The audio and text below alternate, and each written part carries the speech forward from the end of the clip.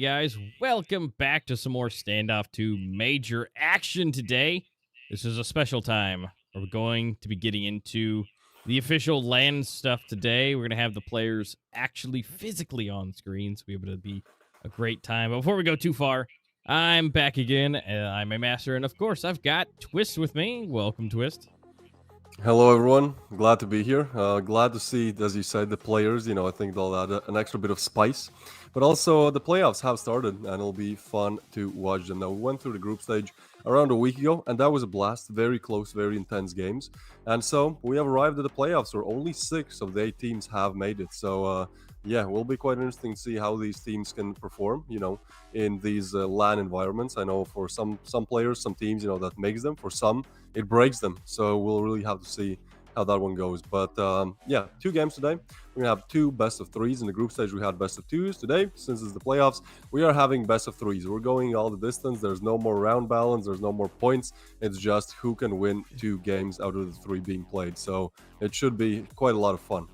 Yeah, it's a good time. Again, those round balances did kind of come into play, as with, unfortunately, Elevate getting dropped out, and same for Inco. I mean, Elevate crossed their fingers and was hoping that they could still make it, but ultimately it just came down to they just did not have those round. That negative 20 really dropped them out. And, of course, we'll go over those real quick so you guys can, or if you are familiar with those, if you guys missed that, Group A, we had 4, 4, and 3, respectively, for Saints, Revile, and Death or Glory. They made their way through quite nicely. Inco, unfortunately, did not get a whole lot of wins in. They only got 1. They draw for that one, so unfortunately that was the lowest amount of points, period. And they were gone way before it was over because there was just no way for them to climb back up. This was kind of the a little bit more boring group. We can see 2 teams at 4, 1 at 3, and then Inco, yeah, unfortunately only winning that one final game when it didn't really matter as much. But if we do take a look at Group B, we should in some time, then we'll see that their actually tensions were very high. As you said, Elevate, they got dropped, but they didn't really get dropped because of less points. They got dropped because of round balance. So I think it was a very close game and a very close group. Yeah, here, let's take a look at this. So they only had 1 point less. And so from the 8 teams that participated in the playoff stage of the major, I think 7 of them were very heavy contenders for, actually making it to the playoffs. So I still think it's going to be a very close game. It should be. Very close matches in general. I mean, all of these teams, Horizon, STREETEIGHTH, even Noobs, maybe a newer team that maybe as many people didn't expect to perform as well as they did. Well, they're definitely performing well. They definitely did great in the group stage. Obviously, they need to continue on that momentum coming into the playoffs. But actually, we're going to see how they do as our first game, because I think the first game is going to be Noobs versus Saints. A best of 3, and after that, we should be able to see RevialGG versus Horizon. Horizon, you say? Who are Horizon? Well, they have changed their name from Winstrike. We saw them as Winstrike in the group stage. But what else we want to see?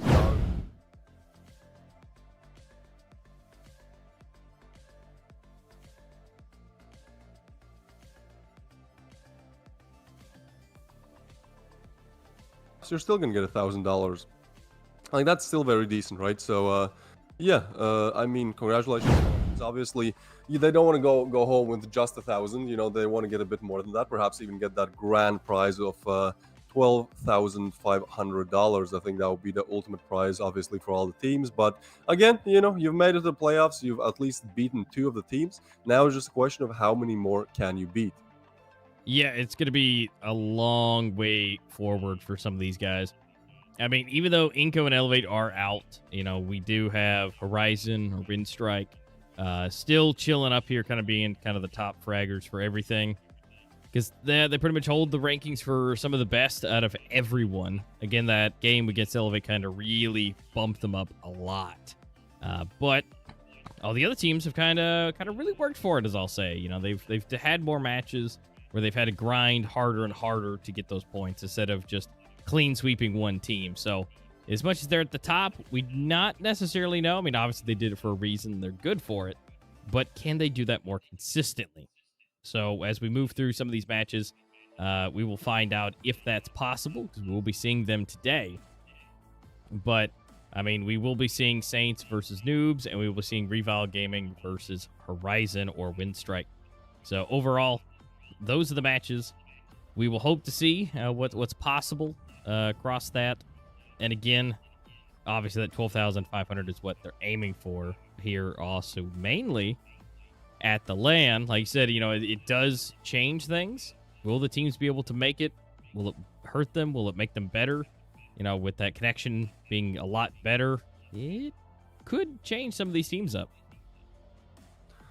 Yeah, most definitely. Also, I'm just very excited to see these players, at the LAN, to see how these teams perform when the pressure is way higher. I assume there's going to be a crowd as well, at LAN, at least in the finals. So, that's just some extra thought, extra food for thought, because, yeah, it's definitely different, playing in your room, just chilling, talking with friends on Discord. It almost feels just like a casual, regular game. But then when you're in that LAN environment, when you're actually, sitting beside your teammates, when the pressure is mounting, I think that's just something that's gonna either make or break some of these teams and players. Yeah, I agree. It's just one of those crazy things to where as they come through, as they work their way in, it will just make things a lot more difficult as they move forward. With that pressure, being able to see your opponent is just going to be a big thing. And yes, you get the connection is going to be better because they're in the same location. They're, no one's going to have any advantage, at least as far as ping goes. Unless something, coming from an IT guy, unless something on the router or anything happens. But other than that, it's going to be huge. But let's go ahead and check out this lovely trailer real quick.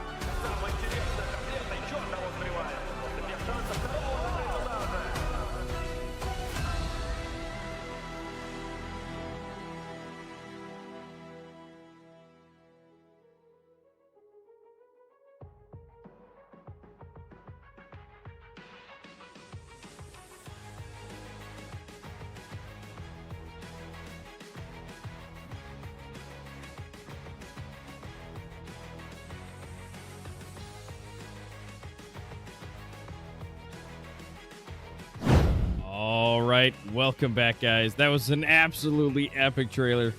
Awesome. This is now the arena. We are here. We are ready to kick it off and get into the action. Now, as you got to see, some of yourselves chilling in the arena. I love that they have those little dudes. And by the way, that does real-time update. Beforehand, we got to see it, and there's only like 12 little dudes in there. So now there are hundreds of you watching and waiting in the arena. Yeah, very cool trailer. I like that. I mean, I think it's very well done. I was kind of trying to figure out how are they gonna stick 6 different teams in that trailer, but they did manage that, so I'm happy for that. And yeah, I think it just kind of increasing the hype even more. We were getting it right in slowly but surely. We're getting into the playoffs, and I mean, again, there's gonna be 3 days of playoffs, right? The 2 best-of-3s every single day. And then on the 25th, we'll have a best-of-5 for the finals. And I think that's where, like, ultimately everything is on the line. But obviously, we still need to eliminate 4 more teams to get those finals because only 2 can make it there. So yeah, it will be interesting to see how it goes. Do you want to have any like maybe early predictions? Perhaps about Noobs, the first game, Noobs versus Saints. Any idea about that? Well, I mean, Noobs has been the underdog this entire time. And overall, I think their placement is the unknown. They have been in all the community votes, they have been just hardly voted for, right? They have just had the lowest things that no one's ever thinking. Maybe it's like 30%, whatever it may be. And I mean, the fact that I can almost guarantee you Saints will be voted for the most. So I really want Noobs to be able to move forward. They have played out of their minds. They've come out of nowhere, and they've done so good. So it's like I just want to see them go further. Now, will they be able to win? That's a whole other thing. But I want to be able to see them continue to move forward. Nothing against Saints or anything, because I know they're good. But it could go either way, honestly, between these two teams. Yeah, most definitely. I mean, another thing is that Noobs, they've actually made it to the upper bracket of the of the playoffs, because again, the playoffs are going to be double elimination. That's why you have 6 teams, not 4. So even if they lose, even if they lose against Saints, they still have that second game against Death or Glory, perhaps, and they can still prove themselves there. So at least they have that safety net. When it comes to other teams, that are going to play, well, they don't exactly have that safety net. The teams that we're going to watch tomorrow are kind of the ones, in the lower bracket of things. So for them, it's everything. For this first, like we're starting off slowly, for the first 2 matches of today, Saints versus Noobs and Revile versus Horizon, also known as, or at least used to be known as, Winstrike. Well, they're both in the upper bracket. So even though they obviously want to make that advance as quick as they can, it's probably still in the back of their minds that, it's fine if we just lose this game, as we'll have another chance, basically. Yeah, so I mean, it's not like if Noobs loses, they're out, or if Saints either one dropping down to the lower bracket would probably, not necessarily help them move forward faster, but they would definitely have a better chance of staying in. Now, of course, if we look, kind of down further down the line, the match just before you get to the finals, and then we have to go finish out the lower bracket, whoever that might be out of the winners of today, and then whoever loses the second match, that one will definitely be harder, whoever that may be. But as far as it goes, it like I said, go either way with Saints versus Noobs. But now as far as Revile versus Horizon, I don't know. I mean, Revile did good, and they've gotten into a good placement, but are they good enough to go up against Horizon? Now, Horizon has obviously had a historical good streak at this point, so that may come into play, so we'll just have to wait and find out. But, of course, that's our second matchup for today. Our first one, again, will be Saints versus Noobs. This is, again, best of 3. If needed, we will have that third map to decide everything. We could see some 2-0s, but we'll have to find out. Now, here's Saints. Here's our lovely guys in their jerseys. Gentlemen, Sid, Star Fox, Inverness, and Reason all coming in strong and looking great. New pictures as well. I like Gentleman's one. It really does add to the name Gentleman, just tipping his glasses. All right, so here's some more info, some backup info perhaps on Saints. So again, Saints are a very well-known team in the Standoff 2 competitive. They were made back in 2017, so for now they've been practicing together, maybe not with the same roster, but as a team they've been known for 6 years. And Gentleman, of course, is the captain, and I also assume the in-game leader. And yeah, just an overall very, very solid team. I think they said they have 38 different tourneys won, so that is absolutely crazy. Here are their past results. Kind of interesting to look at. I mean, overall, they're doing very well. They have lost to teams like STREETEIGHTH, which are, I believe, in the lower bracket of the playoffs. But at the same time, they were able to beat out Revile. They were able to beat out Horizon. So that definitely shows that, they're definitely here to play, probably one of these top 4, top 3 contenders to actually, make it to the top slots. Yeah, and so they've got a good history. They've got good runs. Not only do they have those 30 plus games or tournaments won, I mean that's by all means no joke as far as their abilities and their skills. So it'll be interesting to see. Like they have that data backing them, but then again, Noobs has had almost not a whole lot of data for themselves. Yeah, they've been around for years, but they've only more recently come up into the scene. But the fact that they're here, not only in the upper bracket in the playoffs, to add to that, but just in the playoffs in general. But, the fact that they're excelling in the playoffs is a whole nother story. Yeah, I think we talked about this before, where News are kind of like a team that they're just very, very quickly rising to the top leagues of Standoff 2, and that's kind of interesting to see because it can be either one of those things. It could be this miraculous story where this kind of underdog team just goes and takes it all, or it could be that they just lose a little bit of that firepower, right at the end where they need it the most. But most definitely, I think Noobs are definitely someone to consider as a very tough opponent to play. Again, right, like we saw they did in the group stage, they were able to get 1 or even 2 maps sometimes off of the top teams. So yeah, by no means a team that you can just look over, just like that. And again, that kind of shows as they have made it to the upper bracket of the playoffs. There's more established teams, for example, STREETEIGHTH, we're actually fighting in the lower bracket, Death or Glory as well. So yeah, props to Noobs. We probably expected if I had to place my bets, we would probably expect Elevate in place of Noobs, but we saw how Elevate did. We saw how Elevate even did against Noobs, and simply for now, you have to admit Noobs are the better team. Yeah.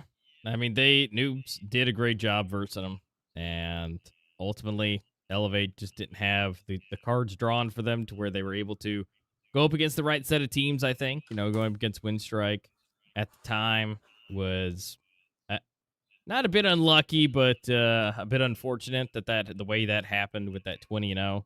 Now, hopefully, they can Right. come back in the next minor or even the next major and be able to redeem themselves. And hopefully, they get a better deck of cards dealt to them to where they can, be able to stay in a lot longer, make their way into the playoffs later on for any of those.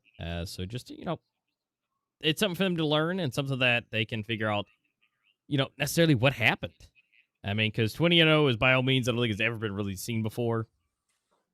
And so things just kind of went downhill quickly. And so being able to recover from that is a special set of skills that maybe they don't have just yet as far as the team goes. But they can definitely learn from it, pick it up, and be able to move forward into the next event. Yeah, most definitely. I think Elevate probably not the best start, for the playoffs, but they looked strong. On some maps they did look strong, especially at the end there where they were literally fighting, to actually stay in the group stage. Like they looked all right, but yeah, that one win strike game that was just I don't know what happened there. That's definitely something you can like analyze and probably come out a better team. Sometimes you have to go through these very rough patches to really understand, the things that are not working. And I think Windstrike definitely illuminated some of these things. So it's just about them getting that and then working on improving that. But yeah, for this major, we're not going to see either Elevate or Inco. They were in the group stage, but not with us anymore. Now it's only 6 remaining, and this is where it starts to get interesting. Yeah, and with these 6 remaining, we'll be going over the next 3 days worth of matches to figure out who's going to be now eliminated from the LAN. I mean, this is day 1, so nobody will be officially eliminated. They will go down to the lower bracket. Whoever loses, they will still have a chance to bring it back. But as we roll into those lower brackets tomorrow, that's where it starts getting hairy. That's where those start getting lost. Whoever loses those matches will be officially and 100% eliminated from this major event. And, by all means, good luck to whoever's going to be playing tomorrow. Obviously, we know some of the teams that will be in there because they're in the lower bracket. We do have Death or Glory or STREETEIGHTH. They themselves are in the fighting position. If they lose any of their matches tomorrow, they are officially gone. So we'll have to wait and see what's possible from them. Hopefully they use today as a learning experience and training against whoever their potential opponents may be. Yeah, I think that would be more of a come up story if those lower bracket teams are actually able to make it to the finals. Now, I do think that there are very big powerhouses right now in the playoffs. Again, like Windstrike, right? Like Other teams are just very good. Revile, Saints, and also Noobs. Let's take a look at Noobs, as here they are. Again, some new pictures here. We have Hate Me, Anki, Leda, Rez, and also a new name, I do believe, that we maybe didn't see in the group stage. It's Doom. So let's actually see how they perform. Now, even though their date of foundation is, still 5 years ago, quite an established team, it does seem like, they've only recently really come up as a very top spot contender. So here are their recent results, and again, they did very well. If we look at the games that happened, the 3 games that happened in the group stage, well, they went toe to toe with basically all the big names: STREETEIGHTH, Elevate, and Horizon. I think Horizon is the most impressive one out of these 3. Yeah, it definitely is, and I mean they definitely have that spunk with them. Again, now that seemed a little weird on day one, considering the way Horizon played after that. So again, maybe it's a fluke, maybe not. Maybe Noobs just made it look like it was a fluke because they played so well. So we may be seeing that happen again. I mean, as we move through some of these brackets, if Horizon wins theirs and Noob wins matches today, they could be going up against each other quickly. As of tomorrow, they should be our first matchup. I mean, that would be a bit ridiculous across the board for that. And if we see that again, then obviously one of them would drop down into the lower bracket, whether that would be Noobs or Horizon. Although it would be interesting to see Horizon drop down to the lower bracket on day 2. It's a possibility. Again, that is something we cannot discredit. That can happen, but obviously we got to get to these matches today to find out whether Noobs or Saints will be running through into the next set of rounds for tomorrow, and same for Horizon and or Revi. Yeah, I mean, if we talk about the first game, right? Saints versus Windstrike, or pardon me, Horizon, it's the same team, just a different name.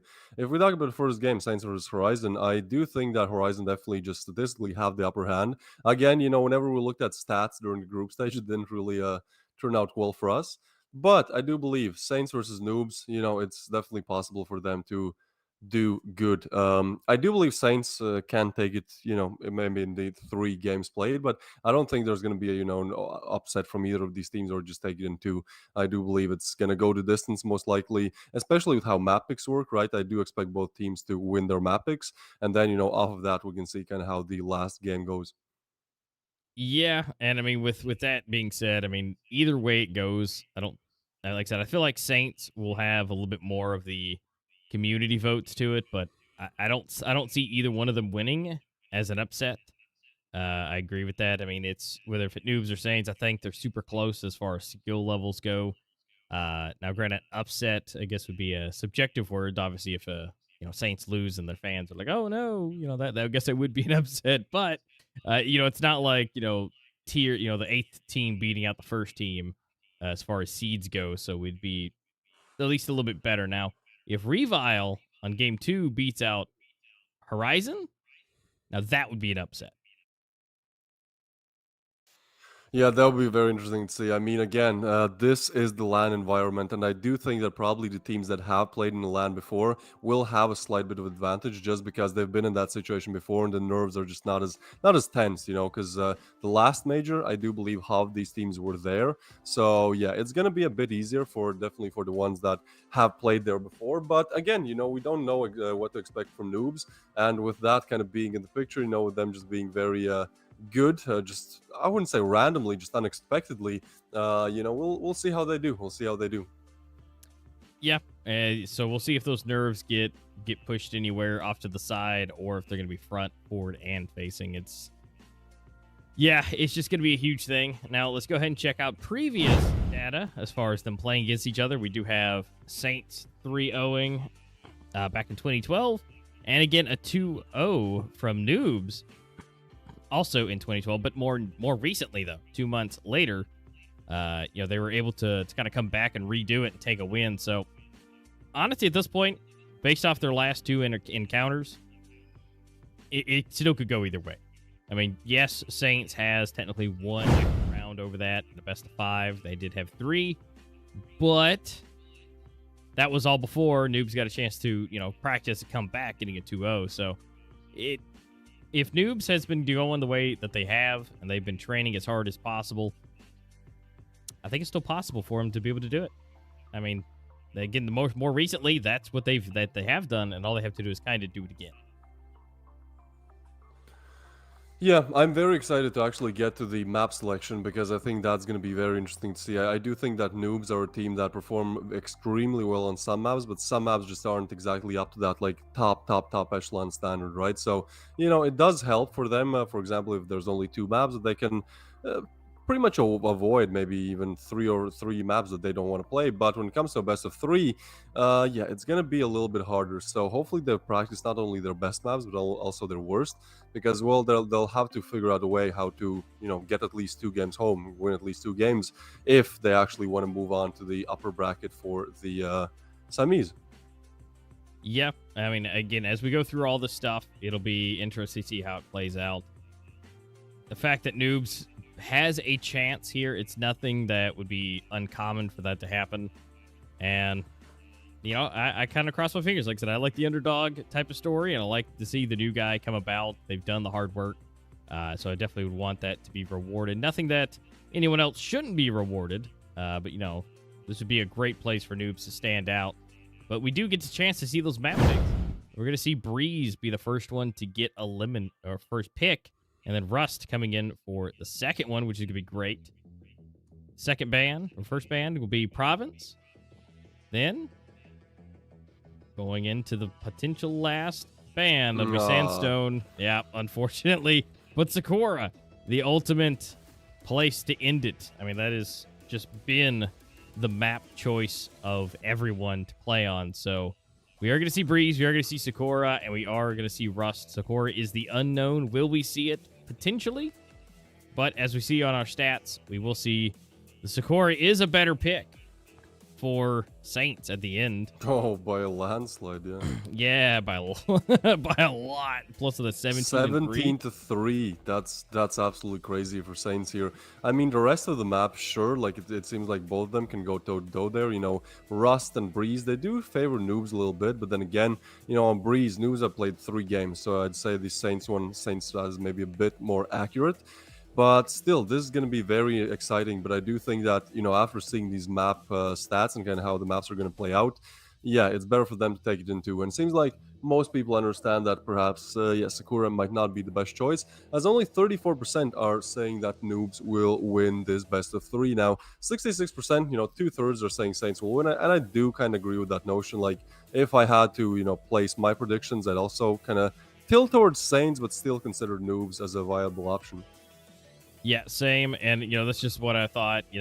Noobs wouldn't be, picked in there. But overall, they do have a chance. And, of course, we can see the players. They are getting ready. I mean, look at these guys. They are in their seats. They are ready to go. They're color coordinated, even with their chairs. And so now they're rocking up in here. They're getting those last bit talks in. You can see them. They're kind of discussing everything, making sure that their nerves are good, that everything is ready. And, I mean, come on. You're at the LAN. You got to enjoy yourself a little bit there and have, I mean, they're sitting at the kind of at the main stage with it. Yeah, this is gonna be interesting. It's interesting to see, how mobile LANs work, right? That there's a little maybe thing in front of you, so you can't exactly the opponents maybe can't spot your devices. But yeah, it does seem like they are getting ready. They should be good to go. Now, it did look like they are maybe discussing some pre-game stats, maybe just throwing jokes around, but they look comfortable. I wouldn't say that they look too nervous. Perhaps because they've already been in the major. I believe last major Saints already were there as well. So yeah, it will be interesting to see kind of Noobs side of the things. Maybe they're a bit more nervous. Maybe we see someone biting their nails, but ultimately that stress can definitely be turned into something good. If they're able to channel it correctly.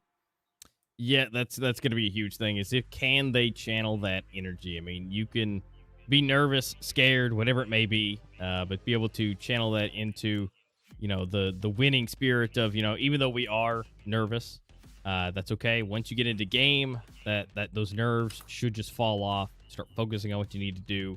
Listen to the in-game leader and make sure that, you're doing the call outs, you're doing what you need to do.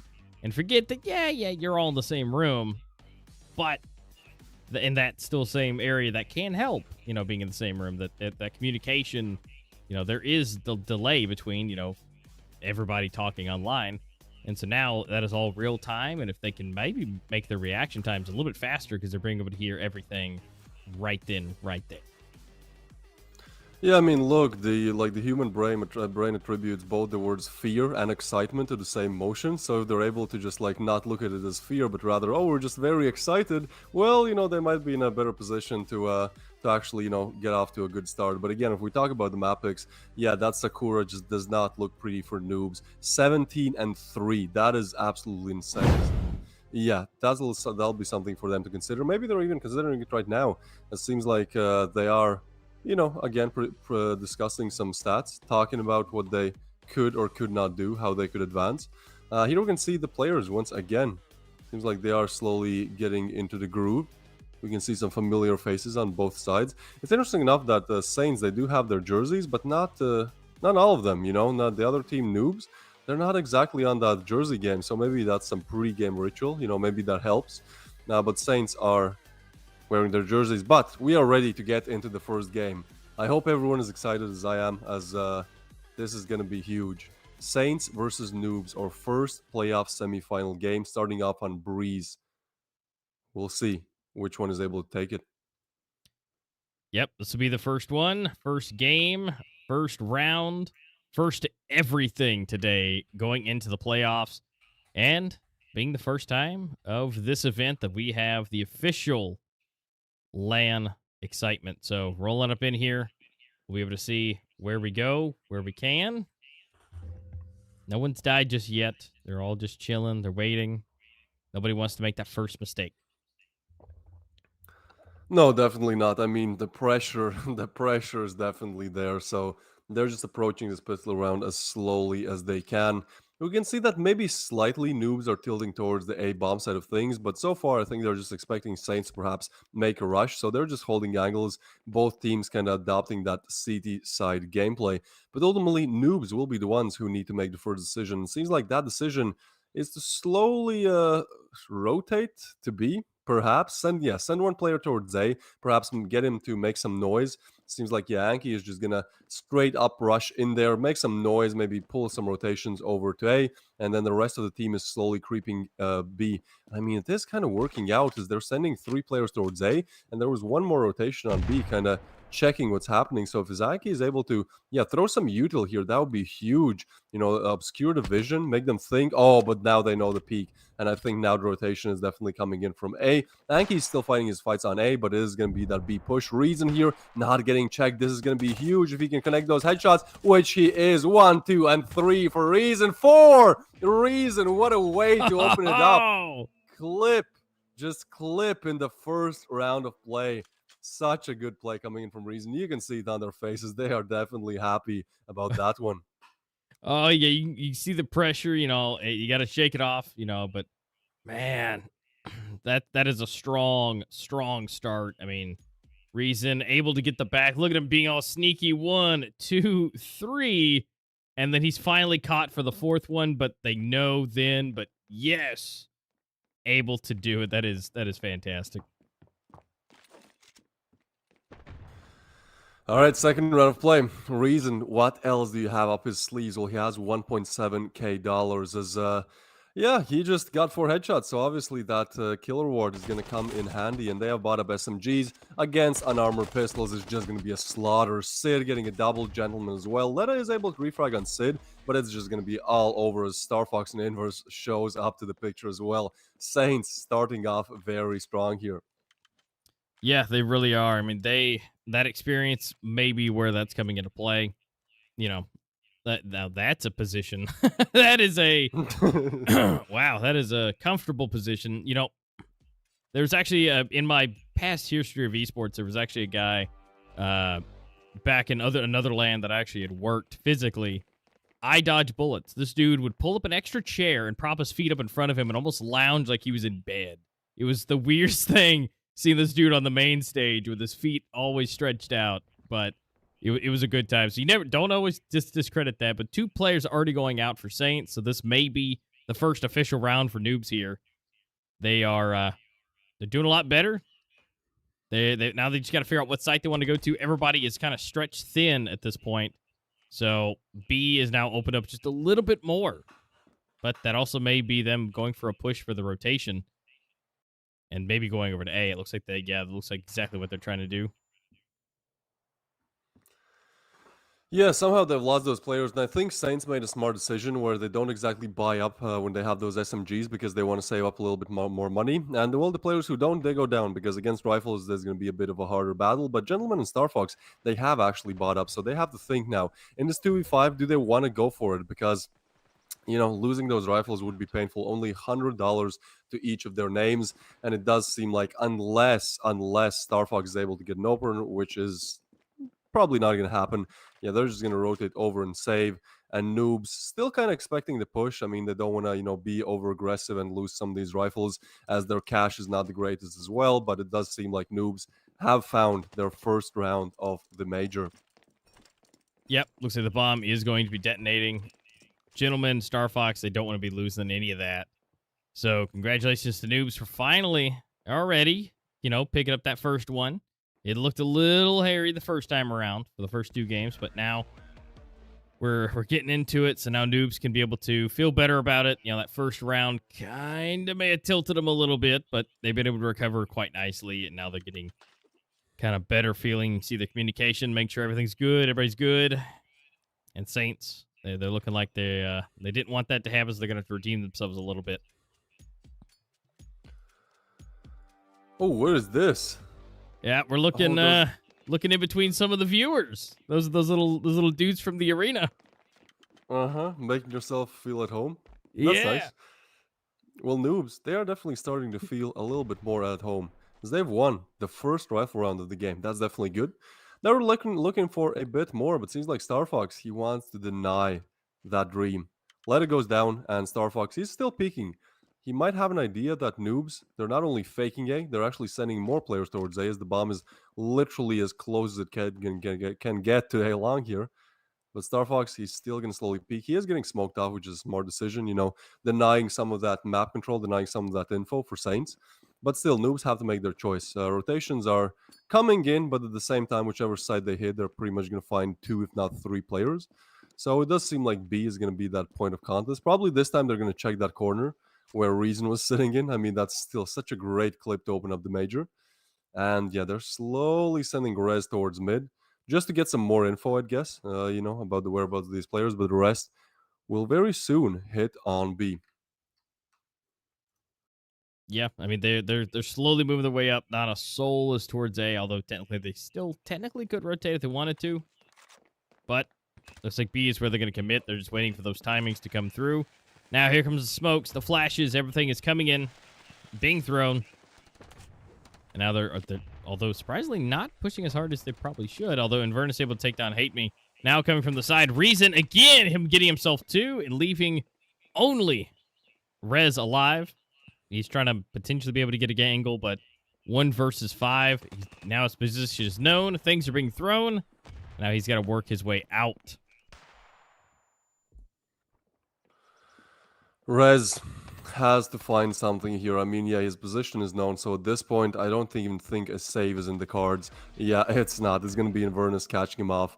And you can see on their faces, Saints, they're looking comfortable. They're not exactly sweating. They're not stressing. They look cool, calm, collected, just ready to take it home one round after the another. Yep, they're just looking good, feeling good all around. And now this is where they need to keep that cool. I mean, they now have a nice solid 2-round lead. It's a nice early piece for them to be able to get ahead. Now Noobs on the other hand, they got to be able to find a place, find their momentum with it. Letta maybe needs to kind of bring it out a little bit. Letta is typically the one we see kind of doing all, at least not all, but majority of the frags, being the top person on the team. But as of right now, it seems like no one's really getting a whole lot of kills just yet. I mean, the kill differences is a bit crazy, especially with Reason. He got himself 6 kills already, and we're only on, that's only out of 4 rounds. So he's really doing a solid job. And so really we're just waiting on Noobs to kind of get, shake it off, get warmed up, and I'm sure they should be able to do just fine. Yeah, I mean, also 4 of his kills were in that first pistol round, so, he pretty much single-handedly won a round. But now Anki, He does find Gentleman. That's a good find. That's actually a huge info find because now they know that Saints are aggressing on A, and that just gives them very good info. You know, if they want to push A, probably there's going to be somebody there already. So what they're thinking is going B, maybe even go for the boost. Yeah, seems like Hate Me is at least checking that, but he throws a flash, kind of gets away. And actually, noobs are grouping up towards A, but this is a very long range angle. I mean, as soon as Star Fox sees those players coming, he can call a rotation very quickly. So they should at least throw smoke there. You know, that'll still make Saints think it's going to be A, but at least it's a bit better. But actually, if they do decide to go A, I mean, it's a 2v5 as things are standing right now. So it should be somewhat easy for them to at least get on the bomb side. You know, probably lose some players, you know, take some casualties. But at the same time, you know, they're all rushing in. Star Fox is fully blinded. Oh, what can you do in this situation? He's getting naded as well. He's able to get one, and Inverness with one as well. Let it quick on refrag. Inverness, next point of contact, but Sid takes down Aggie. Sid with a double. What is happening here? And Rez goes down as well. Saints just cleaning up the bomb site, making a 2v5 on the side. And look at him. Yeah, he's telling you. He's telling you. You know. He's just very smart. Very smart decisions here, and he looks very happy. On the other side, we have Hate Me. He doesn't look too happy about what has just happened. As you know, it is what it is. They tried, but not exactly to their success. But still, many rounds to go here. Now we can see Saints discussing their strats as they don't exactly want to start losing as they're taking the lead here. Yeah, definitely not. I mean but they are definitely doing a solid job. And of course, here on the outside of the arena, looking in, it's looking a little bit dire for noobs. Again, they've got to be able to find it. Now, what is this? What is this? A full sniper run. Now, this will be interesting. If Noobs is able to make this happen, this will be one for the ages. Yeah, they're just, playing for the show in literally the major. I mean, I don't hate on it. It's like, when the standard stuff is not working, throw an oddball. Just throw an oddball and see where it lands. Well, it seems like Hate Ooh. Me. He is landing his shots. Reason is now on very low HP. One more bullet and he's down. Yeah, there's no way Saints expect this. There's just no way. Well, the question is actually not only if they expect this, but can they counter it? And it seems like for now, they are slowly making their way towards the bomb site. Hate Me kind of missing a shot there, missing another one. The nade comes in, and that's going to be Sid to take him down. But still, we have 4 more snipers remaining in the picture. Star Fox and Reason 1 shot away from elimination, but the bomb is still dropped spawn, and that's going to be Gentleman taking down Doom, and Letta goes down as well. Yeah, Rez, he still has that sniper rifle, but it seems like this is just not exactly the best strat. Well, he does find one, and again, Gentleman, Sid, and Star Fox all tagged. So, I mean, there is a universe. There's definitely a universe. There's a lifeline where this could be possible, but still 4 more players to be found. He has spotted the barrel, but as he pushes on, he finds the barrel of Gentleman. So, that's going to be Saints taking yet another round, looking very dominant in the first map of play. You can see, they're definitely feeling confident, just talking around, kind of dropping strats. So, yeah, in the Saints camp, at least, it does look like the major, the LAN arena, the pressure isn't really affecting them as much. Or they're not showing it, it could either be one of those. Yep, and that's where that 30-plus tournament wins really comes into play. That is a lot of detail. That is a lot of games and matches. So, ultimately, that will help them out with that. And of course, just in general experience, not only winning, but also being a part of just tons of events really gets you prepared. You understand what's happening. You've got a lot of different, things that come through with that. And now they're being able to utilize that here and really show it. Yeah, and I mean, another thing is that this is Noob's map pick, so they have to make something happen here. Again, if they go to Sakura, like it's the odds are what, 83%, win rate for Saints on Sakura, and for Noobs it was like in the 20s or 30s. So Breeze is definitely a must-win map for them. If they don't win this, I don't even see them winning the second map, so they have to make a comeback now. Now, granted, they have started on the T side of things, so, so there's usually slower starts on the T side of things. But at the same time, they got to get at least 2 more rounds as we get into the sides, which otherwise I think Saints are just building up too much of a lead here. Anki, meanwhile, is detonating his head in the concrete, trying to boost up Rez, trying to see if Rez can spot something. This is a good boost. I think if he keeps holding this angle, it's a very risky one, but it can definitely work out in his favor, which it does. Rez finds a nice headshot on Sid. That's definitely an opener. Now, Star Fox able to refrag, but Anki is pushing on to the site slowly. Some flashes coming in. Oh, he's fully flashed. He has to get away, but meanwhile, Lena definitely in a position to find another one. Rez with another one, gentlemen. This would be a nice backstab, but I don't think anything more than that, as mid is now clear. Bomb is planted, and the 2v3 retake is underway. Yep, they're working to get it in here. Let's see if Gentleman can. He does get one. Grenade comes flying in, now equalizing this to a 2v2. Spraying through the smoke is getting some connections. Right now, the health advantage is on the side of Saints, but that doesn't mean they can't potentially get the side shot. Rez is chilling in the smoke just in case. If he could deny this would be big. Just enough, and he is actually behind him, and he should be able to deny this just long enough. He does get a jump shot, headshot, but is there enough time? Ooh, it's gonna be close, and I think, yeah, he has gotten it. You can see he definitely didn't want to lift his finger there too quickly, but he has gotten the fuse. And with that, you know, they are advancing even further. Still, this chilling position, it really does seem like something, a position I would sit in when I watch YouTube and need to eat my food, not exactly play at the LAN, but hey, it's working out, you know. So it's looking good. It's definitely looking good for them.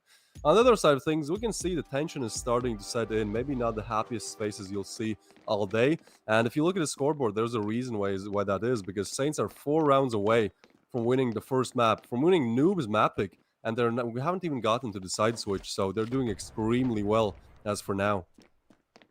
Yeah, the fact that Doom is still sitting at 0 kills, and the fact that same for Anki is only at 1.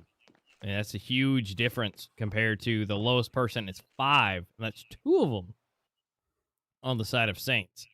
I mean, Sid and Gentleman, again, are the lowest, and then super close by, only 1 kill difference, Reason and Vernus. I mean, they're all staying super close together, but it's that difference of kills that are just, you know, it's not like they're losing the rounds and it's coming down to a bunch of 1v1s. It's just they are not getting the rounds entirely. Now, Sid starting us off. He's getting Hate Me. He is taken out with a grenade. So that is automatically putting them in a bad position. Reason getting 1, Gentleman for another. Gentleman may be here for 2. He's seeing what he can see. This might be a chance to get caught off guard. But we'll see if Enki can make that connection. Yeah, only two Deagles. Not really much they can do here. Positions now known as well. It's only going to be Yankee left at spawn with the bomb. 45 seconds left on the clock. Wherever he goes, he's going to meet his doom, and it's not going to be his teammate. As his teammate, you know, the substitution, we didn't see Doom in the group stage. Yeah, he's on 0 kills. I mean, again, I don't want to judge too early, as we're not even in the second half of the first game. But for now, seems like Doom definitely needs to show us why he got picked up as that 5th member going into the playoffs. As Saints take the 7th, and with this, we are very close to that final round of the first half. We can see, you know, Saints still chilling, still talking around. I think the gentleman on the right side here with the white hair, he's probably the in-game leader. He's definitely talking the most. And we can also see the arena, and the arena is full, guys. There are definitely many of you watching, and, you know, that's definitely amazing to see how many supporters Standoff 2 really has in all languages, in Russian, in English, in Brazilian as well. It's great to have these 3 different streams for 3 different communities. But what else would be great to have is Noobs finding their first round, as they are just struggling right now. That boost comes in, 2 double boosts. All right, that's something we haven't seen for a long while.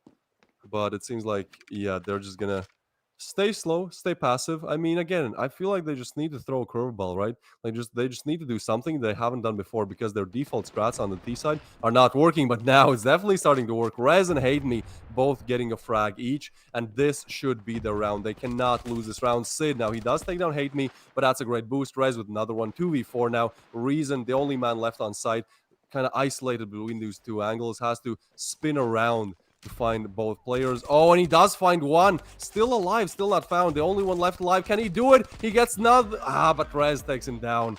That was a close one. There was backup coming in from Leda as well. So, I mean, it was pretty much lost there for Saints. But great to see that Noobs do find their second round right as we head into the side switch. Yeah, that is definitely going to be the best case scenario for them to at least have another round of some sort. I mean, that is just a big thing as they roll through this. I mean, anything is better than nothing at this point. So if they can, that'd be great. Which they do. So now We do get to see that lovely boost, and then here we go, Letta helping out. Huge. Gentleman, although, is able to come up from behind and refrag on it, but ultimately at the end, at least for this round, this is where Rez was able to get that quick backstab for it, and then as we roll into the last round we just saw, Sid able to get 1, but he gets knocked down to 7 HP, and Reason able to get 2. But now we go into the side switch. Now noobs have a chance to kind of sit in the cruise control, chill back, and be able to position themselves into a better spot. Oh, they definitely need this round. I mean, win this one. The next one comes as a freebie. You're on 4-7. Not the worst scoreline to come back from. They lose this one.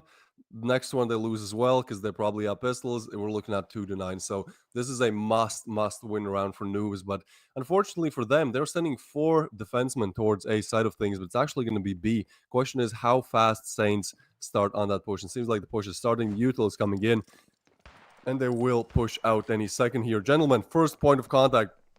Side is smoked. He's checking that cheeky Reason angle, so that is taken care of.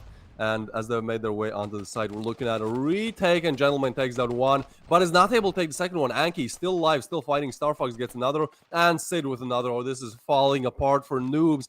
2v4 situation, sure, the HP is there, but the player count is definitely not. Rez is just struggling here, finally does find Star Fox, but at least one more frag to be found to even be in a situation where they can retake this. And yeah, Anki goes down with a wall bang. It's only Rez left alive. He can try, he can even get this kill. He can even go for a knife kill if he wants, but nah, they're running away from him. They don't want that to happen. And with pretty much no time left on the clock, this is just too much to ask. He's still pushing, but yeah, finally taken down by Sid. And look at this. This dude is just on Twitter, you know, just checking some memes, you know, while his teammates are clutching. He definitely knows what is up. I do assume he's kind of checking his strats, but look how confident he is, you know, shaking that finger, showing his teammates how it's done. And now they're pretty much 2 rounds away, but this one should be a freebie, so technically only 1 round away from winning the first map, which again is Noob's map pick, which would be just very crucial for Saints' victory here. Yeah, and look at that broski with that 12/13-inch iPad with his AirPod Pros, you know, Pro Maxes. I mean, dude is decked out and ready to go. And again, that you know, being the in-game leader, at least now he can see more and see better to be able to find those strats. But noobs, so close. They almost had that, but that defuse got denied, and now they get to try it again. Now that they're on pistols, this is still going to be a lot harder now that there's a bunch of SMGs rolling around and an FAL as well. Well, it's a, the 1v5. Doom, who has yet to secure a kill, is by himself against the entire team of Saints. Yeah, I mean, at this point, even getting a kill here would be great, you know, establish some of that confidence. Oh, he's close, but not exactly as close as he needed to be. A Reason, even though he was low, his teammate comes in with help. Inverness takes him down. Look at them. Yeah, they are just ready to take this home as quickly as they can. They have things to do, you know, they're at the land. They probably want to, you know, explore the city maybe a little bit as well. So they're just speedrunning through this. Meanwhile, on the other side, we can see the tension is starting to set in. Yeah, you got to be feeling it as of now. I mean, this is really dire. This is 2-9. This is the match point for Saints. Noobs really, if there is a round to pick it up, it is here. They need to be able to not only get a round, but also secure it for 7 in a row to tie it up. I mean, this is not going to be easy. Doom able to pick his first kill up, along with Hate Me able to get 1, but he quickly goes down from Sid. Well, right now, they're sitting in a much better position than they were for many of these rounds. So now, as the inspection of his weapon, Rez is able to get 1 and another. So hopefully, Rez might be able to at least get some damage. He does. Sid is so low. And it's all up to Sid and Inverness to be able to take this. And it looks like they're kind of stuck between a rock and a hard place in between B. And they just kind of might hold this out. Yeah, I mean, at this point, Noobs need to play this perfectly. They have started quite well, you know. They have gotten at least this round, at least the first rifle round, but again, 7 more to be found. Inverness here with Sid, I mean, he's still able to perhaps deal some damage, but with 50 seconds left on the clock and that backstab coming in, creeping in from Rez, this should be game over pretty soon. Inverness, though, he is able to get 1. And now he's looking for that second, but Hate Me does take him down. So now it's Sid, 1 bullet, and he is down. And the bomb is in the hands of Noobs as well. This should be a must-win round for them. Yeah, it definitely is. I mean, he's going to try it, I guess. I mean, there's not a whole lot he can maybe really do, or he's just going to try and retrieve. But, oh no, he's got his knife out. He gets caught. Rez able to be able to take down Sid, and that is going to be another round for Noobs. I mean, they're looking good. They're feeling good. I mean, you can see the smiles. They finally got it. So, you know, they just got to be able to feel that confidence. And now we can hear a little bit of the voices coming through. You know, they're communicating, getting those things out there. Yeah, I think we can hear Gentleman, you know, just being a very good in-game leader here. You know, I think we'll talk about this later after the game ends, but I think Gentleman is doing a very good job at both fragging out and also securing his team these rounds. Now, there is one more round to be secured, and that's gonna perhaps take some time as Noobs. They're definitely looking to not go out on their own map in a 3 to 10 fashion. So even though Saints are slowly creeping up towards B, Noobs have a pretty strong defense there. And Doom, he has activated. There was pretty much a 4v5 for Noobs, but now as Doom has definitely regained his confidence, you know, that first kill is oftentimes the hardest. And with Rez dropping a 12 bomb, currently being the top fragger of the server, this is definitely possible. Now, Gentleman does eliminate Leda. Oh, and look at this backstab, though. This could be great. If Noobs are able to complete the backstab, Rez, once again, he's just so aggressive. It might work out in his favor, but Doom, he does go down. So now a 3v5 situation. This is for everything. Anki, next point of contact. He has to find one, and he does find, but he goes down from Gentleman. Now a 2v4. And Rez, the carry of his team, does get the backstab too, but not the 3-piece. And Sid takes him down, making it 10-3 in the first game of play. Congratulations to Saints. They played this one perfectly. They really did, and their communication was unbeknownst. I mean, you got to see Gentleman over here just doing a stellar job and being able to have that communication. And you see him, he was cool. He's like, all right, guys, you got to go here. We got to change this up. We got to do what we got to do. And ultimately, Noobs, I think that pressure got to them a little bit. You could see a little bit of the worry on their face. And so just being able to just kind of reposition yourself, fix it up. For the next round, even though this was their pick. Next, we're going into Rust, which is not necessarily a bad pick as far as historically speaking for Noobs. But ultimately, we will have to wait and see what that is, because Saints gets the first one on the board of the first game of the first day of the playoffs.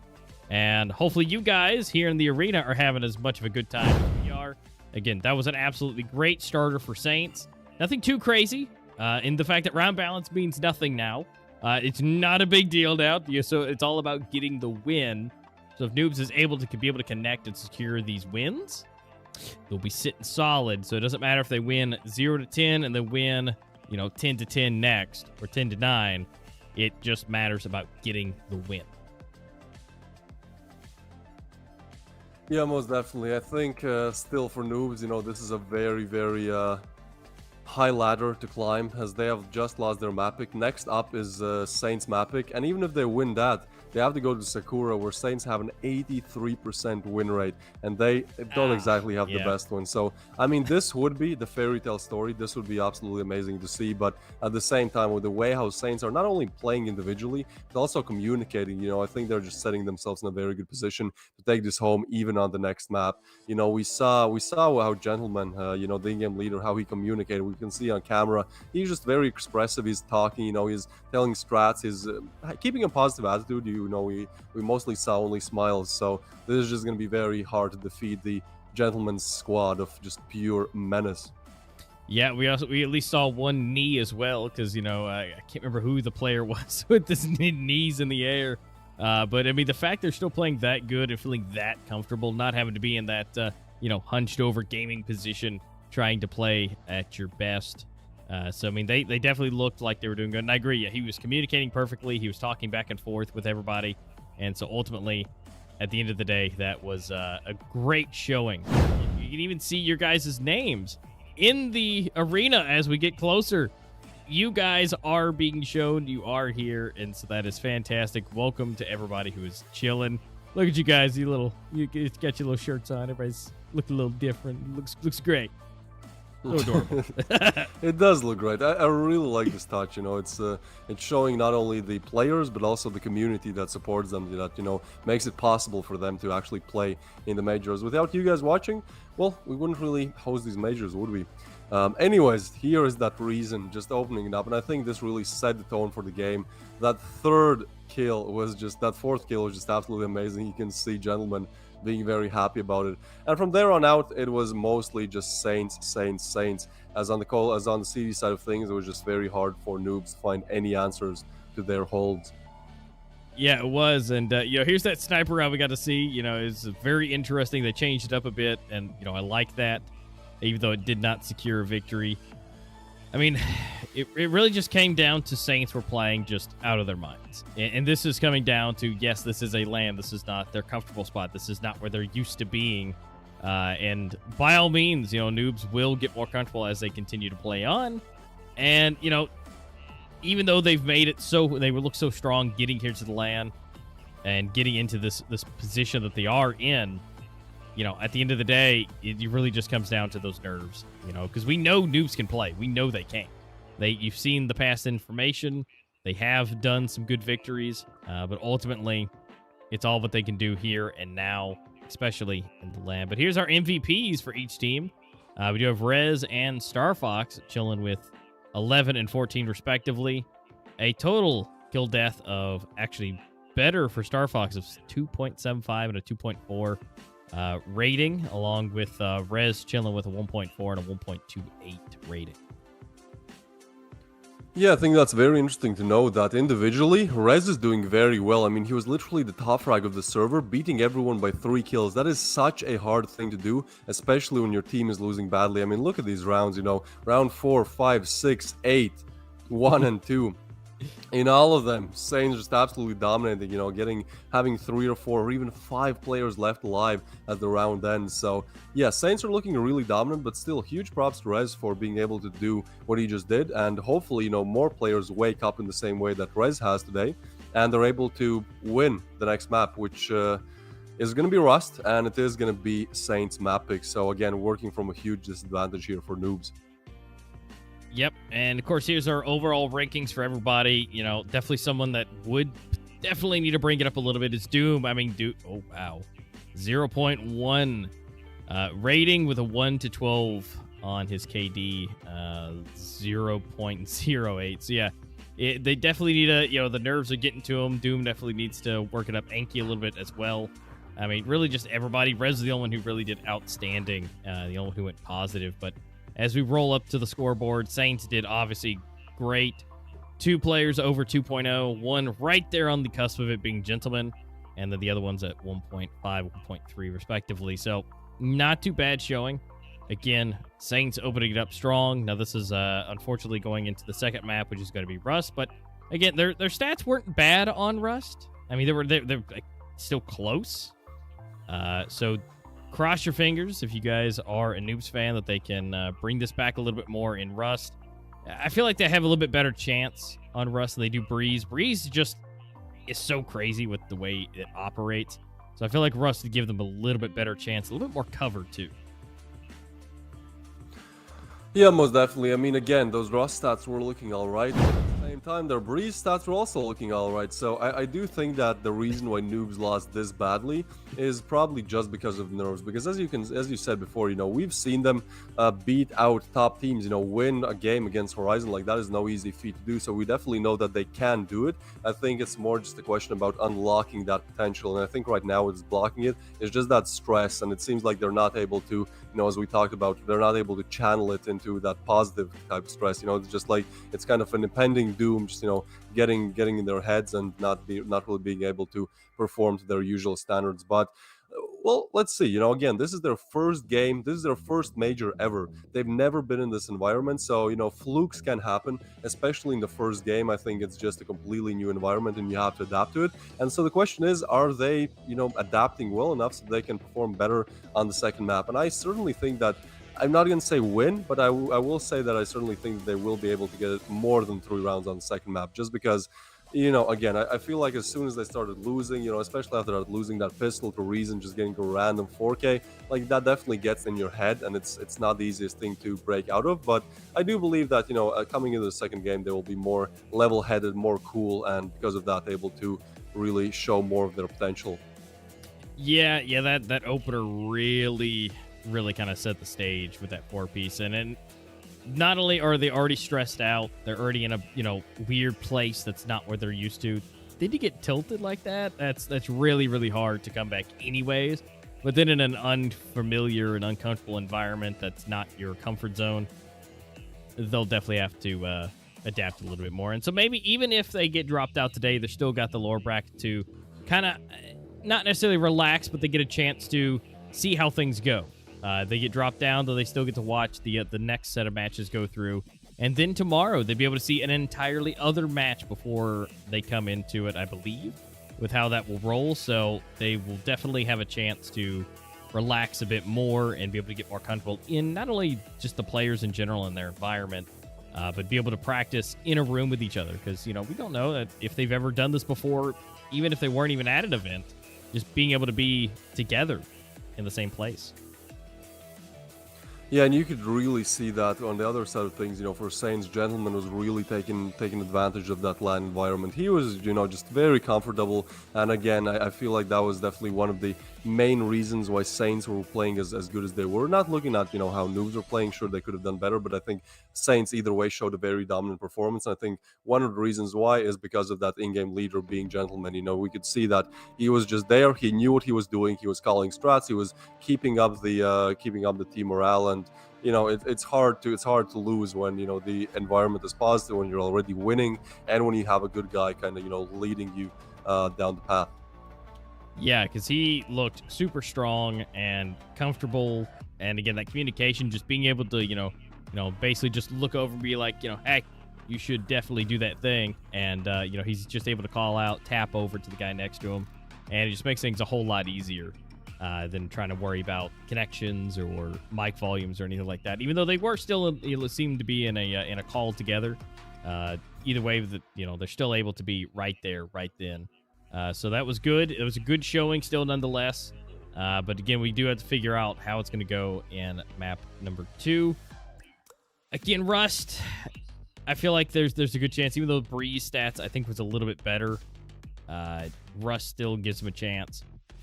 Now, if Saints bring in the same kind of energy, I'm feeling that it may go about the same way, because if they're able to feel comfortable on Rust, which we've seen some other teams vaguely in the past, because we don't see it very often, if they look comfortable, they do good. I mean, especially with chilling out on the A site. If they lock that down and they got their spots and they're feeling good, they can take down heads real quick.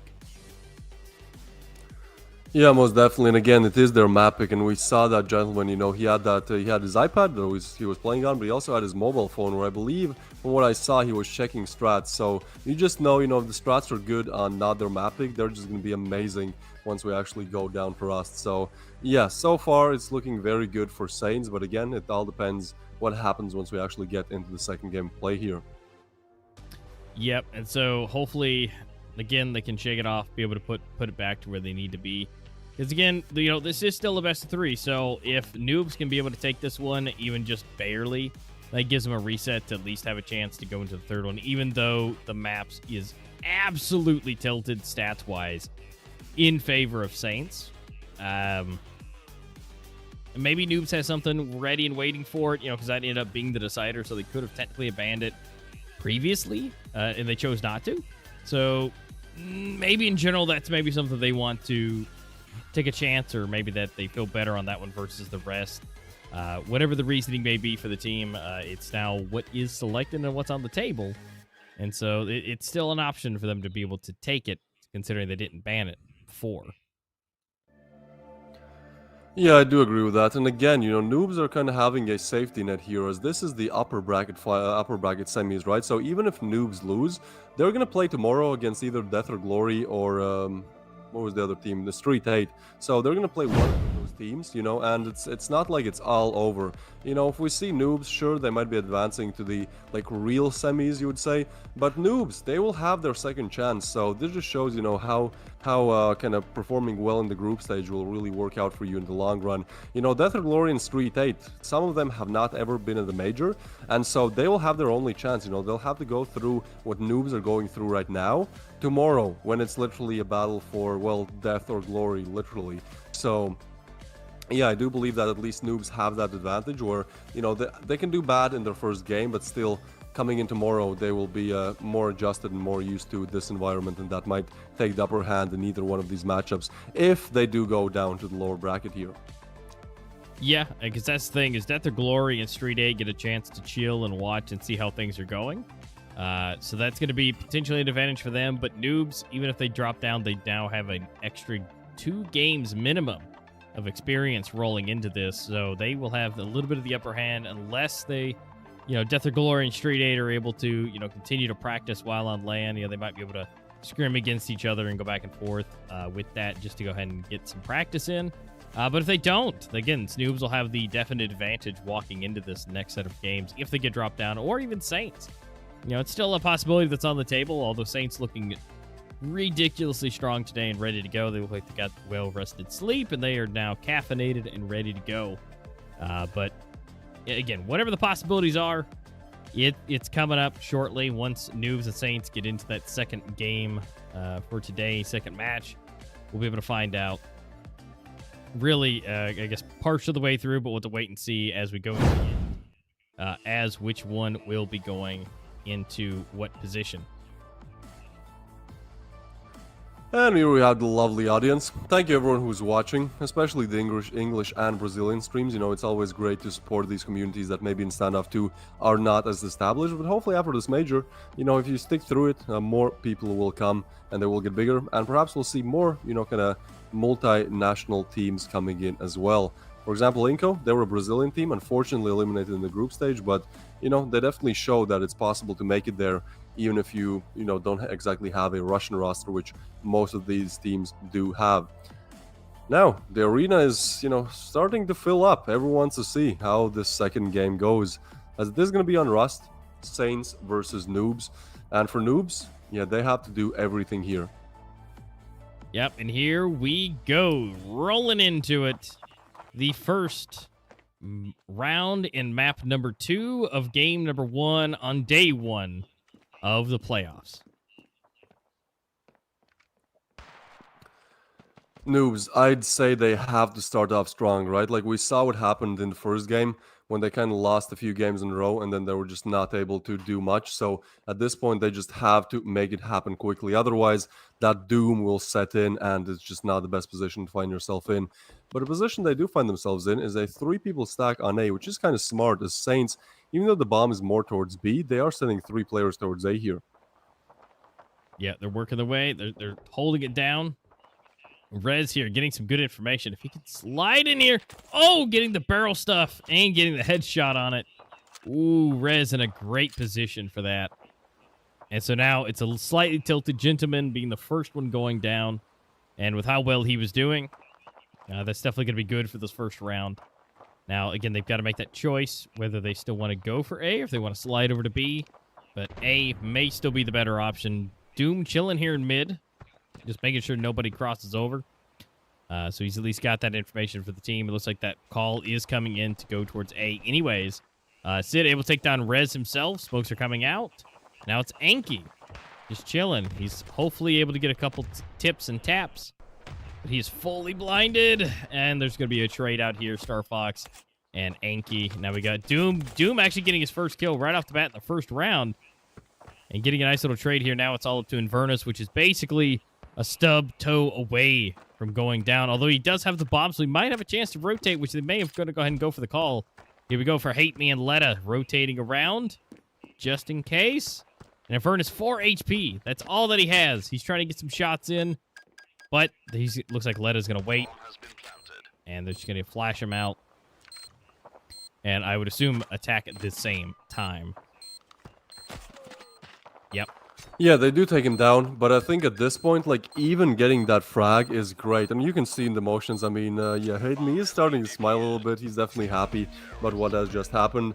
And you can see in their faces, you know, getting that pistol round definitely helps to boost at least the mental. Yeah, I mean, props to for them to at least plant the bomb. You know, Saints, definitely this extra cash will work out in their favor a little bit. But it seems like noobs are starting to get a bit more comfortable. As that was a pretty nice pistol round on Rez here. Yeah, he's so aggressive. Shooting through the wall there as well. That was definitely just a, not a misclick, but you know, he definitely didn't know there's a player behind the wall, but it definitely did look suspicious. But yeah, you can see Noobs starting to do better. This wall bang, wow. He's actually getting some damage in on Gentleman, and again, they only have, well, 3 default pistols, 1 Tech 9, and a Deagle. This seems like a Noobs round, so a great way to open up things for Noobs here. Yep, and now they're going to try it again. They've bought everything up. They do have some SMG, some rifles, got a shotty up in there from Anki. Letta is unfortunately going to be the first one to go down. So we'll see. I have to see, maybe, kind of, sort of, if there's anything that'll change. Verna's trying to get some shots down here, but ultimately not able to make those connections. So we're now even up again. Hate Me trying to hold him down. B looks like to be the place of choice. But with that choke point with an SMG, that is the best place for Hate Me to chill.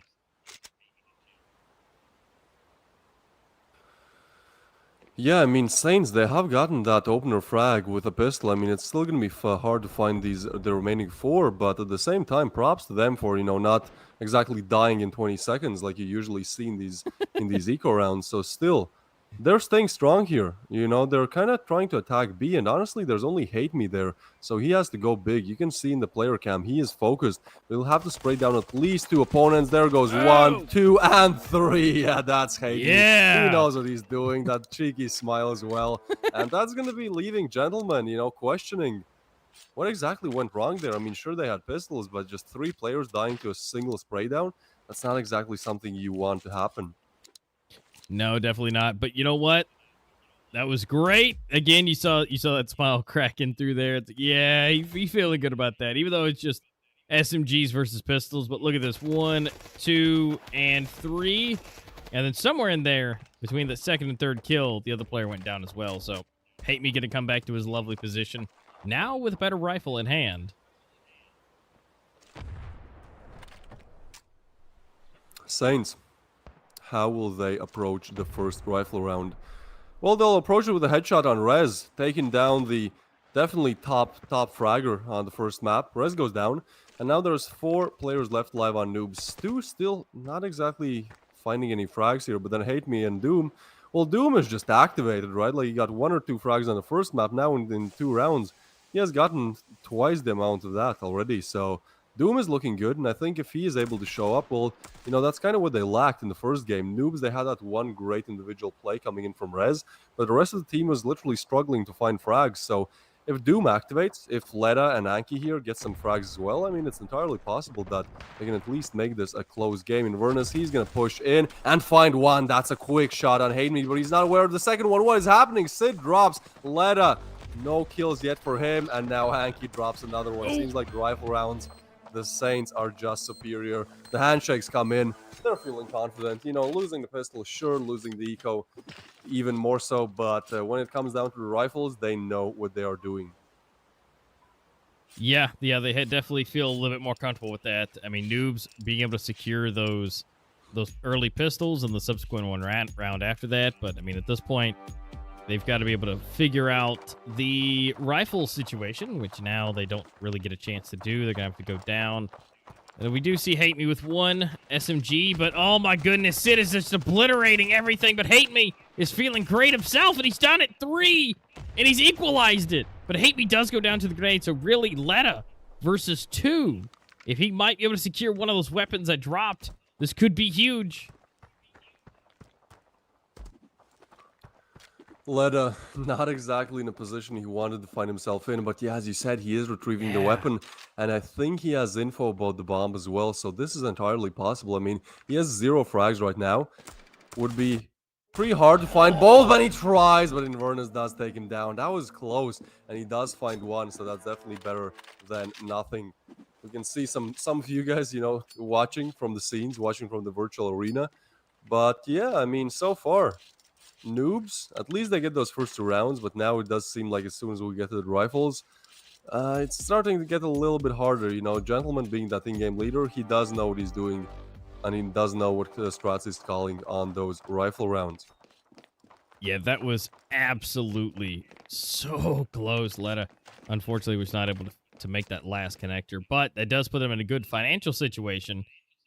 Now, being able to buy up basically everything possible, everybody's in a good position to be able to secure everything. It's still tied, so no one's really taken a really hard lead. So it's 2-2. And now with all the full rifles, full armor, full everything, now let's see what's possible. An A stack is imminent at this point. Now they're getting closer and closer to executing that. But we do see a full 3-man stack with one close by. As far as that being Letta, could rotate over fairly quickly, but we'll have to see what happens with a 3 versus 5-man push.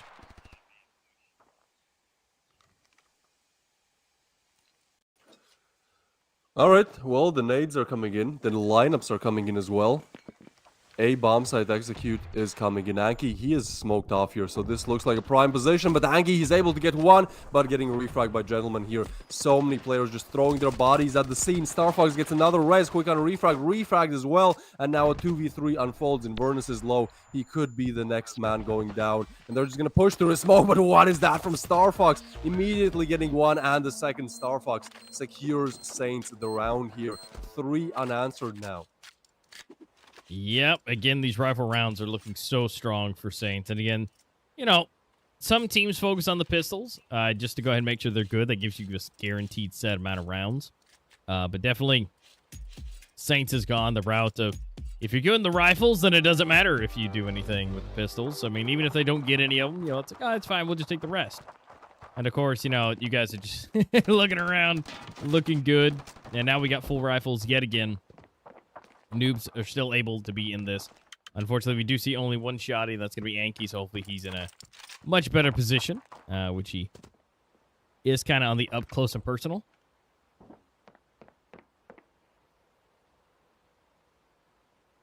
Seems like Gentleman, he's still discussing some strats. They're not exactly moving, but I mean, they definitely have all the time in the world to do that. 1 minute and 30 seconds remaining on the clock, and so far, no advancements really. I mean, the bomb is dropped. There's one player kind of scouting towards B, perhaps not even scouting, just making sure that Noobs don't go for aggressive pushes. Like, for example, Rez, he's a very aggressive player. I mean, he does make it work. We saw that on the first map, but yeah, you kind of always have to check your back to make sure that Rez is not creeping up there. Starfox, though, he is creeping up towards A. Seems like some util lineups coming in as well, but Letta actually taking down Gentleman. Yep, so that's going to be the first one coming in that, you know, kind of helps tilt it. Now, if they can get at least one more, I think they'll put themselves in a really good position. I say one more just because, you know, Anki and the shotty, but unfortunately, Letta does go down. And it's now even yet again. Starfox going crazy with his accuracy. I mean, he is just popping heads left and right. Now, there are 3 missing on the side of Noobs and leaving 2 remaining. Now, granted, it is Hate Main. He's been doing really great. And Doom is not doing too bad himself, so this necessarily is the best 2 that you'd want to see for this to happen. So now, the bomb has to be defused. They've got to get in here if they want to. They may just hold it just to go ahead and keep the rivals. Just put themselves in a better position going into the next round. At this point, it does seem like Saints have found their stride. Then again, Noobs, they started off great, but that momentum is kind of just tapering off right now, and they haven't exactly found themselves in the best position. Again, 2 weapons saved over to the next round, but ultimately, they'll pretty soon they'll start to need not only weapons, but also rounds. And I think that is where problems might start arising. Yep, again, it doesn't really matter at this point how many rounds, you know, you necessarily have as far as when it ends, aside from being at 10. You know, the round balance is no longer needed. It's no longer in order. So at this point, all they can do is try their best. As long as they can get the win, they get the win. Noobs, now they're a little bit reset. You know, they got some pistols, but if Hate Me and Doom can maybe secure something here. Oh, actually, it's Anki with his pistol. I mean, that's one that's already good as it is. So now that weapon can be secured. That'd be great.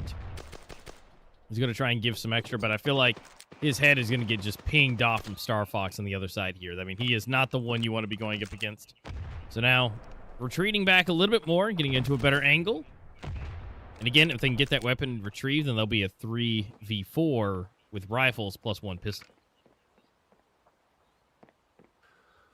Oh yeah, this would be a great round to win if you're noobs. Great opener and a great second Frank Anki. Just so quick on that headshot. He wants to retrieve that weapon as well, but yeah, he makes a smarter choice there. I think aggressing there and perhaps risking your own death is a bit worse than retrieving that weapon. So at this point, Saints are kind of struggling. Oh, but look at this. They're moving towards B. There's only one defender on B. Hate Me in the same position where he just sprayed down 3 players. But those are pistols. This time it's rifles, and this time he is still able to find one. Yeah, this is falling apart for Saints. Only 2 left alive. They are trying to take the B bomb site, but rotations are coming in, and this is just going to be a pretty much impossible mission for them, as 40 seconds only on the clock. But Reason does actually find Letta, so that is a great opener. But if they want to rotate, they have to do it now. Now it's getting down to 30 seconds, and Rez, he did very well in the first map. On this one, only 2 frags, but he can definitely extend that.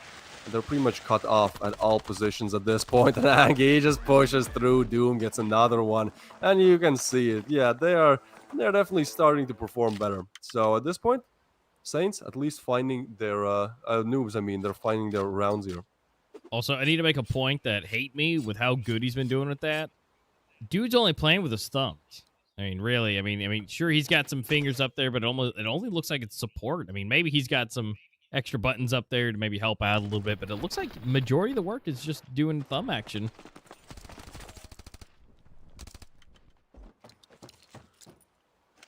All right, well, some thumb action definitely needed for this round to convert for Saints, as they've just lost against pistols. Now they're starting to think, well, what exactly went wrong? Well, they have 2 more rounds to figure that out, as we are heading into the side switch after those 2. But it would be perfect for Saints, especially on their map pick, to secure, a bit of advantage, perhaps 5 or even 6 rounds as we head into the switch. And then, from there, they can take it on the CD side and take it home pretty easily. But yeah, Noobs definitely not giving up here. Looking solid. It's kind of interesting how they've only won without rifles, that with like first round pistols, second SMGs, and then the third one pistols / SMGs / maybe 1 rifle. But still, Noobs, interesting approach to this game. Let's see if they're finally able to convert a rifle round. I mean, that's a fair point. Anki was able to get 2 with just his pistols. So that's fantastic. And now we get a grenade. So, I mean, it's literally not rifles is how they're winning this. We'll be able to see if that changes as we continue on. I mean, they are 1 round from equalizing this. And, I mean, Saints isn't looking the best for their economy necessarily. And, I mean, Noobs can definitely rebuy a little bit. Now they're going to get a jump on Hate Me. Able to go ahead and flash him out. Now they're going to be able to get into the bomb site. Now the rotations are coming in strong. Look at that. Letta, Doom, 1 each. Star Fox able to get 1, but here comes Anki again. And now there's only 1. Sid, he is the one left, but not anymore. Here comes the defuse. And, I mean, even though Rez could technically hand it off to one of his teammates, I mean, he doesn't need to use the defuse kit here. He's got plenty of time. Bomb has been defused. Counter-terrorists win. All right, Hate Me again, cracking that smile. You can see that he's definitely ready. He's definitely ready to take it home. Now, obviously, still a very long road to go, even if they're able to take this one. Well, next awaits them Sakura, and Sakura, 83% win rate for Saints. So, yeah, even though Saints might be struggling a little bit here, as we can see by their faces and also performance in game, there's still plenty of rounds for either of these teams to advance. Yeah, there definitely is. And now that it is equalized, this is going to be in the best case scenario for Noobs. I mean, we do still see Saints. They do have rifles, and they do have some utility. But unfortunately, it's probably not as what they would like to be. And they got to try and fix this. I mean, here comes Rez, open it up. And here we go. Anki and Star Fox duel it out again. And it's going to be Anki to win. But not a pistol this time. So, I mean, they're getting better. They're feeling more confident. We're now chilling with 2 down, so it's 3v5. They're looking strong, and they're looking to be a bit better. And we can see, you know, some of those smiles may have disappeared a little bit from Saints' side, being that they're, you know, they're not, you know, fully in the lead. They're gonna have to be, they're being a little bit more serious now. Yeah, most definitely. I mean, at this point, there's only 3 players left live, and Sid, he's gonna get flashed and almost going down as well. Now he is. Anki takes him down, and now it's all down to Inverness. 1v5, trying to get away. They're just gonna push him. He does get one. Can he get a second? He can. Can he get the third? What? Oh, he gets the third as well. Oh no, Noobs, they might have just overaggressed here. He gets a quick triple. His HP is good as well. I mean, at this point, a 1v2 seems like it could be in the cards. That would be absolutely crazy. He is making his rotation towards B, and I do think that's a smarter choice. There is one player kind of guarding B towards the double doors area, but at least, you know, he's not on site exactly just yet. Inverness, this could be absolutely huge. No. He does find Hate Me, and now we're down to a 1v1. Tick-tock, the bomb is going to go down. It's Anki left in a 1v1 against Inverness. 4 frags found. He needs to find another one. He throws some flashes that might reveal his position, but he has to find Anki. That is his core goal here. Inverness tries to peek, but I think Anki, he might have a nice backstab here. It's all left up to timing. Oh, but he checks his back as well. It's going to be Anki spotting him and taking him down, denying the 1v5 clutch, but still such a valid attempt there, such a great attempt. And you can see, gentlemen, you know, he's not exactly the happiest about the way they're performing their strats, but he'll have enough time to prove, you know, that they're fixing what's going wrong in the second half of things. Yeah, definitely. And it's just, you know, they can see the confidence, or, you know, they're double checking. They're saying, you know, I can almost see the, let's not get too confident. We're feeling good, but let's not do too much here. You know, but they're definitely getting under the skin of Saints. I mean, the fact that those executions were good. Inverness, I mean, he's got to be happy about that. I mean, but ultimately, at the end of the day, he did not go into a victory as far as that first half. And so now they're going to have to kind of switch everything up and try it again. Now, again, historically speaking, these pistols are not going the way of Saints, the way they would want it to go. So it just all depends. Yeah, it does really all depend. I mean, in this situation, Noobs, they would love to get the pistol. That would, again, advance their lead a little bit, because it does seem like Saints, at the end of the day, they are a bit better in the rifles. But winning those pistols, it's almost like winning 4 rounds, right? If you can win both pistols, yeah, that's just 3-4 rounds if you're able to do that. So definitely looking to do just that. Now, Saints, they are starting on the CD side, and I do think the CD side is a bit easier to play on Rust, but still, Noobs in a position to at least try to attack A. We'll see how successful that is, as, oh boy, Rez, double nade, gentlemen, and Reason going down. Ooh. That's a huge nade to find. Noobs setting themselves up great here, and they spot another one. Now Inverness is low as well. One more nade, perhaps 3 nades in a single round. That would be absolutely amazing, but Noobs, you're making the smarter choice. They're going to go B. And on B, there's only 1, maybe 2 defenders, but he's getting smoked off as well. So it's really all up to 1 player on the side. And he goes down as well. Now, Starfox does get 1. Oh, and Starfox with a knife jump kill. What? He is refrag, though. Still a 1v3 unfolding. The only low player is Leda. And Sid is going to get taken down without a fight here. Yep. And again, they are feeling a whole lot better. Here comes those smiles cracking out, you know, on the side of Noobs. You know, they may be the noobs of the event, but that doesn't mean that they can't figure out a way to bring it up. And it is just a good time. I'm happy to see that they're finding their groove. They're finding what they're able to do. Now, again, Saints are having to be a little bit more serious now. You know, less fun, more gaming. Although, you know, it's just, you know, it happens sometimes. Whenever you're losing, you got to be able to make sure that you're not making those mistakes. And here you go, Anki pushing up super hard and coming in with a shotty for the headshot. Sid, super close. See what's possible here. Trying to fake him out like, no, I ain't got no shotty. That's not me. He's like, no, I got a pistol.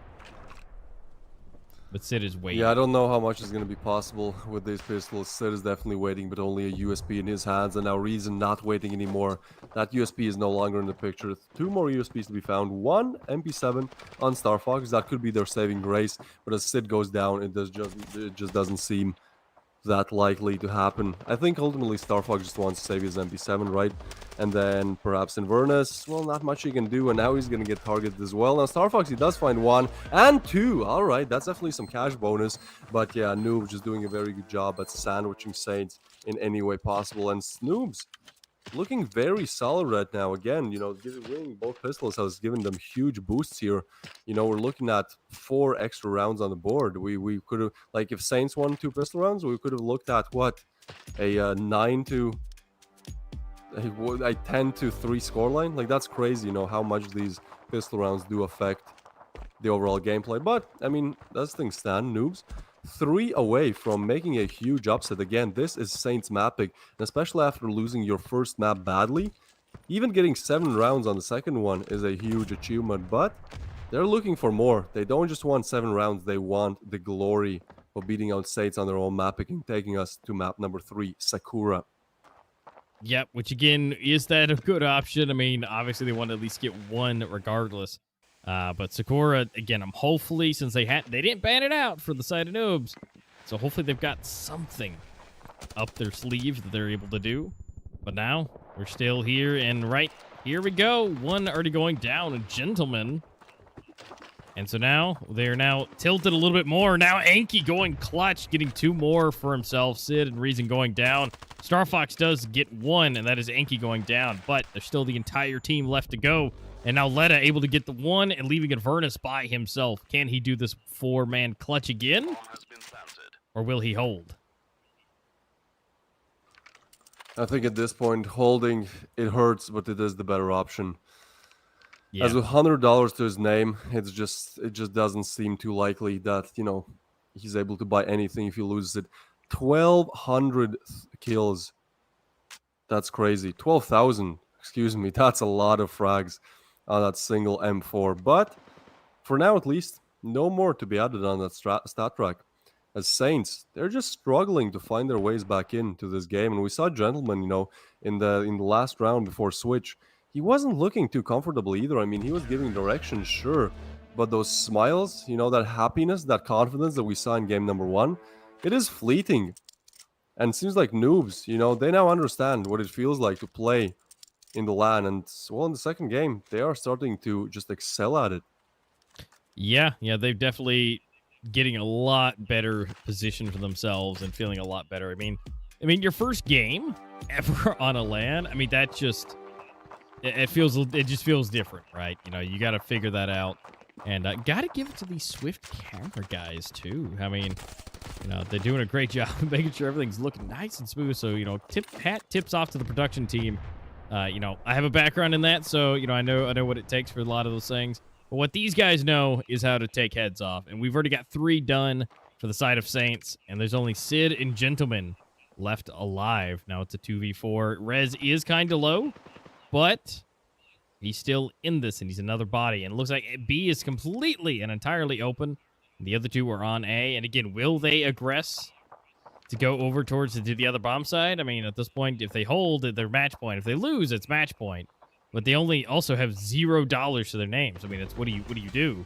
And so right here, Gentleman able to pick off 1. He's holding and the discipline. But bomb is down. Timer is set. 3 versus 1. Gentleman on the retake, maybe.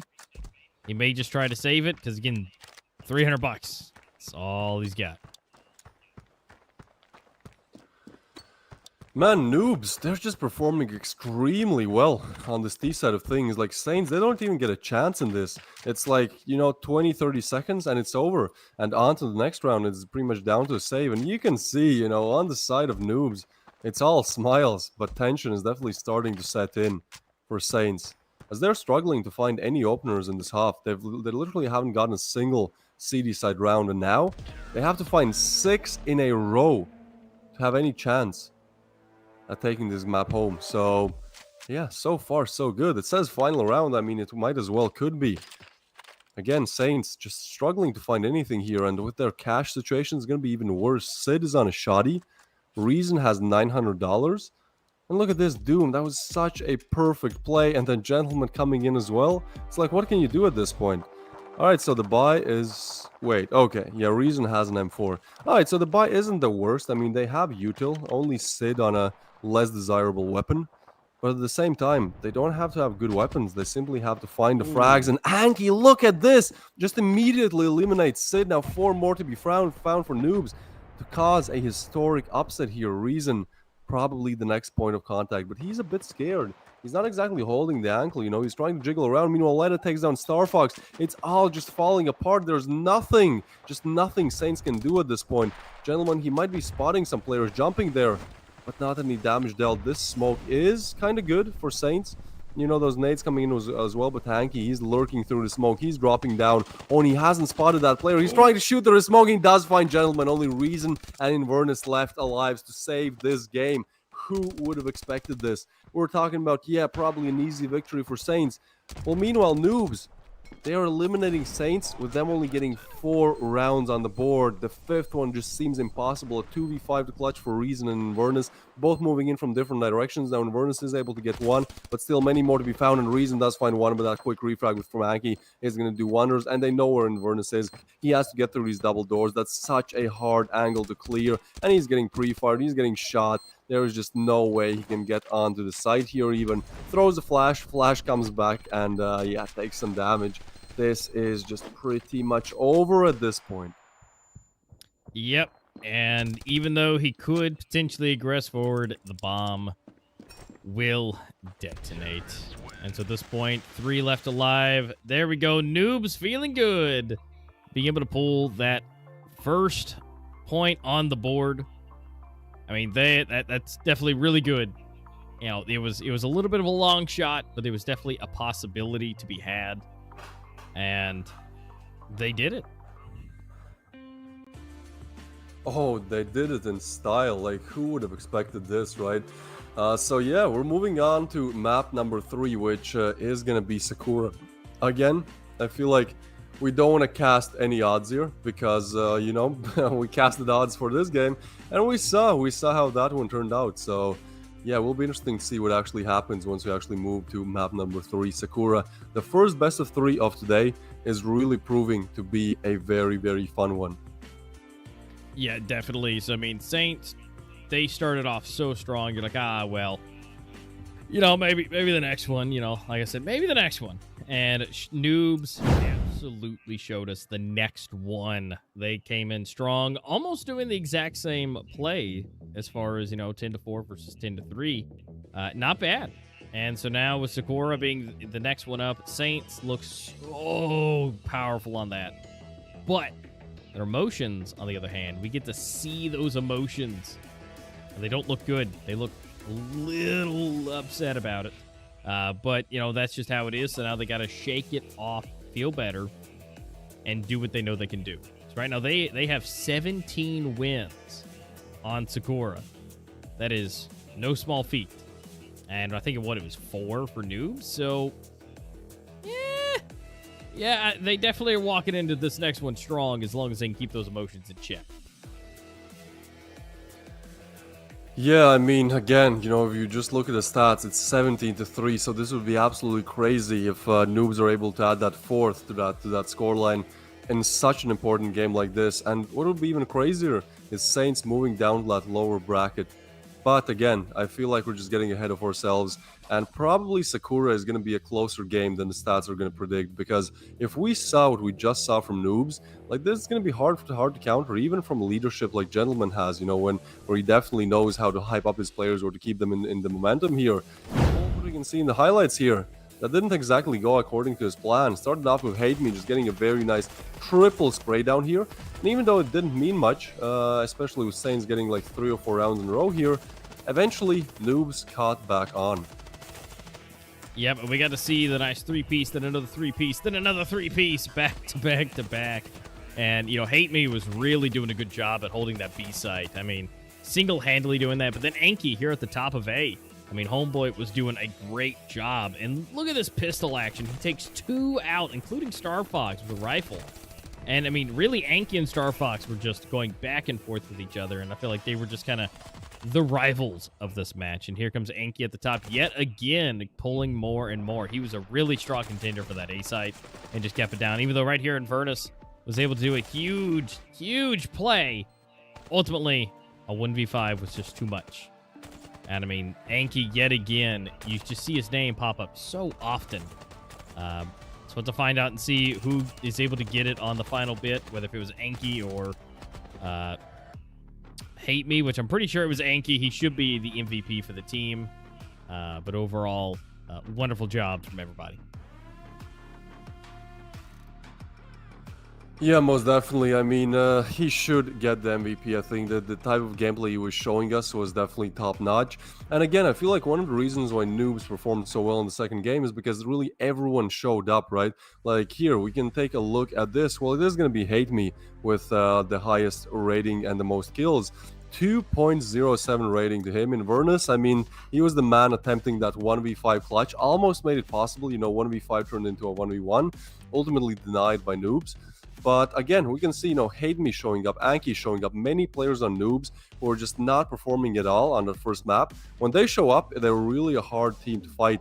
And we can look at the rounds as well, like Noobs, they were quite dominant, especially, you know, on the T side. There was just no stopping them. Saints struggling to find even a single round once we go to the side switch. It does seem like that 1v5, you know, not getting that 1v5 just kind of tilted them for eternity of the rest of the game. Yeah, once that kind of went out of the way, just bad things started happening. I mean, if they had gotten that ace clutch, I feel like they would have went in a completely different route. I mean, that would have been so close for them to be able to get that. But here's our final scoring here. And look at that. Hate Me at the top with the highest ranking of 2.07. And Anki actually just close behind, but with 17 kills, 3 more, and racking it up to a 1.71. So everybody was positive except for Letta, but definitely even kills and assists. You see those assists of 7? He helped out a huge amount again for everybody. So good times. Saints, on the other hand, pretty close, at least at the top end, 12 and 13 for Invernus and Starfox. But Sid, Reason, and Gentleman just not having a good time. Not a 1.1, but, or sorry, 0.1, but a 0.28 for Gentleman. So, I mean, those bottom stats are not looking the greatest today. No, most definitely not. I feel like, especially Gentleman, you know, being the in-game leader, he was doing very good on the first map, but, you know, if he's badly, it's just harder to perform as an in-game leader as well, because, you know, having a bad individual performance definitely impacts your mental state, and then, you know, that kind of spills over towards the rest of the team. So, yeah, I do think one of the reasons why perhaps Saints didn't do as well as they normally do is just because of Gentleman. You know, I know this is by no means meant as an insult. I just think that, you know, on the first map, he was doing really well, and on the second map, you know, things were lacking a little bit, and as he is one of those key factors for Saints to win or not, well, things didn't really turn out for the better. Yeah, and that's one of those things as well. I mean, if he feels good, everybody else is going to feel good. If he feels confident, he's going to pass that confidence down to his teammates. But the fact that he was not doing great at all, there's no real good way to sugarcoat that. Well, he'll have to, again, realize and figure that out and be able to keep those emotions in check and be able to shake it off. Because, again, if he's not doing good, if he's given, you know, suggestions or orders to the team to what they need to do, but if it's coming across the wrong way, then there's just that little split second that the team has to kind of take that information and then, you know, kind of readjust the tone of what it may need to be. So it's all about how that comes across, and it can affect everything. But hopefully that gets sorted out. Again, they get a chance to take a short little break before getting into the third and final map of these two teams on Sakura. And again, if he can figure that part out and he can make sure he keeps a calm and level head for his teammates, then he can communicate and bring everything back. And hopefully that should be able to help them to secure the victory. Yeah, I think that's what ultimately, you know, makes a great in-game leader, where sure, you might make your mistakes, but you try to rebound and you try to, you know, just do better as quickly as you can. And sure, I mean, by all means, Rust was a fluke for Saints, but at the same time, I do feel like, especially with this break that we have right now, you know, he's able to just kind of assess his mental state. Let's just say that, you know, just make sure that everything is getting better than it's you know, they don't bring the same energy that they had on Rust into Sakura. And again, like, stats are in their favor. 17-3 on Sakura. This is a beast to fight for Noobs. It definitely is. I mean, if Noobs is able to take or even get close on Sakura, that'll definitely help them out, even though, you know, it's still a possibility, obviously, to be dropped down if based off of the stats. But again, if they play like they just did on Rust, I think this will be a great match on Sakura. Now, again, it's very different as far as, you know, the paper-thin walls for literally, you know, most of the walls in general. But we did get to see, you know, when they're on Rust, Hate Me able to get a 3-man spray through the metal wall, through the sheet metal. And so, I mean, in this case, it's still wall bangable on Rust, just, you know, Sakura's a little bit worse about that. So you got to be sure to make sure you're in better positions and you don't get sprayed down. But again, that's all depending on what strats and what things that the in-game leaders like to give. And if Hate Me does exactly what he did on Rust, he should be doing plenty of the wall banging. Yeah, most definitely. I think on Sakura, like, all hell will just break loose, because again, you know, that is that one of those paper maps where you can just wallbang everything. So I'm expecting to see some great individual plays. And I mean, we've seen flares of just like how high the individual capacity is as well. You know, we saw in the first game, literally the first round, Reason getting that crazy pistol 4K, and then in this game, Inverness, well, he went for a 1v5 and he almost did it. Like, we were, you know, just gripping our seats. He got like a crazy triple instantly, rotating over to the other side. 1v2, eliminates the player who's holding the bomb side, goes down to a 1v1 after plant situation. And sure, I'd say just the timing didn't work out there, as he was like having to check 2 different angles at the same time. But still, this was an absolutely amazing game to watch. And it's very interesting, as you know, Noobs map pick, and they only get 3 rounds. Saints map pick, and they only get 4 rounds. Well, now it's not either one of these teams' map picks, so I'm expecting a very close game. Well, but also you can't forget Anki getting himself some 3 pieces, and along with Hate Me getting multiple 3 pieces. I mean, so they're all able to show up. Maybe it's not 4, but you know, 3 is right there on the cusp of it. But then again, they didn't need to get the 4, because the rest of the team were able to show up as well for Noobs. So, I mean, honestly, now that they've been able to warm up, sure, Saints looked, you know, stronger at the beginning with the 4-piece, which tilted the entire round for Breeze. But, you know, they're able to bring it back on Rust, and it very much so looked like Noobs was able to tilt Saints, their emotions, very hard. And so, honestly, this could be an either and or for one of these teams to be able to win. I mean, I honestly have no clue who would be able to take this. You know, Saints on paper, sure. But the way they just played on Rust and the way it looked like they're feeling, if they don't fix that going into it, it will be a little different.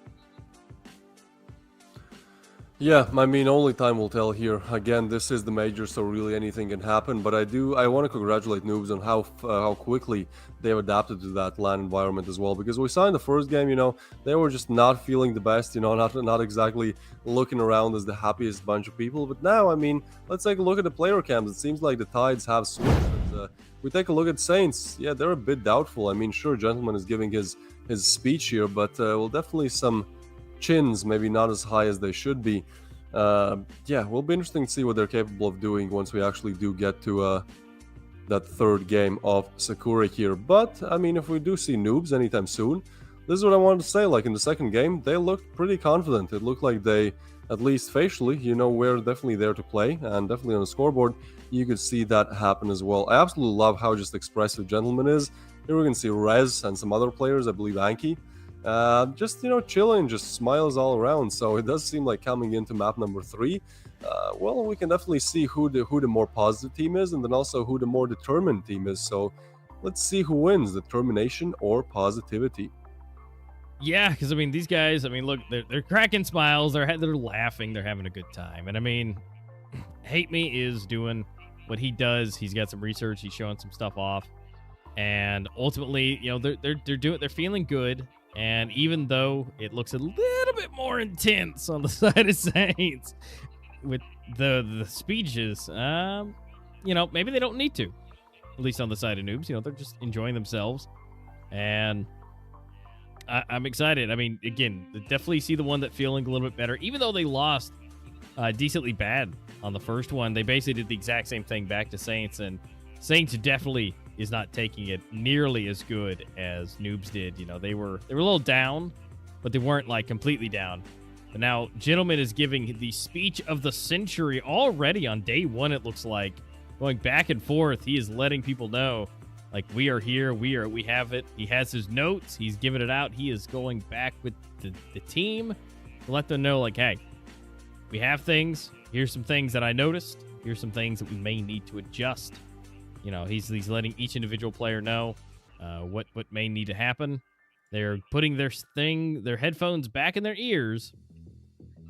So we should be getting into this very soon. Yeah, most definitely. Again, they're playing with like double headphone setup, you know, the small earbuds for the voice comms, I believe, and then the big ones for actually hearing the in-game sound. So that's also something you have to adapt to, you know, right? Probably when you're playing at home, you're just using one device for everything, but in LANs, it's a bit different. So yeah, just many different things you have to adapt to, many different things you have to think about. And so here we can see, well, not us. Those are not us, guys. Here we are. Hey, so we are ready to get into the second game pretty soon here. Should be a fun match. I mean, I honestly, after the first game especially, didn't expect to get this far, but as we have, the tensions are definitely building. I do believe that at least, you know, you guys in the chat are also happy to get this far, whichever team you support, just because it's like more fun.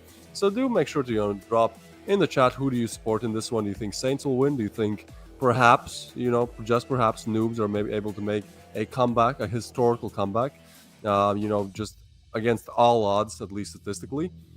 Yeah, let us know, guys, as we are waiting to get into the second game in the third game very shortly here. Yeah, and of course, you know, hopefully one day, you know, if you guys, you know, don't forget to drop some support in the chat. If you guys want to see us at a LAN, you got to let the devs know. Obviously, you know, we could be there shortly, or maybe not. But what we will be getting into is the third and final map, going into Sakura. And so now we're going to rock up in here. First round, third game of the first game of today.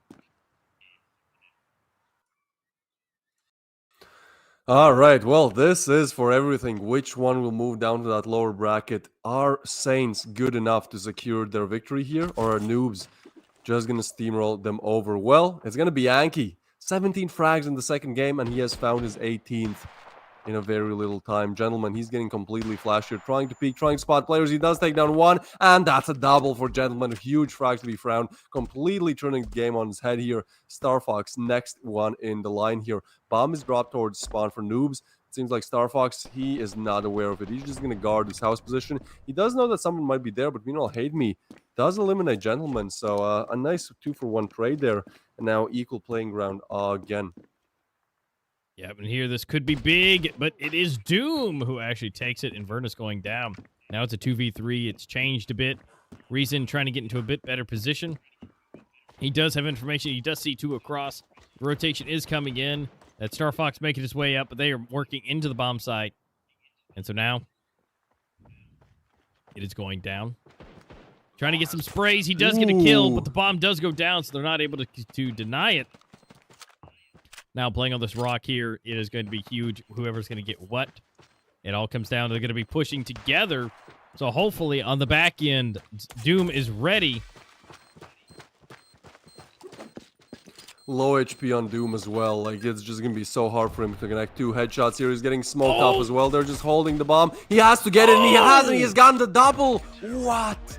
But Saints, they did actually defuse. You can see in his face, like, they're now understanding what has just happened. That should be a meme in itself. Oh my lord. So the defuse does come in, and last second he takes down both players, but it's just a little bit too late.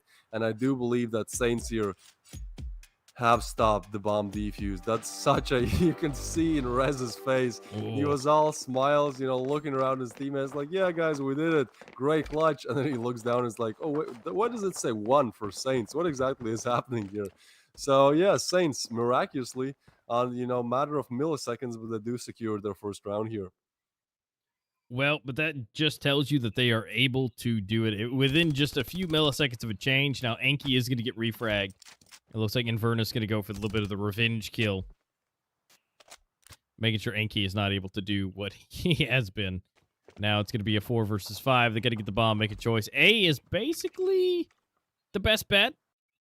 And so if you know, 4-man runs up in here, which you're going to see Hate Me get the first kill on the bomb site.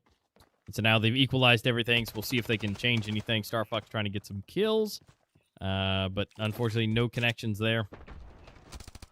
Invernus for 1, make it almost 2, but that's going to be Hate Me to change it again. It's still even, and the bomb is planted, so now they get to get into it. Star Fox is getting pinged from the side. He is 1 bullet away at this point. If they can get a headshot, this will be quick, and they do. But Hate Me does go down. Doom able to actually pick up the P90. Reason coming from the side is picking up the rifle. Ooh, Has to find that last player. Time is starting to run low, and this is their rifle round. They should definitely get this one. He starts the fuse. He expects the peek from the right location, but Noobs, they're playing it so perfectly, and he does peek and goes down. Leda, not able to secure the bomb plant there, and so they are able to defuse. But these rounds are just so close here. We can see 2 rounds in a row. Comes down to pretty much a 1v1 on the bomb defuse. That is absolutely crazy. And somehow Noobs, I'd say pretty unluckily, they haven't found a single round just yet. That second round execute was great as well. I mean, here we can see Gentleman, you know, opening up the scoreboard with a nice double. But ultimately, like, 2 quite unlucky rounds for Noobs, right? Like, they do almost everything right, and then they just fall short at that last second. And here we can see Rez. Yeah, he's looking around, and then he gets told, no, it's actually not, you know, what you thought it was. That's such a great clip, man. I think that's one of my favorites, at least for now. But either way, we are moving into our first rifle round here, 3rd round on the board. And Noobs, even though they did great in the first 2, they have to find not only frags, as they have found 1 on Gentleman, but also their first round. Star Fox, next point of contact. Oh, and that's perfect timing. He does refrag on Hate Me, throws a nice flash there as well to get away. And it's going to be a 4v4 with the bomb still dropped towards spawn. Plenty of time for both teams to work with. Yep, and here comes Star Fox, able to pick off 1 more. Leda going down. So now 3 versus 3 with Doom able to take down Reason. Doom really kind of picking it up from the first game, having 1 kill. Now he's already at 6. He does go down, but he is doing a great job. Now it's up to Rez and Anki. They haven't really had much to really show so far with 0 and 1 respectively. But again, we're only on the 3rd round, so being that this will be the first official chance, now let's see if there can be a connection here. No, but Anki is actually able to get Sid. And so now bomb is planted. Now it's got to come for the retake. Invernus trying to get into a better position. He might get caught. I don't know. Rez is playing on the rock here. It just kind of all depends. Do you have Anki still on the bomb? This is all up to timing, but he spots the barrel and he gets the frag on Rez. Quick refire coming in from Anki. Now 1v1 situation, and he gets the double, and he gets Noobs their first round. What a way to win it out. 1v2 clutch, and you can see it in their faces. That definitely gives them some momentum, some happiness. And here we go. This is something new. We can see all 5 players. Now we know who each of them is. So I do know who Rez and Hate Me are, just by the looks of them. But now Leda, Doom, you know, all of the players coming in, so that's great to see. And also here on the other side, we have Sid, we have Invernus, the guy who attempted the 1v5, just, you know, all of them chilling together. So that's great to see. Now you'll be able to more and more put a face to those names. Yep, and now they get reset. They're here to do it again. This should be Noobs equalizing this with pistols. I mean, Reason was able to buy at least 1 rifle, but will that be useful enough? I mean, it just kind of all depends if he's able to kind of get those first picks. Ooh, so close for the wall bang. But no connections. And now, again, they've got to make their way around. Maybe, he's making a lot of noise. They got to know that he's there.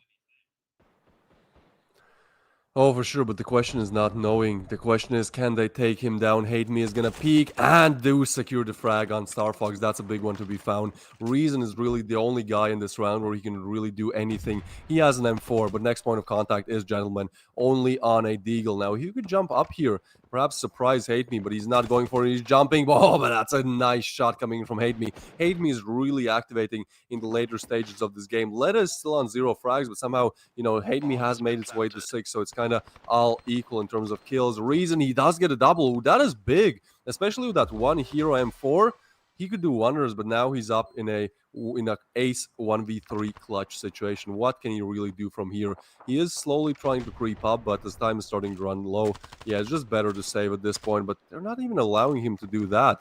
So he is trying to get away, and I think he will ultimately. He still wants to be aggressive and get those frags, so he does get Doom, and he's actually perfectly positioning himself to look for another one. Oh, this could be a pretty easy frag, I think, if Hate Me peeks, but he's a little bit smarter. You know, he's just not going to go for it immediately, so Reason might as well be able to save here unless he gets pushed.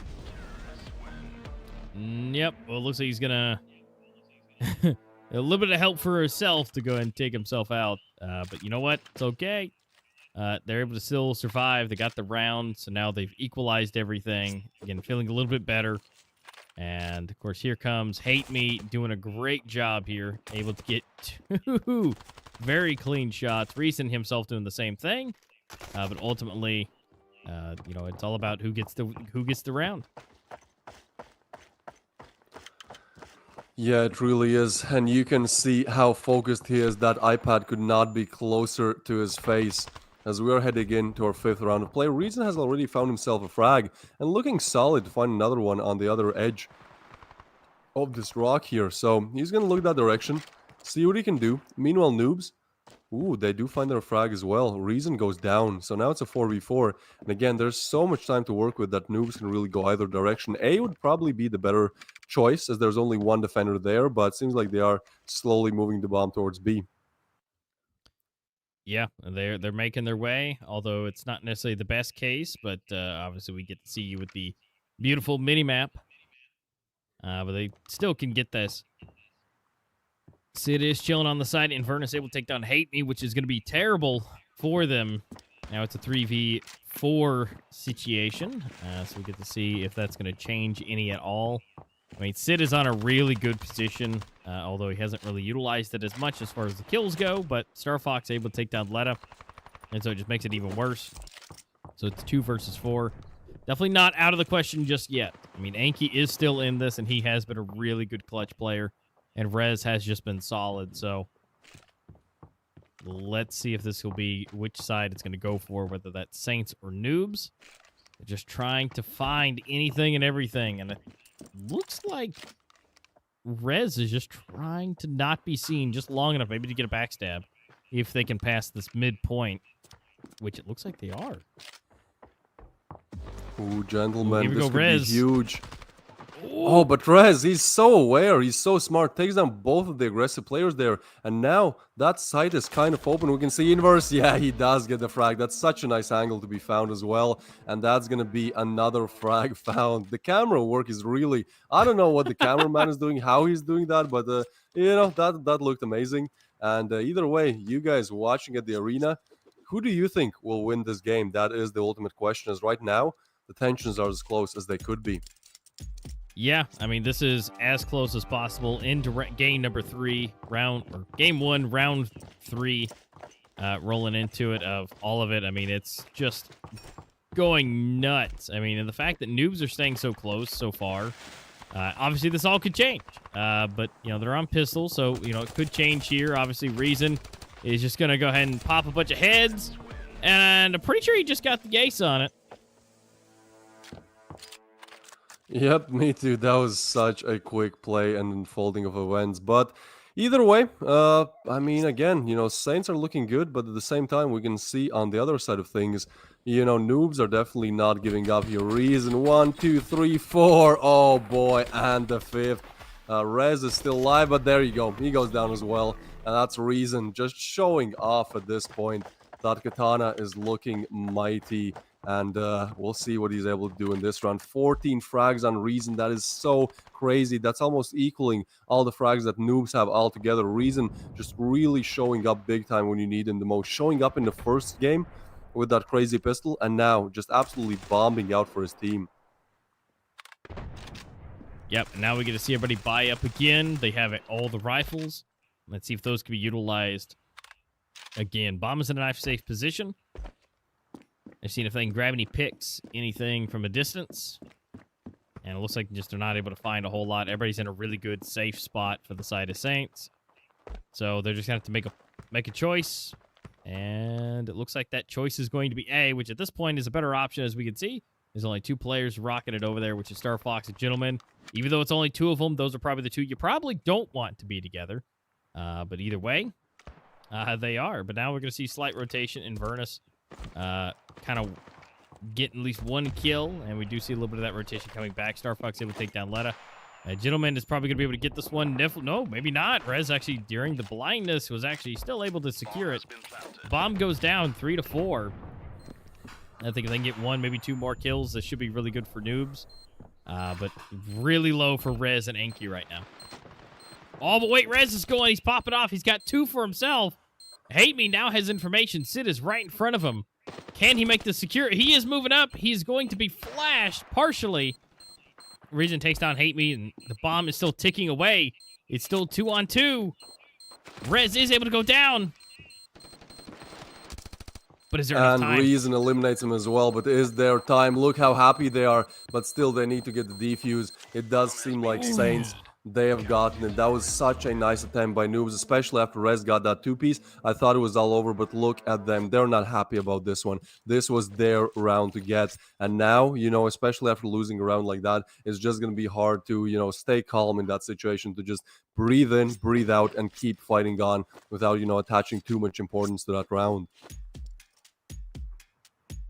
Yeah, and so now they get to try it again. I mean, that was kind of big. Now Saints, that split is a little bit bigger. 5-2 right now. Noobs have to work their way back up. Now they kind of have somewhat of a decent buy. I mean, Hate Me is a little low. I mean, he does have an FAL, but he is fully bought up on his armor, so that's definitely a good trade-off. Rez is able to do the same thing, but able to get a better weapon just because of these extra kills he was able to get. So now, rolling into the next round. Let's see what's possible. Looks like they're going for a fast and hard push onto A. There's really only 2 there, but they're nowhere near in the bomb site, although the flames do come in. The bomb actually gets denied the defuse, or actually plant.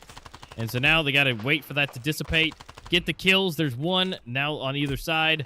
Doom able to open it up to where the bomb can be retrieved. It is. Now if they can secure this, here we go. Doom yet again. The bomb's going down now. 2 versus 3. Better positioning. But if there becomes any multi-kills, again, if Inverness decides to pop off again, this could be over.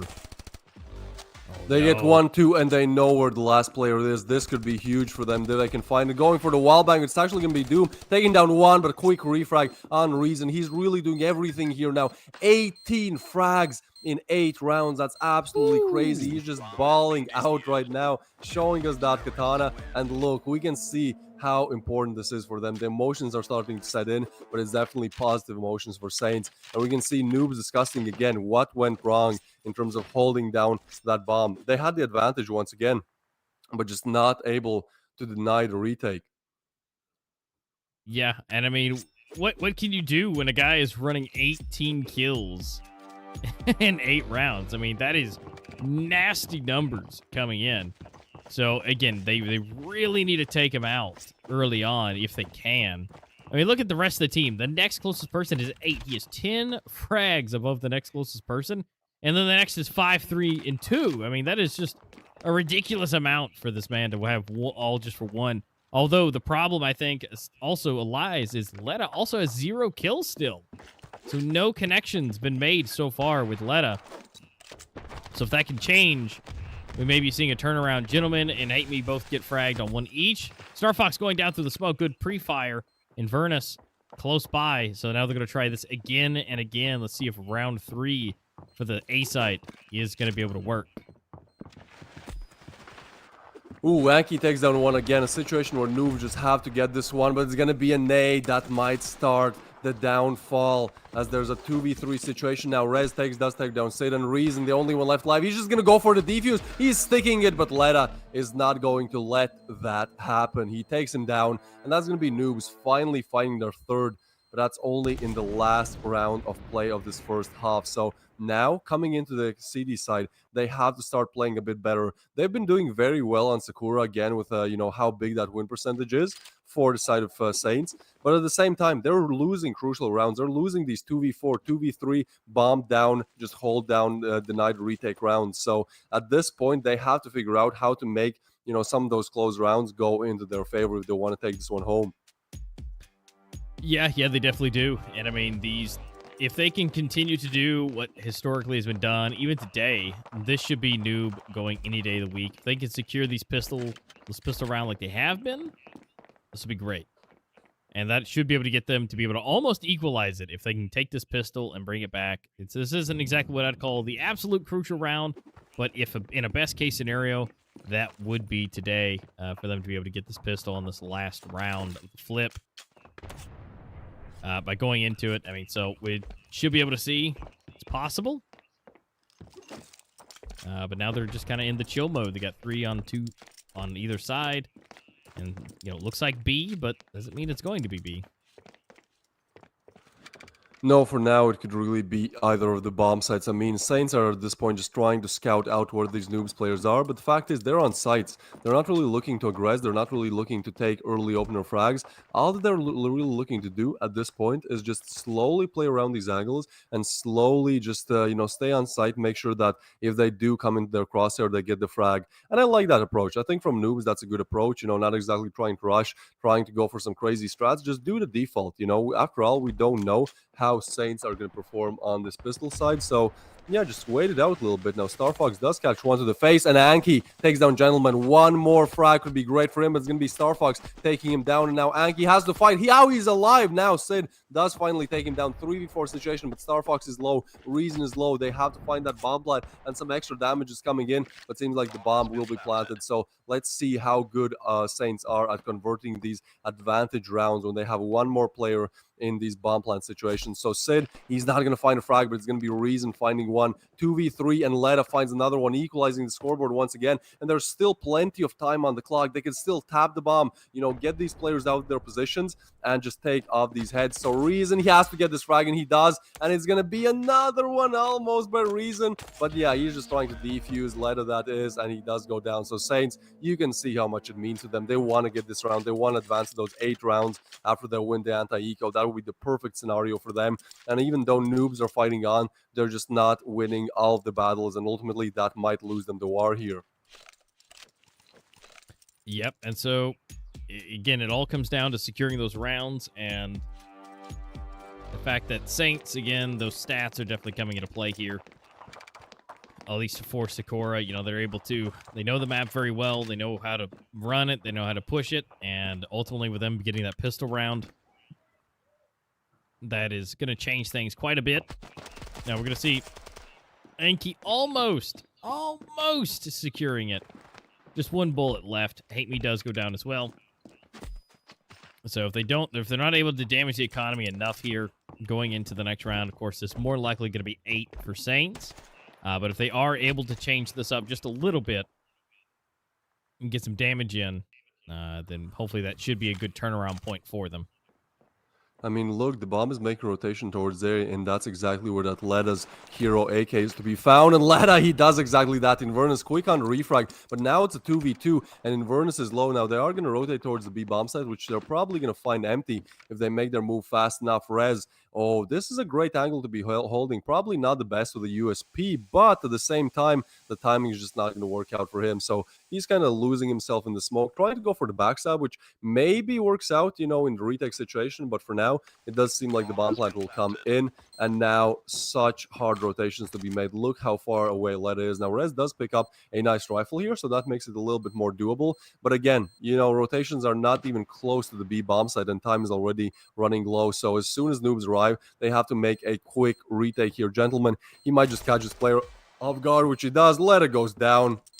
And now it's only Rez with that upgraded rifle. He does get one, but again, time is running low. It's Gentleman. It's the in-game leader in a clutch situation. And seems like Rez, he's not even looking to go for this one. He knows there's not enough time. So he's going to go away, save that weapon. Probably not the best rifle to save, but still, that's, better than buying it next round.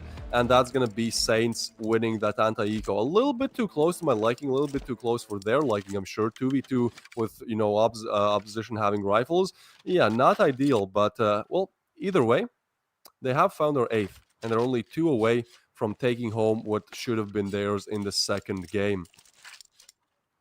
Yeah, it definitely should have been, but now they're they're trying to bring it back. You can see Noobs, they're not getting too overly upset about it. They're not enjoying that the rounds aren't going their way, but they're definitely trying to keep a level head, stay positive. Like, guys, we got it. We'll go to the next one. And it looks like we may be seeing a tactical pause coming in and going through all these highlights again and seeing exactly what's been happening, which, I mean, if there's anything to note, it's Reason is just popping heads. I mean, look at that. I mean, a lot of those did kind of come from that pistol round, but still, if the dude is already on 18 plus kills, I mean, -5, and that would be his real score, which is still nothing to bat an eye at. No, Reason is really showing up. I mean, you could even say it's one of the reasons why Saints are winning so good right now, because, yeah, he's just everywhere. He's getting frag after frag after frag. Right now, sitting on comfortable 21 bomb and still at least 2 more rounds to go. So Reason just doing everything. It's going to be actually Gentleman taking down 1, but Rez quick on refrag. Reason, there you go, he comes in, and normally when he gets 1, he gets another one, but it's going to be Gentleman getting the second. So now it's just all falling apart for Noobs. 2v4 situation, bomb down, nothing they can really do other than save $300 on both of them. Just a very bad position to find themselves in, especially with the next round being match point for Saints. And it's rocking and rolling just a little bit more. Looks like the save will be coming in. There's no point in wasting, the rifles as of going into the next round. It will be match point for Saints. This will be that tilting point. It looks like 4 may have been the highest the opposition has been able to get this entire time, because if it ends on a 10-3 again, it'll be 2 10-3s and a 10-4. So it looks like between these two teams, if someone's going to lose, it's going to be, about 3 or 4, something's going to pop off.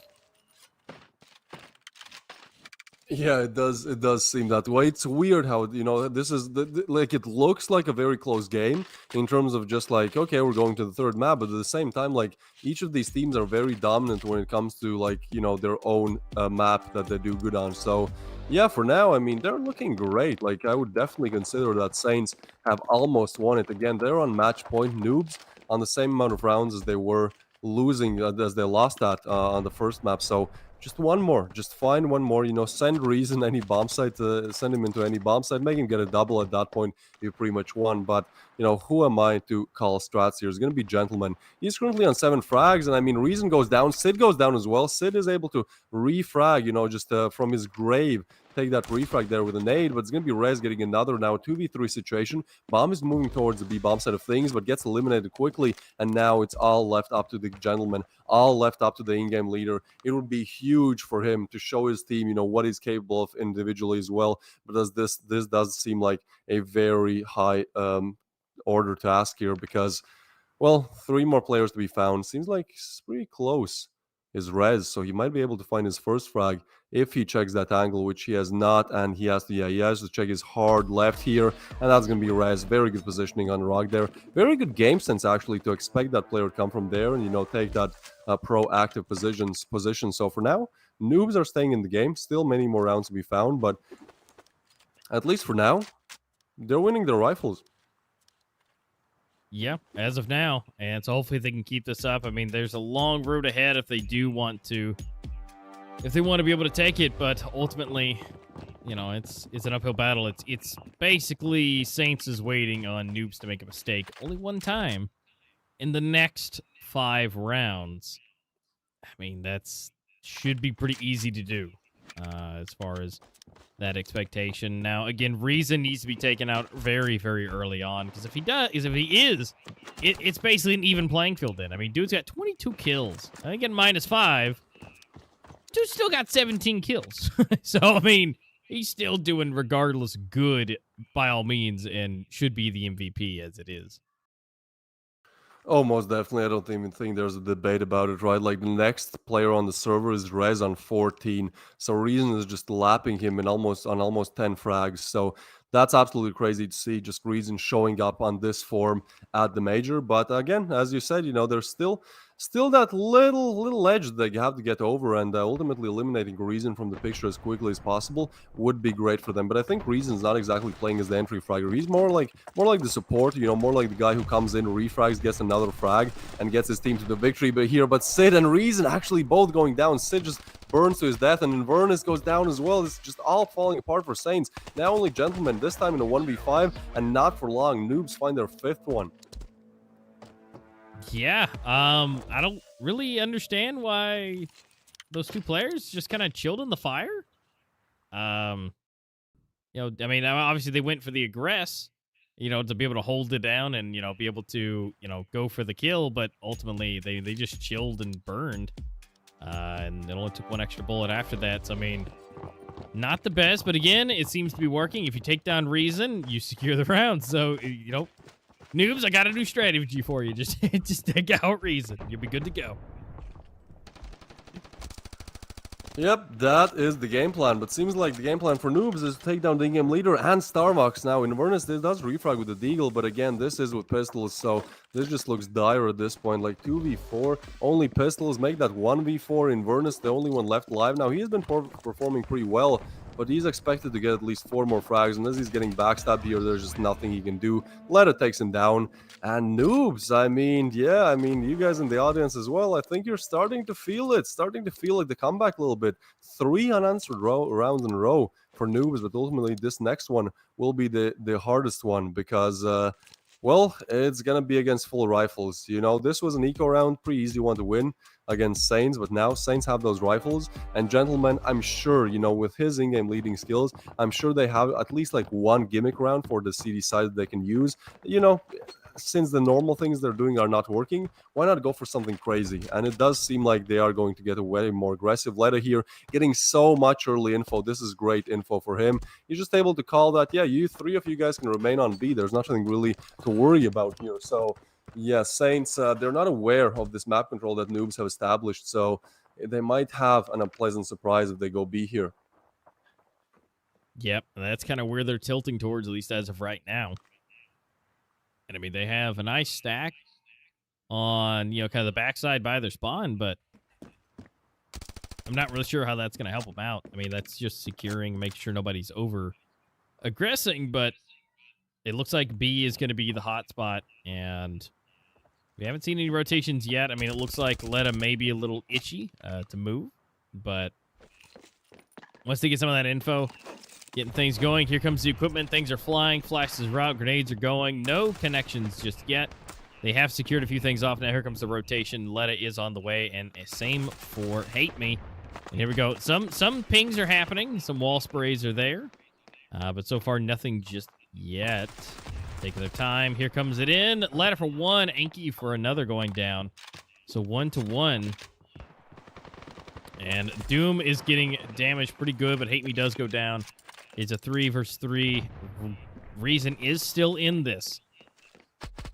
Oh, and here comes Sid going down. Letta. Oh, no. Here we go. Reason's down, leaving it up to Starfox on a 1v2. Information has been given. They don't both know where he is. Rock or boxes. Grenade does a huge chip damage. 40 HP down, and Letta for another wall bang. Going nuts with being able to just make those connections and those predictions through the walls. All right, well, look at them. They're smiling, they are. It surprises me how Noobs, even when they were down 3-9, and then they get their 4th round, it was all smiles. Like, all of them are really in the element. And Gentlemen, yeah, you can see in his face, he's starting to consider, what can we really do in this situation? I mean, the defaults that we are running are simply not good enough. Saints, they have Noobs, they have answer for everything right now. And so, the question is about round 8, though. Do they have an answer before that one? Seems like Noobs kind of having the standard 3B lean. but at the same time kind of switching up their A positionings a little bit, making sure that this time Letta controls mid, not exactly that A long area. And again, he's getting so aggressive here. He might even get a freebie. That's Reason down. That's such a good way to approach this. Very interesting to see that, yeah, they're just this aggressive, they're just this confident when the tensions are so high. And so Saints, they've already lost a player. They've lost their best player. They've lost a player who's, what, 23, 24 bomb by now? And now they're just kind of struggling. I think he's actually still on 22 still. I don't think he's met anyone for a kill just yet. He's kind of hit a roadblock because they keep taking him out before anything happens. And depending if they push here, that's going to be huge. Letta able to actually get both. Ooh. And Noobs, I mean, they're on 8, man. They've gotten 5 in a row. And yeah, look at Saints. There's nothing really you can do other than just hold your head and think, what is really going he's wrong? Not taking that really well. No, not at all. This is interesting. This is starting to get very tense. I mean, again, only 2 more rounds to go, and for now, they're just looking so solid. I don't know what that was, but you know, that's some big whatever bottles. it is, yeah, it certainly is helping him right now.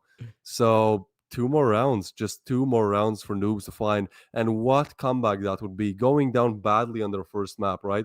Like then just miraculously winning on Saints map pick. And now when it seemed like it's all over, when it was 3-9, we were like, yeah, sure, just another one of those shut-off games coming in from Saints. Well, it's not exactly a shut-off by no means. 8-9, this would be a miraculous comeback. This would be a comeback of dreams. You can see some of those clips. I mean, Reason does get that frag there for Saints.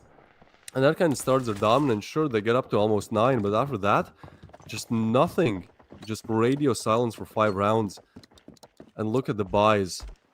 If Saints lose this one, they won't have the best buy coming into the next round. They're putting everything online. And gentlemen, when everything is online, he is able to find Hate Me. So that's definitely a great opener for many of these rounds. They lost that opening gun duel. They were in a 4v5, and from that 4v5, they were not able to advance. But it seems like now they have found their stride.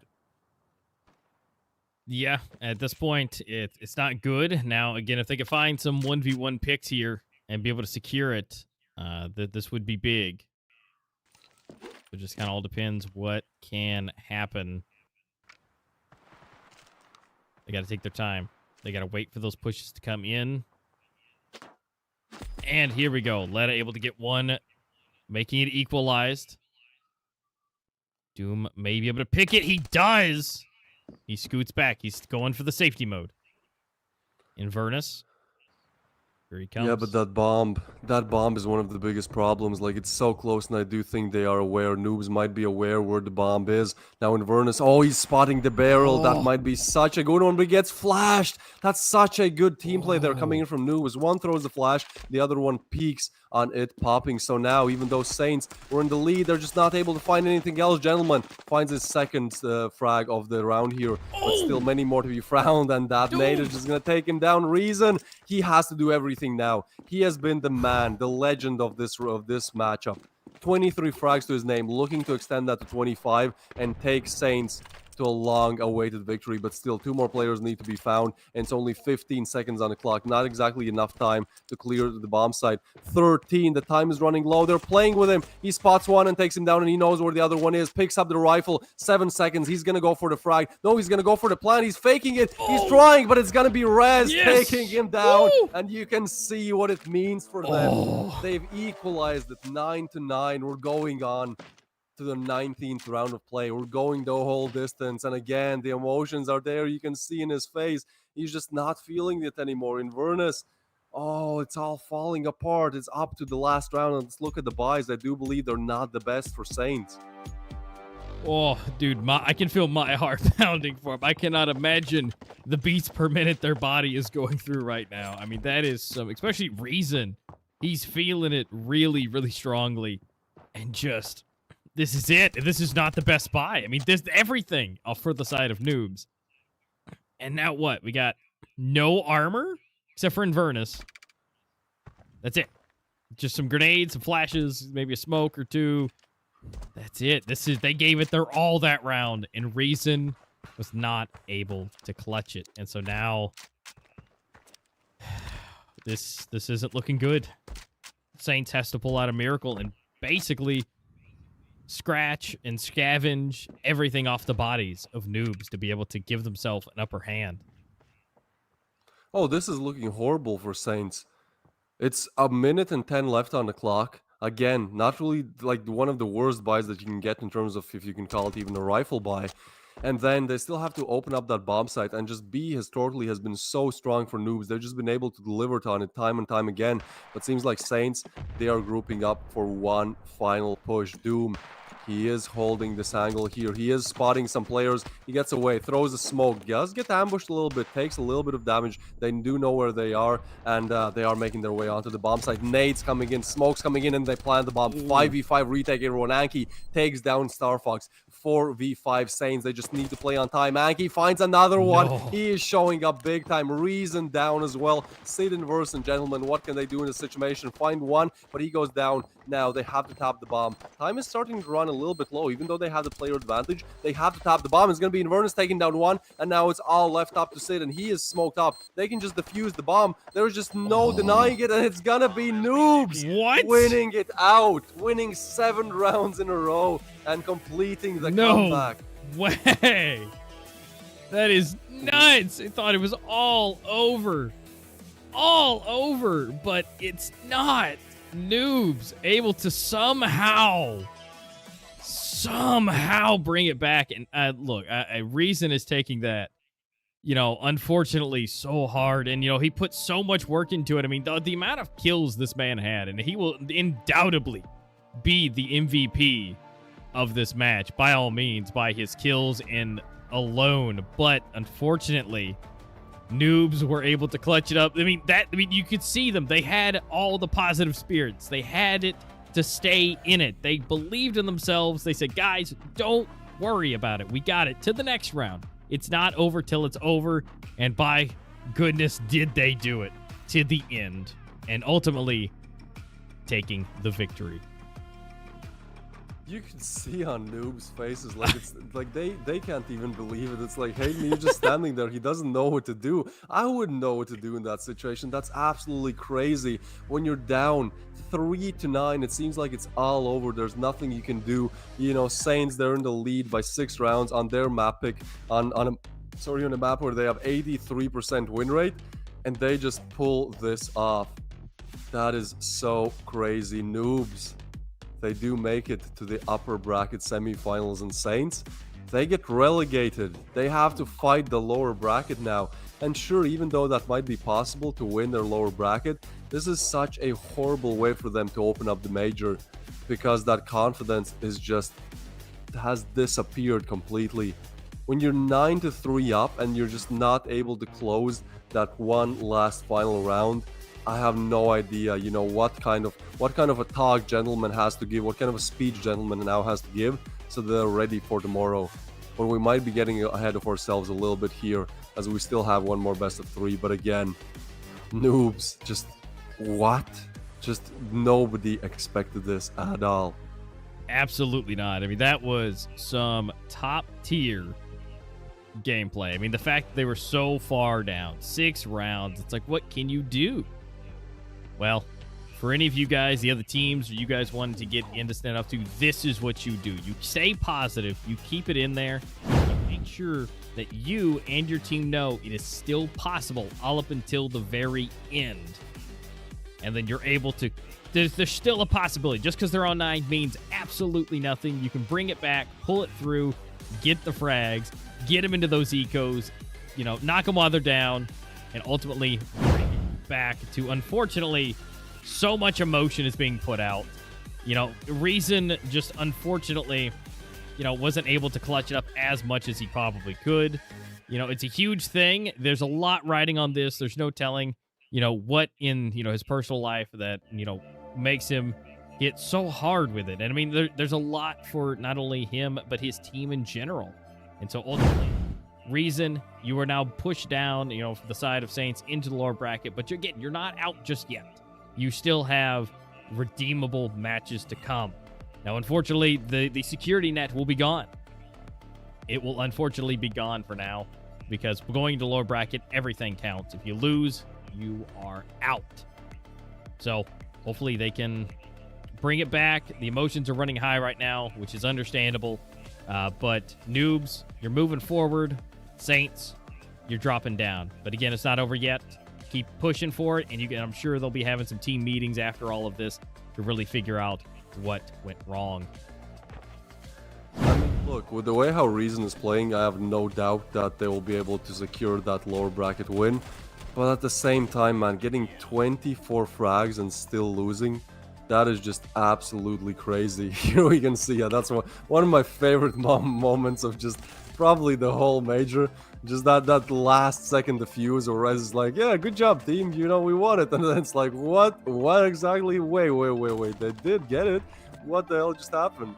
So yeah, that was a very fun moment to watch. I mean, again, I feel like this game, you know, it just evoked all types of emotions. You know, it's laughter, it's glee, it's just like joy from seeing this comeback made, but at the same time, it's just ultimate heartbreak for Saints. And we could see it, you know, in the game, in the cameras afterwards. They were just not feeling their best, let's just say that. Yeah, this is absolutely crazy that Noobs are able to complete the comeback. And it's not only comeback on this map, it's a comeback from being a game down, right, a map down, and then they have to win on Saints map pick, which seems impossible, and then they have to win on Sakura, where Saints have a 17-3, well, now a 17-4 record, an 83% win rate. Like, the fact that they're able to connect all of those dots and make it happen, it's absolutely insane. Yeah, and I mean, we could see through these kills as it continued to move on. I mean, Reason was doing out of his mind, but again, at a certain point, it flipped, and he just wasn't able to secure the kills. Like, I mean, and don't get me wrong, you know, one guy can make a difference, but at the end of the day, it doesn't matter if you get 10 kills, 20 kills, 30 kills. If you're not securing the round, you know, you can only do so much. I mean, right there at the end, he still had 24 kills. And he hadn't really budged, like, at all. And, I mean, again, you know, it's not all up to him. I mean, ultimately, at the end of the day, he does, however, become the MVP. He does have the highest rating. But we have Rez following suit with 16 and a 1.6 KD with a 1.49. But, you know, Reason did have a 2.0 solid and a 1.8 rating overall. But, again, he wasn't able to do it himself. So, unfortunately, you know, you can't expect this one guy to continuously clutch, you know, 25 rounds, you know, to be able to do that. I mean, or 20 rounds or 10 rounds. I mean, you can't expect him to do everything. No, you can't. And again, I feel like he did, you know, to the best of his abilities. Reason here, yeah, getting those 24 bombs. But if we look at the rounds, I mean, any input on the rounds, I honestly don't know. I feel like it was very close up to that 12th, and then, yeah, then we saw it happen. Noobs just doing everything. And again, quite confidently, sure, that was that 18th round, you know, where that 1v2 turned 1v1 clutch came in. But, I mean, look at rounds 13, 14, 15, 17, 19. Most of these rounds they made in the comeback were very solid. It's not like Saints, you know, were fighting tooth and nail and just losing. It was simply they didn't have any answers to the heavy CD side holds that Noobs had here. Yeah, and ultimately, here's our final rosters for everything. Next closest person to Reason was Infernus with 14, Gentleman with 10, 8, and 6 for Star Fox and Sid.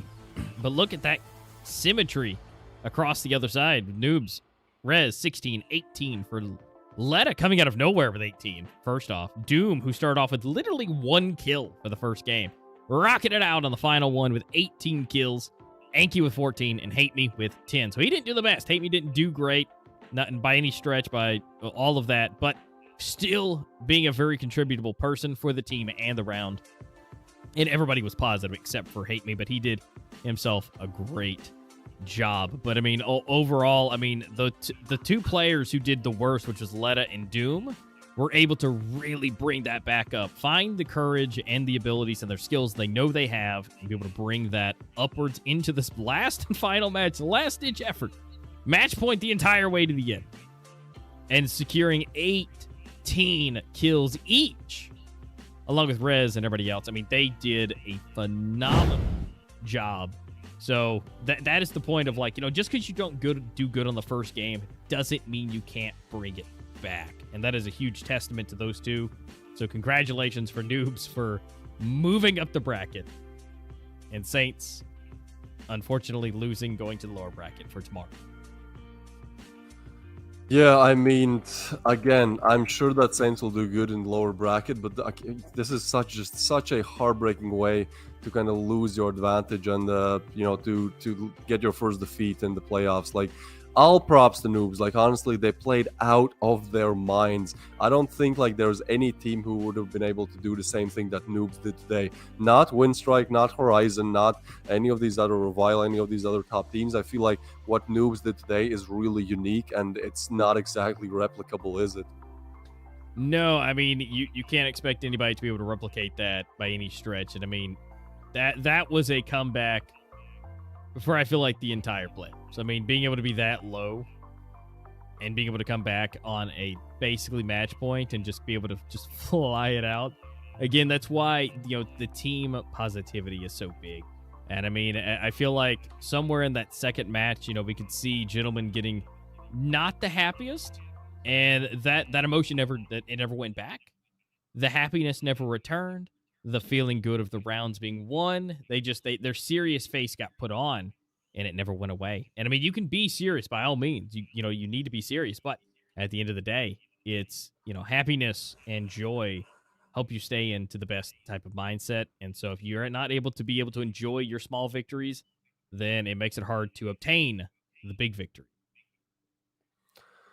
Yeah, and again, I mean, on the other side of things, when we talk about Noobs and how they were feeling when they were down 3-9, right? Like they win their first round. Saints had won, I believe, 2 in a row, and then they win their first round. They make it 4, and right after they win their fourth round, we switch to the player cams, and everyone on the camp of Noobs just looks, joyful. They looks like, it almost seems like the game is close, or actually they are in the lead. So I think, yeah, ultimately that just positive attitude and keeping their chin up, whatever happens, kind of got them over the finish line. Still, like, in no way am I downplaying their abilities just mechanically and all of that, but I do think that team spirit on Noobs is just there to dominate, because we saw even when it was like 5-9, 6-9, like if we looked at both camps, so in terms of player camps, you would have guessed that Noobs are in the lead just because on what we saw in their faces. So yeah, very interesting development of things here. But again, we are getting quite ready to get into our second game of today. And our second match is going to be RevialGG versus Horizon. So this is not exactly going to be the underdogs versus the giants. This is going to be the giants versus the giants. RevialGG, I mean, team that needs no introduction. And also Horizon, same, likewise, right? Like Horizon, they used to be called Winstrike. So in the group stage, if you're wondering where Winstrike went, well, now it's just renamed Horizon. All the same players do remain, I believe. But yeah, that should be coming up anytime soon. Yeah, it absolutely should. And again, this is going to be a huge matchup coming up. I mean, Revile did do okay so far. I mean, they've done good. They were able to get 4 points. And, overall, they did a great job, making their way in Group A.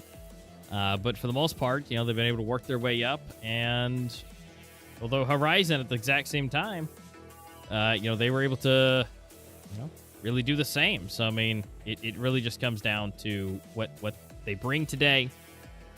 Noobs was the underdog here. I would say technically Horizon is the bigger player here, but only slight.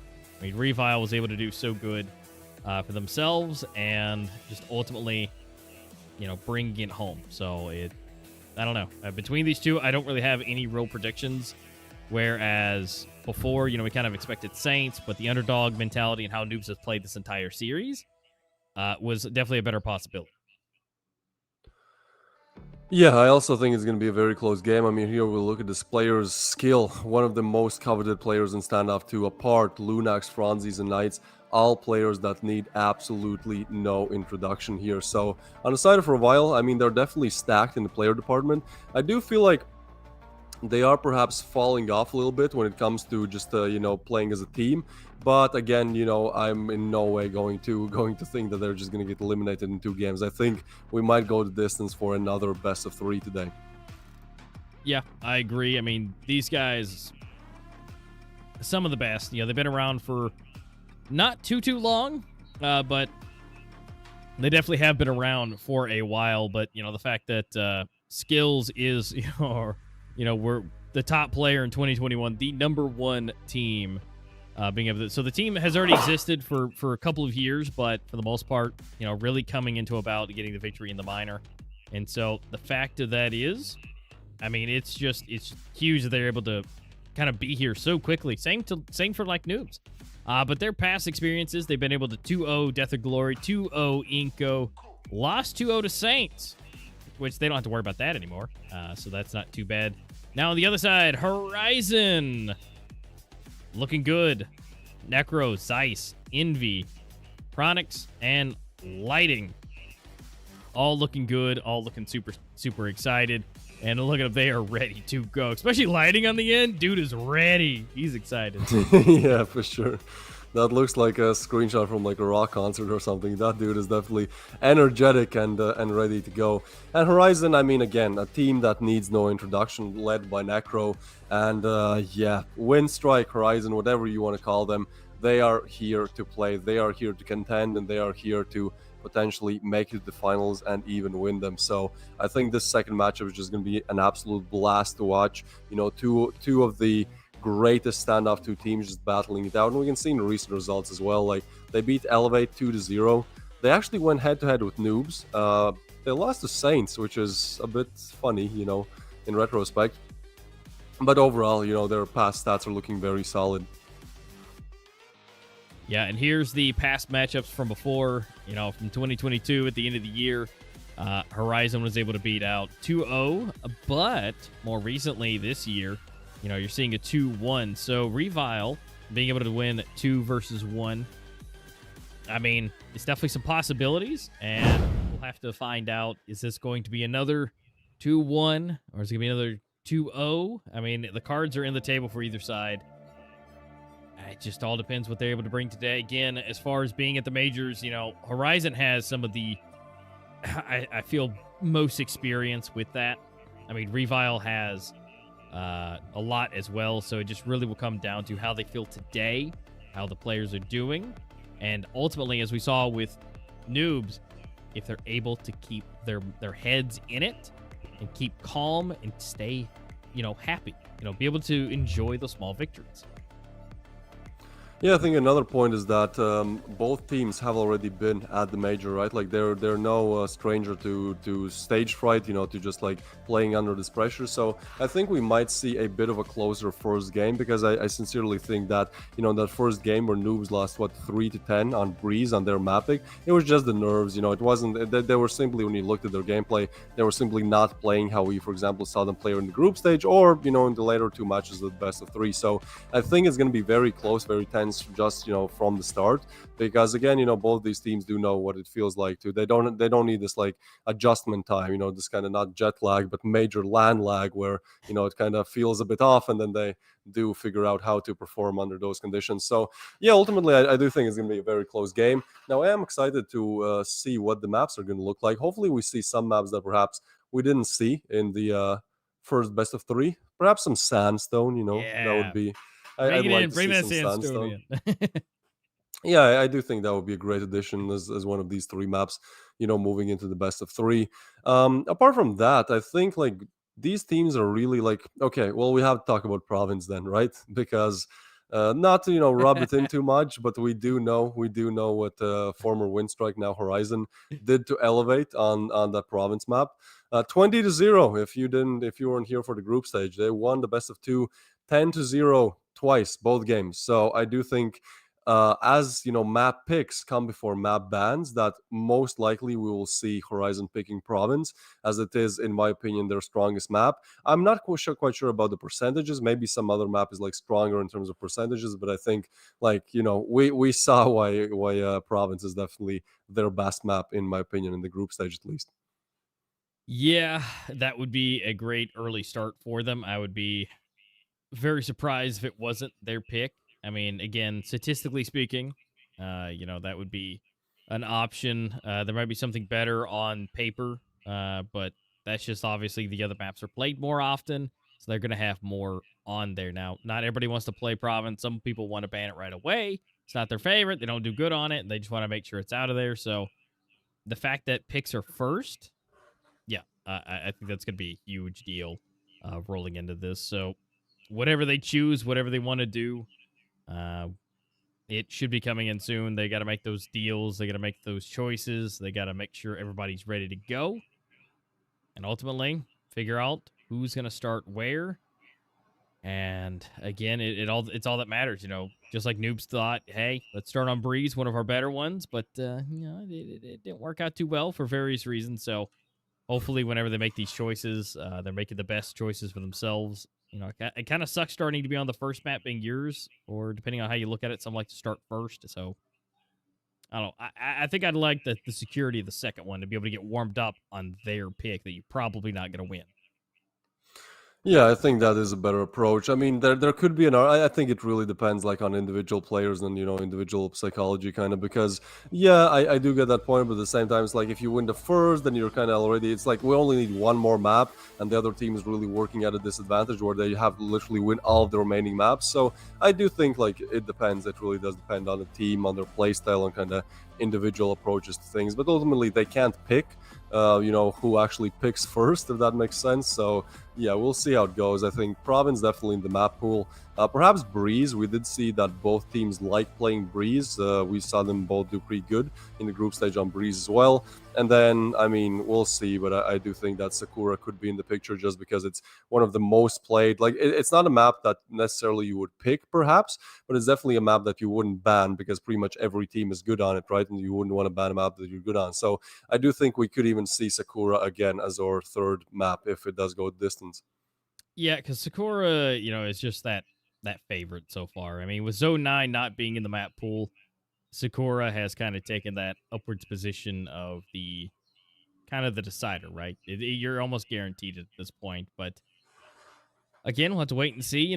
If you're playing against somebody kind of like Saints, now granted, they still lost on it. But when you're looking at somebody that has like an 80% win rate on it, you're like, maybe you should probably get rid of that and get that out of the way. But the fact that Noobs well, it's good that they didn't. Yeah, Yeah. It did surprise me as well, right? Like that Sakura, returning the last game, that on Sakura, Saints had such a good win rate, like 17-3, 17 wins, 3 losses. Like, you would have thought that any sane in-game leader would have just banned it immediately, but it's good that they went the crazy route because it did work out for them in the long run. So yeah, we'll see how it goes. I mean, again, I think that Province is going to be probably pretty one-sided. Like, obviously our predictions today have been nothing but nothing nothing but great, let's just say that.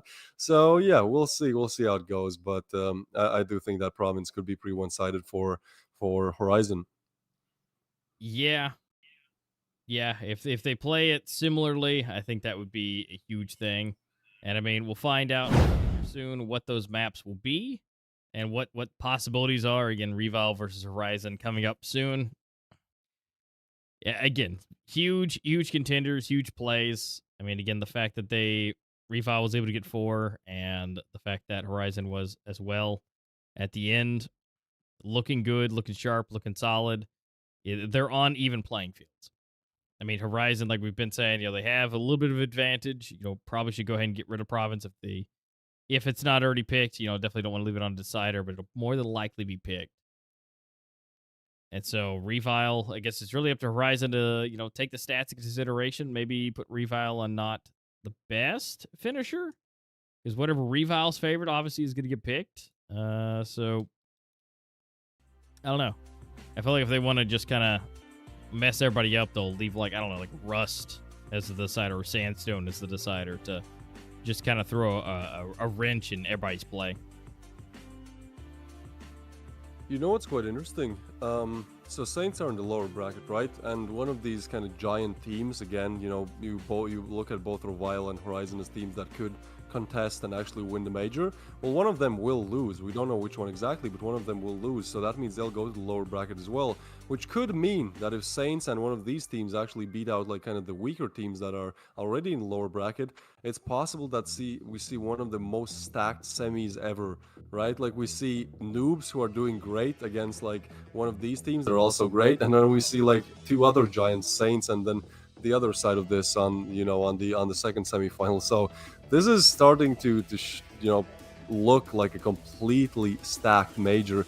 Everyone wants that grand prize. Everyone wants those $1,200. Like that would definitely, $12,000. Like that would definitely be a big W if you can get it. And even if you can't, again, like you made it to the playoffs, so you'll already have locked in pretty much $1,000. But obviously, increasing that number would be great. And that's another thing I think we have to congratulate Saints with. So they're already locked in at least 4th place, right? My bad. We have to congratulate Noobs on it, because Saints now they're actually fighting to increase that prize pool up from the $1,000 that 5th and 6th place will get. They have to win their game to actually do it. Noobs, because they have won the upper bracket, well, they are already looking at quite bigger prizes. So yeah, it's looking better by the day here for Noobs. It is, and as they continue to secure their positions, it'll make things a little bit easier. But unfortunately, again, with Saints, they're going to have to work their way back up. And we'll find out today, after this matching between Revile and Horizon, who else has to work their way back up. I mean, it's looking solid. Somebody will have to be dropped down, unfortunately. It's just, you know, who will it be? That's the biggest contender with it is, you know, I feel like, and, you know, Caster's Curse might come in, you know, but I'm thinking Horizon might have a pretty good chance to be able to pull this off today. Already, just because of their experience and their aggression and what we've seen from them. But Revile's been consistent. And I don't know if craziness will win out or consistency will win out. You think consistency over time will win out, but, you know, if they get dropped down, that consistency will definitely help them work their way back up. But I don't know. It just really comes down to a lot of these map picks, which we will find out here now and see what is coming about. Let's check it out. All right, Revile Gaming versus Horizon. Let's see these picks. Who will take what? Seems like they can't decide either. They're taking their sweet time. You know, they're still pondering which maps exactly they want to pick. But it seems like Sandstone. All right, first pick for Revile coming in. Now, are we going to see a province map pick coming in from Horizon? Are our predictions, are my predictions finally going to be worth something? Or not? Yes, yeah, is. We do see province. All right, I feel like such a giga brain right now. So Sandstone and province, the 2 picks coming in. Let's see the bans. I would expect Sakura not to be immediately banned. Like probably they they want to go with Rust first. Why not? Let's ban Rust. Let's see what Horizon go for. So it's either Sakura or Breeze, and it's going to be a Breeze ban. All right, so yeah, Sakura, kind of the map that nobody wants to pick because everyone is good on it, but also nobody wants to ban because, well, you are good on it. So, pretty interesting. I do like the switch round. There's, you know, no more Rust and Breeze. I do like there's some newer maps coming into the map pool, and I think we are quite ready to head into our second best of 3 of the day. And if the first best of 3 is anything, you know, to look at, to judge by, then this one is going to be a blast, especially with Revile and Horizon. We know how good both these teams are. We know how badly both of them want it. And yeah, this should be a blast. Yeah, this is going to be good. And to you guys watching at home, welcome to all the fun. Now we get to see Sandstone obviously get picked first, but for some reason that is an 84% pick for Revile for Horizon. I mean, why they would pick Sandstone with Horizon having such a good win rate 16 to 3 as well. Yeah, so it's, you know, it's almost like Sakura like last time. And then we got Province, obviously, is going in the favor of 13-3 for Horizon, but it's actually better for Revile with an 8-4 split. And then lastly, Sakura will be a just damn near split. I mean, 62 and 67. This could go either way on that one, at least his, you know, statistically speaking, but, you know, obviously Noobs, you know, blew that out the water. But why Sandstone was picked with Horizon at an 84% win rate on that, I don't know. No, me neither. Those stats kind of shook my thoughts a little bit there. Anyways, here we can see the predictions. So it's going to be 57% for Horizon and 43% for win rate. And honestly, I do think that Horizon are a little bit better. Just, you know, in these playoffs, in this group stage that we saw last week, at least, you know, I think Revile are again a team that everyone knows who they are, everyone knows how good they can be, but I think at least in the group stage, they didn't exactly show up to that level that we maybe expected. Sure, they still made it to the upper bracket, they're still like a very solid team, but it does seem like Horizon right now are pretty much unstoppable when it comes to beating these giant teams and, you know, doing it in style. Yep, and of course we see you guys chilling in the arena. You're ready to go. Sorry for the nosebleeds up there, but, you know, not everybody can have the front row seating. It gets kind of randomly dispersed, but you guys are having a good time. We're ready to go. These teams are getting into their positions. You know, hopefully the cave is cool enough, and there's no need for any AC in the arena, because it's going to be blazing hot with Revile versus Horizon. This is going to be, I think, which predictions could go out the window, but should be a lot harder. And welcome to the two new people who just popped in on our screen with us. Welcome. And we're rolling into this shortly. Everybody's having a good time. And again, we should be going into this very, very soon. Yeah, most definitely. I'm excited to see these player camps. I'm excited to see kind of what the atmosphere is in both camps as we start with the first game that again is going to be Sandstone. And I think that's a good way to open it up. You know, Sandstone, probably the most the most played map for casuals. Like, everyone knows how to play Sandstone, right? And now we're going to see what the top guys, what the biggest players in the game can do on it. Yeah, and we'll be able to find that out. Here comes the player cams a little bit. We got our cameraman showing off, getting into position. We look at that. They got their jackets, they got their jerseys, they got everything. Which honestly, gotta love those jackets though. They look super comfortable. Would love one. Passing out just in case. Now look, team meeting together. Look, they are letting everybody know, like, look, we got this. Let's get a good circle together and make sure that we can prosper and get the victory underneath our belt. Oh yeah, they're taking a prolonged team talk. I think that's definitely good. You know, building up the spirit. And there you go. That's a karambit. Yeah, look, that's he's pretty practicing cool. already. He's ready for these knives. He's ready for it. Like, come on. We just I mean, look, his name is Skill. He's gonna show that both in game and also in person. So yeah, he's doing some nice knife inspects there on the karambit. Ooh, and we have a fan. All right. This man is hot, you know. He's when he's playing, you know, it's getting hot, it's getting steamy. You definitely need that fan to help you. Look, he's got bit. two He has fans. 2 fans. Look, I feel that personally. I'm always on fire. I personally have a fan on me right now. I personally feel him. You get this. Keep yourself cool. The sweaty hands ain't gonna happen this time. He's got one for each hand. Fans on the desk, fans in the chat. This man is ready. The in-game leader of Horizon. He's ready to take it home. We can see they're looking pretty calm. They're looking pretty solid, sure. Might need to get rid of a bit of sweaty hands, but who doesn't have sweaty hands when you've made it to the major? The cameras, the lights, the action is on you, and it's only between you and your teammates. What can you really do? What can you really deliver home? There you go. That's some more graphics. Looks great. That's Envy, everyone. He's showing the thumbs up in the picture, and seems like on the server he's also looking quite fine. 1,700 frags to his name. This guy has been playing since he was a toddler, and I mean, that will definitely show in the game as well. So yeah, great to see all of these players coming in. Somebody's wearing glasses, perhaps you know, holding that iPad a bit too close to the eyes. I'm sure I do that with my PC. You know, my eyesight has gotten a bit worse over time. Also, 1,500 kills on him. I mean, this guy is definitely, as again, you know, been playing in the crib together and with his teammate. There we have Lighting, the rock star, the guy who was smiling the most in the picture. Well, on the server, he's a bit more focused. That's definitely something you need. You don't want overconfidence. You don't want just like crazy emotions. You want to be cool. You want to be calm. You want to be collected as you head in to your first game of the major playoffs.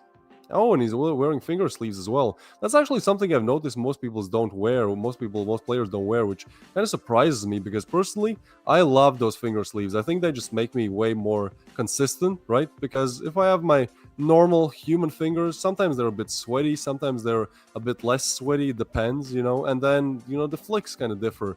If you have thumb sleeves, I'm not sponsored by any of these thumb sleeve companies, by the way, but if you have them, it just makes it for a bit more precise aiming. And yeah, here we have Necro, the man with the 2 fans, the in-game leader with 1,500 kills to his name as well. He has definitely showed up to play and play big time. Ooh, we have some eyes coming in as well. Pronix. This is the only player that we didn't see before. Yeah, pretty much everyone on the side of Horizon is just decked out in terms of kills. Everyone except for Lighting above 1,000. I think Lighting has really been a new addition, but he has definitely shown that he can play very, very well amongst the giants here. So this is the first side of the coin. Now for the second. There you go. He's saying hi. Hey, Master, what do you think about these players on the side of Revile? I mean, look at him. He's feeling good. He's feeling cool. Apart, looking great. 1,700 kills, 1.1 KD, and a solid 1.0 rating. You know, once you get to these higher teams, you know, it becomes more even. They're not going to have 2.0s or 3.0s because they're going to be going against people who, well, just quite frankly, match their skill. And so it's all those little tiny edges. Of course, we got some conversation going on, you know, testing microphones, making sure it works. It's you know, a little bit of kiss for good luck. But Lunek's able to come up here. 2,100 kills under his name. A lot higher KD than everybody else. 1.23 and a 1.16 rating. Now, our main man himself. You know him. You love him. He's also tech support. Welcome to the party for skills. And so now he is coming up in here. He's feeling good. He's ready. 1,400 kills. He actually is below 1.0 KD and a little bit below rating of 1.96. But dude, don't underestimate skills, being one of the #1 players in the world, ready to go. Now, more modestly speaking, Frunzy. He's having a good time. He's, very modest about his skill. I mean, 1.32 KD, that is not bad. Plus a 1.27 rating. 1,800 kills for his belt. And look at that. Got himself at least one finger sleeve on. Kind of weird he's only got one, but, you know, he might be able to put the other one on later, you know, as they get through this, you know. They're waiting to get in. Don't leak the game info. No, careful. Don't do that. But our last and final person, you can't forget him. It's Knights. Look at that. He just doesn't care. He's just in his element, man. He's ready to play. Turn off the cameras. Don't care. Just get me in the server. Get me that AK, and I am ready to go. Yeah, his confidence looks out of the sitting. His photo ready. His face now. He's cracking a little squint of a smile, but he is just like, you know, it's a good time, right? Don't worry. The good time will come after we take the win. Yeah, and you guys in the audience, you've been waiting for this as well. You know, that second best of 3 is finally coming into fruition. We're gonna see the first map on Sandstone. It should be a lot of fun. Seems like the energy on both camps a little bit different, though. I feel like Horizon are a bit more playful. You know, they're a bit more, maybe I wouldn't say less focused, but, you know, just focusing on stage presence as well, focusing on, you know, showing themselves as a great team, not only on the server, but also in person. On the other side of things, Revile, again, you know, they're close with Horizon, but I'd say they're a bit of an underdog coming into this matchup, so they're definitely more focused. They definitely know that they need all the focus, all the energy, all the commitment that they can get to actually get this one over the line. And, well, with that, we should be heading into our first game of play here. Yeah, we're so close. You can see they're in their seats. They're ready to go. They've almost introduced themselves. We did it for them. You can see their abilities, their confidence, and their just overall feel for the team. Definitely, I agree. You know, Horizon has a bit more playfulness, which hopefully should be able to keep them nice and calm, as some of these rounds will undoubtedly not go their way. But that doesn't matter, because, you know, they'll be able to continue securing some they won't. But ultimately, it's all about the headspace at the end. You know, you don't want to get too into your own head or into your own team's head. So they will continue to move it forward. And eventually, we'll find out who's going to be able to take that first pistol round. and see where it begins. Yeah. Oh, we can see some cheering. Yeah, there you go. They're Skill is cheering each ready. other on. Oh, he most Hype definitely man. is. I mean, yeah, the name lives up to himself. Again, you know, he's skilled in real life, skilled in the game, skilled as a tech support as well. You know, what can you really ask more from this guy? But the headphones, the big headphones are coming on. Or are they? Well, seems like they are going to be any second. Some players are already holding their devices close, so I do assume that they have gotten into the server, and the arena is definitely lit up and ready for the performance here. Yep, we've got all the screens running. Everybody's in their seats. Some are popping in. Still ready for this. This is the big game of the day. The Titans against Titans. And hopefully only one will be left standing. So one of these teams will be going into the lower bracket at the end of these matches. Will we need the third map? Not sure. It could be a 2-0. But we don't know just yet. You know, is Horizon just going to go absolutely cracked out and be able to take it all the way in 2? Or is Revile going to be able to give them the run for their money that they deserve and be able to go to a 2-1? Now, who will be able to get that 2? Who knows? Well, what we do know is you guys are nice and comfy in your chairs, ready to go. And we're just waiting for them to get the go-ahead. And we shall begin shortly. Most definitely. I think there might be just some slight technical issues, as we saw there. You know, they were testing out, hey, this, when you're speaking in this mic, it's not working. Perhaps if I speak into it, it will work. I mean, that's one way of deduction of how to fix your tech issues. But but either way, you know, we are almost getting into it. Again, I want to talk about the first map a little bit, Sandstone, right? I feel like Sandstone is quite similar with Sakura, where because it's, again, one of community's favorites, one of the oldest maps, if not the oldest map in Standoff 2, like, everyone is just going to be good on it, right? Like, there's not going to be this huge upset. I don't think so. I think it's just going to be a very close overall game. And yeah, on Sandstone, I'd say really the CD side isn't as strong as perhaps you'd like to if you play on it, because both bomb sites are very far away. There's kind of narrow entrances into both of them, not really too many angles you can retake the bomb site from. So I do feel like on the CD side of things, you just have to really commit to one side of play. And let's see which side either of these teams start on, because we are underway. Horizon starting on CT and Revile on T. Yep, and here we go. Rocking a pin here, Horizon versus Revile Gaming. This is now going into game 1, round 1 of game 2 of today. So we'll have to wait and see what is possible. This is the first pistol. What can we do? What can we see? What we do see is Zeiss taken apart down first. So that's going to be Horizon getting a little bit of that early lead. Skill is a little low right now. That doesn't mean he still can't secure anything. Now we're just waiting, seeing what's possible. It's all about who can get the jump on who first.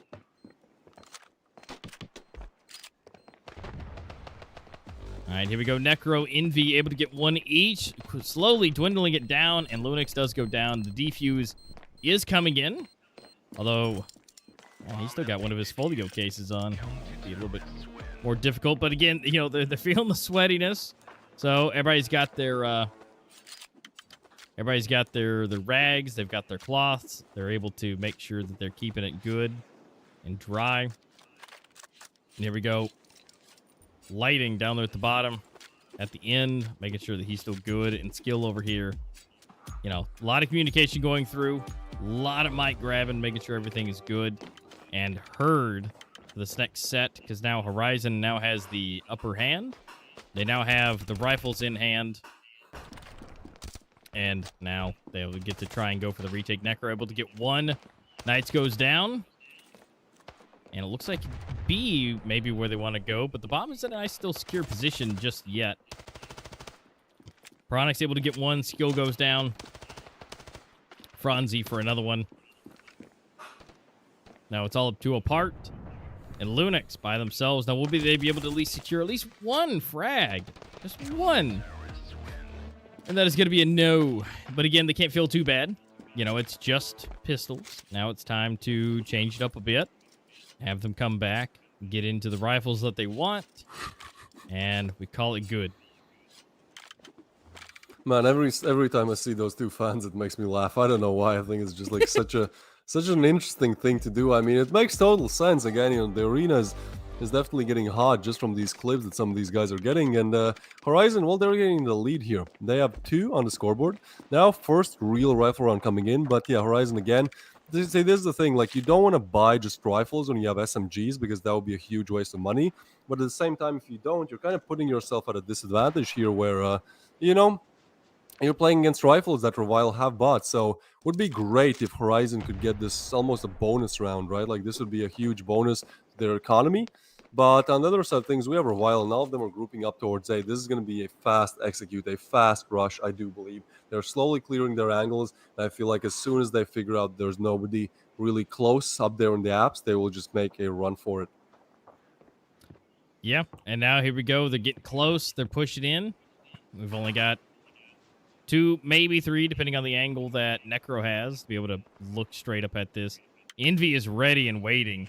But here we go. Skills. Going to go ahead and throw some goodies in. Maybe try to distract. But as of right now, it looks like A is where they need to be. A couple grenades. Nothing too crazy. As we're waiting. Smokes are in. The bomb still hasn't been picked up yet. No, this is interesting. Revile, they're just not too sure how they want to take this one. I mean, it seems like for now they've just kind of stopped waiting for it. You know, 30 seconds left on the clock. They're not even expecting somebody to jump up and perhaps peek them as a part. You're just expecting him as his knife. I mean, that is a very, very nice knife and glove combo. It's almost perfect, you know, made for each other. But, well, skins might give you skill. What? What is happening here? We might be having a round reset. I'm not quite sure, but I think there is no way they're just gonna, you know, do that in the major. Sure, you know, some of them might be a little bit of jokesters, but at the same time, I don't think they're gonna just nade themselves, you know, for no reason. So, well, either way, Horizon, they do get around, and Lunax actually gets one after the bell rings. So that's gonna be Envy going down, and Necro. Well, he's feeling cool. He's feeling nice. Those 2 fans are definitely helping him. Yeah, keeping them staying cool. You know, things happen sometimes, but at the end of the day, it is what it is, and hopefully everything, you know, can be good. It looks like, yeah, might have some technical difficulties over here. You know, looks like we may have some referees coming in for some possibilities. So we'll just kind of have to wait and see what's going on. Maybe they'll give us some little bit of details about, you know, what's happening. We'll just have to wait and see. Yeah, most likely just some technical difficulties. You know, it is what it is. It does happen, even especially when you're in these environments. You know, you can see how like wired up, how geared up these players really are. Oh, and we are seeing them leave the lobby. Uh-oh. Could this perhaps be a reset? Well, if it is, I feel like Horizon, well, they kind of did deserve those 2 rounds. You know, that third one, sure. We saw them kind of give up before losing it on the side of Revile, but yeah, very interesting scenes here. But again, like you can see, these players are wired in. They're ready to go. And there's many technical things that can go wrong. You know, you have 2 different sets of headphones. You have your phone for Discord. You have your iPad for playing. It's all plugged in. It's all charging. You know, it's almost, I don't want to say guaranteed, but it's definitely possible. It's in the cards that something goes a bit wrong. Yeah, it's definitely possible on the technical side of things, you know, from someone who has experience working in, you know, physical LAN events. You know, there is a lot of cables, lots of things, and even down to, you know, the referee coming in, make sure the game's set up and everybody's good to go. You know, things can happen, and especially if it's on a technical side, you know, that can make things a little bit more difficult. And so, was whatever it may be, whatever connection, whatever cable it may have been, it is what it can be, and so they'll get it fixed, and so there's no worries there. But now we just have to wait and see what happens when we come back. Yeah, interesting scenes here. Not quite sure what happened. It seemed like there was one problem with one of the players on the side of Revile, but perhaps, they need to reset the whole lobby to actually fix it. I don't know. We'll see. Again, it is what it is. Meanwhile, you guys, we can see in the audience, yes, you're patiently waiting. You're turning your heads around, trying to spot. Maybe you can see, the technical difficulties figured out, but don't worry, we'll be right back into it. As our first game is still Sandstone, it is still Horizon versus Revile fighting for who can make it to the semis and who will need to battle either Death or Glory or a Street 8 to make it to the semis. So, again, not exactly an elimination game for both these teams, but at the same time, it would just make their lives a lot easier if they're able to do it proactively, just, preemptively. What's the word I'm looking here for, Master? Yeah, that would definitely help. Preemptively, I think would be great if they could go ahead and get this out of the way, and get it done. Now, would that help both? Yes, but it can only help one. At the end of the day, there are two teams, and there'll be one victor by the end, whether if it's a 2-2 or a 2-1. It's going to happen. It's going to happen today. And it's going to happen after they get this technical difficulty figured out. So, whichever one it may be, Death or Glory and Street 8. Any of these teams they're going to be going up against, especially Saints. They were so close to that victory, and they're going to be fighting even harder to come back. Now, it's possible, whoever this is today. If Horizon go down to the bottom, I think it's going to be an absolute slaughter fest if somehow it's able to be done. Yeah, it comes down to some small pieces today. I don't think there's going to be any huge things that'll happen that are going to make any of it just go crazy. But yeah, it's just going to come down to the small nuances. Yeah, it does. And one of those small nuances, what is happening? This guy's, okay. I'm not quite sure what that was. Seems like one of these guys is just burning with excitement. But, well, either way. Again, one of those small nuances, just having that tech work out and there not to be technical issues. But, well, seems like for now, again, it's the first day of the major. Anything can really happen. Some of these players will have technical difficulties no matter what. So we'll just have to wait a little bit longer, see how things go, and ultimately not really stress too much about how it's going, because that's the same thing that these players are trying to do. I think one of the worst things you could do at this point is just get in your own head, go like, oh my god, I'm in the major, I need to win this. If we'll lose this, it's going to be bad. No, just take it one step at a time, see what you can do. Let's see what these players are up to. Are they taking it one step at a time? We shall see. They're far away. These seats are really not the most expensive ones, I guess, but still, you can kind of see what is happening there. Yeah, a little bit of those nosebleeds.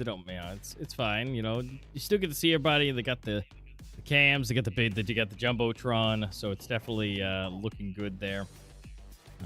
But again, whatever those issues may be, it looks like it's not fixed just yet. We still got some people chilling, hanging out, trying to figure out what's going on. It looks like Horizon is, they're ready. They're here.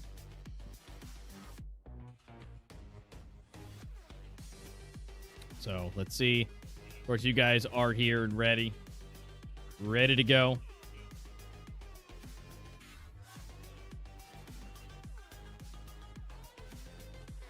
Any predictions? I do kind of think that Horizon will take this one home. Like, again, I think it might go the distance and go the 3 maps, which we would absolutely love to see. But at the same time, I do think that, Horizon might have a little bit of an upper hand here. Yeah, I think so too. Just purely off their skill and abilities we've seen so far. Like I said, Revile is one of the most consistent. But the fact that Horizon has that X factor, the unknown possibilities that they can do, and either can just do good or do great. There's really no downside. There's no doing terrible in their vocabulary. No, and I think we saw that in the group stage as well. Sure, they didn't finish, Horizon didn't finish on 6 points, but at the same time, they made all of their games close. It wasn't really a shutout. And then also, they did that elevate thing that, perhaps we're again rubbing in a bit too much. But yeah, they did the elevate thing. I'm just saying that to kind of point to the fact that if they're able to do that against top teams, well, you can never really discredit them. Skill, however, he is playing with this Karambit. I'm not quite sure what skin it is. It kind of looks like a blue marble, perhaps, like a blue gem, something like that.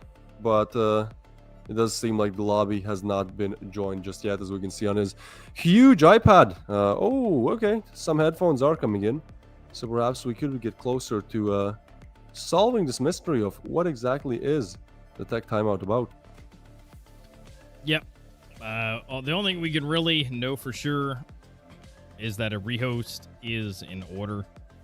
Due to the issue, so there is that. So they'll get everything rehosted, they'll get everything in, and ultimately, once they get in there, we should be good to go. Yeah, Windstrike just has that, or Horizon has that X factor of just they could pop off entirely and just wreck everything from left and right, up and down. But if not, then they should be easily able to go toe-to-toe. But I just don't see Horizon just getting stomped on. If they do lose, it's going to come down to a close ending.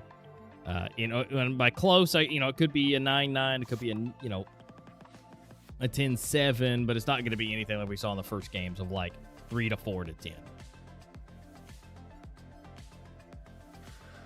No, most definitely. I think, again, especially looking at the map picks, probably the biggest map where there could be a one-sided victory could be Province. Again, just judging by what we know Horizon to do recently on Province. But other than that, I think if we go to Sakura, it's just going to be a very close game.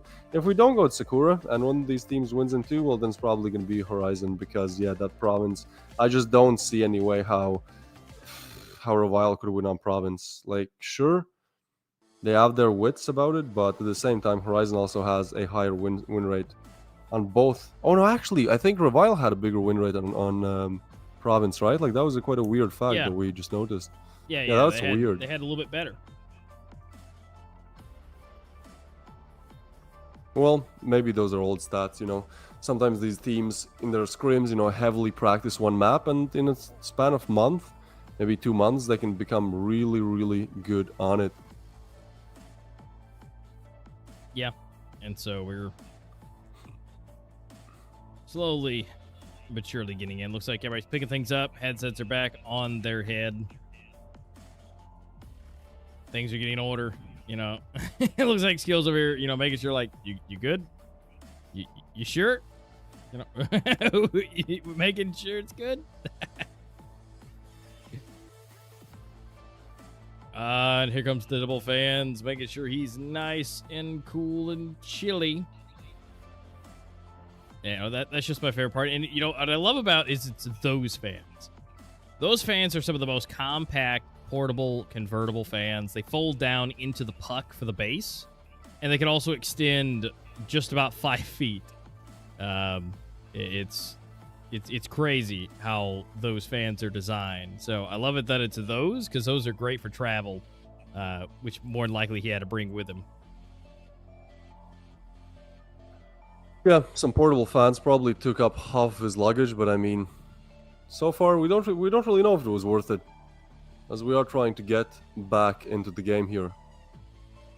Skill? See, yeah, this is totally fine. There is absolutely no problems. No technical difficulties. We're just chilling here, players taking a prolonged tactical break, talking over their strats. But yeah, ultimately, I am kind of waiting to get back into this game as I think everyone is. We can see the virtual audience at least. Seems like they are getting a bit less cheerful as the time goes on.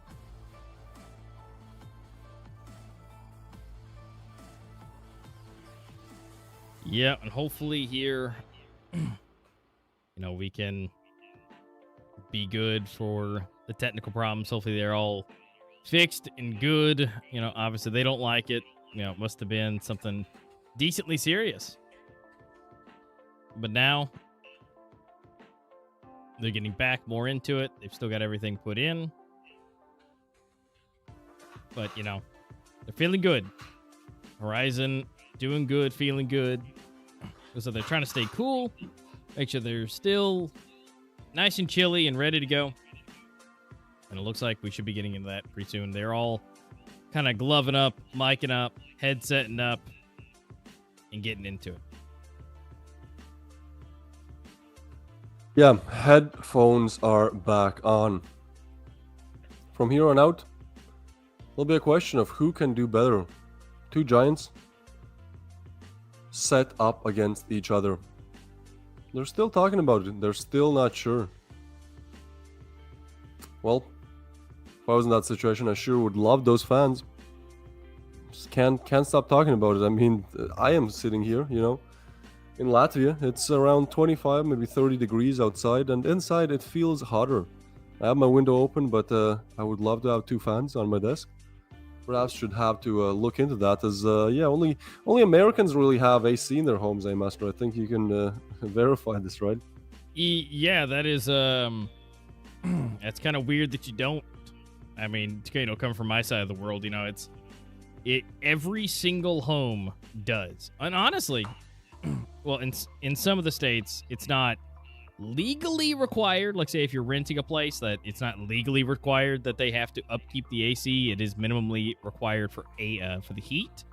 Especially in my state, after learning with, you know, some personal issues as far as, you know, some heating and cooling. But where I am, you know, the temperatures can get upwards to, you know, 35 degrees to even, you know, potentially, you know, a little higher than that, 36, 37.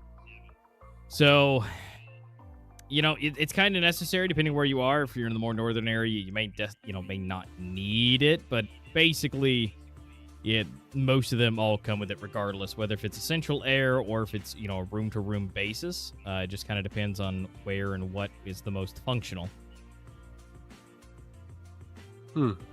Well, here it's hot maybe like 6 or 7 days a week. Days a year, not a week.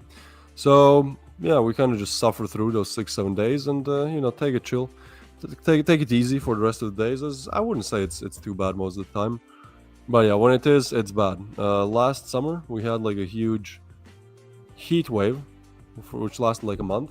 It was literally impossible to go to a store and buy a fan because literally all of them were bought. So, yeah, we're just some food for thought. You know, if you want to have a lucrative business opportunity, look when it's hot in Europe and then just stack up on all the fans. Wait a few days till they're all bought in the shops and, you know, stack up that cash. I'm giving away free business ideas here. You know, feel free to utilize them to the best of your abilities. Yeah, see, fans here are just not even seen as like, I mean, they're good and all, but like window unit air conditioners are the cheapest. So I mean, when it gets up to 40 to 42 Celsius, you know, it's you kind of have to have one of those. You know, and where I currently live, you know, it can get upwards to 40, 41, and that can last for a month or two. You know, and obviously it'll fluctuate. It could be, you know, somewhere between 38 and 41, but it doesn't really get a lot lower than that, you know? And so it's very much so necessary in the hotter climates, you know. One day I'll be over there on that side of the ocean with you guys, and hopefully, you know, I don't have to worry about, you know, having air conditioning go out at 41 degrees. Yeah, that could be a bonus. Alright, well, I'm not quite sure what it is. I would guess that if it takes this long, it could not possibly be like single player's mistake, like, or a problem technically. Because, I mean, if it's headphones, you can replace it. If it's whatever, really, you can replace it. Well, another problem might be building this huge dome on top of, well, cement floor and then some lava. I think we would not love to see that stadium breaking in, but from a logistical standpoint, from architectural standpoint, that doesn't seem like the best idea. I mean, it sure does look cool, but yeah, will be interesting to see how kind of this one goes. Yeah, I definitely would. And I mean, we'll be getting the news information hopefully here soon for what's going on. Again, this can't just be something simple. This may have been a catastrophic failure with an iPad. Who knows? We'll be getting it, kind of replaced, refreshed here shortly. So not to worry, things will continue to proceed. Little bit off schedule, so hopefully you guys are just chilling out. You guys got some refills on some drinks, some snacks. So this would definitely be a good time to go grab those. Definitely make sure you guys get yourself a refill on your drinks because this possibly and could take a little bit of time, as far as these matches will, go to when we get in there. Now, ultimately, I think the the cameraman is showing off the designer's work here. Obviously having all these glorious statues in the arena. A lot of architecture that goes into all of this and what's definitely possible. But ultimately, we will be getting back into it very shortly. We are sliding back into the arena, so hopefully it should be shortly coming up. Yeah, there you go. Well, we see the players again. Let's see what's happening there exactly.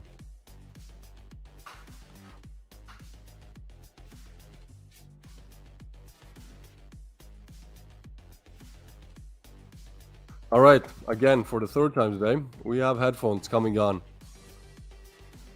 Let's hope that it's a good sign. Because if it's not, then, well, we'll just have to wait a little bit more. Hopefully that doesn't happen. Hopefully they are ready to get into it. I mean, some of these players look absolutely terrified. Not exactly terrified, just like, asking what is their life. Why do they have to suffer this much and wait through these long technical pauses? And still, no headphones on the one player that we think might be the cause of all these issues. We don't know. At least Lighting is trying to keep a positive mood. But again, we can see on the iPads, not exactly getting in the lobby just yet. So we do have an update for you guys who are still tuning in. It seems to be a net issue. It seems to be something with the net in the room itself. So there may be some, even though this is a LAN, unfortunately you do need some internet. This isn't like the olden days where you can connect, 8 computers or, 10 computers together and be able to, just do a LAN that way, literally doing local area network. But this is definitely still, even though we call it a LAN, it's definitely a WAN, for a wide area network, still on the internet and being able to, throwing it out there. There's some, network terms for you from your residential IT caster. But it's, they're definitely figuring it out. They may have had to reset some things, maybe the access point that they're connected to. So it looks like they're going to be trying it now. It seems like they're getting to go ahead to try it. But ultimately, a net issue is a kind of a big issue. Because that is it something in the room? Is it something in the building? Or is it the net around for the entire area? You never know. One of their hubs could go down, or depending on what type of connections they have, whether it's DSL, coax, or if it's fiber. What kind of options are there? Options, many different options. Not exactly sure which option is the one where we're still waiting. Again, you can play a guessing game in the chat if you want to. Which network issue are we having today? Well, we'll just have to wait and see. At this point, I think just creating a hotspot could be better, right? Just every player, they have their phones. Create a hotspot. Create a hotspot for every single iPad. Perhaps that could work. We can see Envy here. He's just thinking about home probably and food. But yeah, these technical difficulties, it will be interesting to see how these players perform once we actually do get into the game. As, this waiting period, it's definitely some time for you to reconsider the position that you're coming into this. It seems like they are leaving. They might just be going home. Or going to the toilet. Yeah, we are most likely taking a break here. Everyone is putting their gear back on, their walking around gear. So yeah, so far, just gotta wait it out, man. Yeah, we gotta wait and see, what's going down. We're waiting for an update on our side. Ultimately, kind of depends and determines, you know, what possibilities there are. And, you know, this may be, you know, one of those catastrophic, you know, service provider issues, you know. I mean, when it comes down to your ISP, your internet service, it just depends, you know, what they can do. And, you know, sometimes things fail, some things need to be reset. At this point, I would assume somebody in the building for either Axlebolt or, you know, Infinix is on the phone with the ISP being like, you know, like, you want to turn it back on? Or not really turn it back on because they're streaming to us, but, you know, making it better for these players. Because, you know, there's only so much that can be done if it's not their hardware. So we just kind of have to, again, we have to see, is it, you know, because the access point in there, I would assume that they've already tried to kind of refresh everything. I would hope so. If they need a residential IT guy, you know, let me know. I can come in and help out with that. Got plenty of networking experience. But, you know, unfortunately, we're not there at the LAN this time around. Hopefully, in a future one, we will be.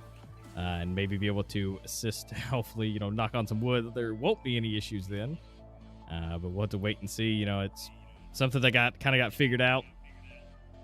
And ultimately, you know, they're figuring out what it is, if they're going to be getting back in. Obviously, you know, they don't want to be sitting the whole time. So they're some standing, some sitting, and just hopefully getting back into it. Yeah, get some blood circulating. You know, that could help. Do some jumping jacks. Hit the gym. Get some food. Watch a movie. Come back. Play. You know, that could be the course of action here. I'm not quite sure. We're still waiting. We're still waiting on this. Where's that towel? It says love. That's an interesting addition. But yeah, I think ultimately, like, the stream is running, right? So I don't think it's gonna be the hardware. I do think it might just be one of the network providers not really being a big fan of esports, of gaming. I mean, they're in my experience with certain providers that I will not name because, you know, they're terrible. But you know, if you use too much upload, they like to throttle you. And you know, obviously, run these streams and all these games, they're probably like, "Boy, what do they do with all that internet?" They're using it a lot. Maybe we should do something about that. I've had that happen way too many times on personal and professional, where, you know, the ISP has something put in automatically to throttle the heavy users if they go for too long, and it's just kind of bad. I'm pretty sure it's illegal, but you know, who are you gonna check for that? I mean, by the time somebody comes in to check it, you know, that could be deleted. So yeah, it's kind of gotta have some hard evidence for it. But that's probably not what's going on. You know, I figure the ISPs are not as garbage as some here where I am. So hopefully that can be not the issue, and things can again be resolved pretty quickly. Looks like they're testing things potentially and seeing what is and how it feels. Well, I hope it feels good. I want to get in this first game, man. I hope it begins anytime soon, as we are approaching, I think, a 30-minute tech pause. That's a long one. That is definitely a long tech pause. We'll see if these players are also as excited as us to get into the first game. Seems like Skill, well, he's doing something on his iPad. I guess he's probably not playing as there are Wi-Fi issues, but perhaps, just perhaps, you know, we could see the arena. There you go. There's the arena. It's you guys. If you haven't noticed, you are in the audience. That's we can see the emojis being thrown up as well. Some of them are mad. But yeah, we are still waiting on any confirmation. I mean, now we know that it's a tech issue. We're waiting on any confirmation. Perhaps, you know, how long it could take. Perhaps a break. Perhaps not a break. Well, that is all to be found out.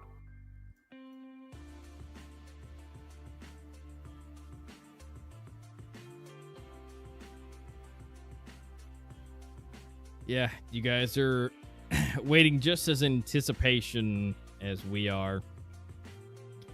You know, they may have to maybe postpone, reschedule. They may have to shove some things around potentially. It just kind of all depends on, again, how big the issue is. If it's an outage, you know, that's also another thing. If something just kind of, like I said, you know, some actual hardware on the ISP side fails, it may be a, you know, a service call type of thing. So at the end of the day, it's an unknown, but you know, we'll have to wait and see if that happens.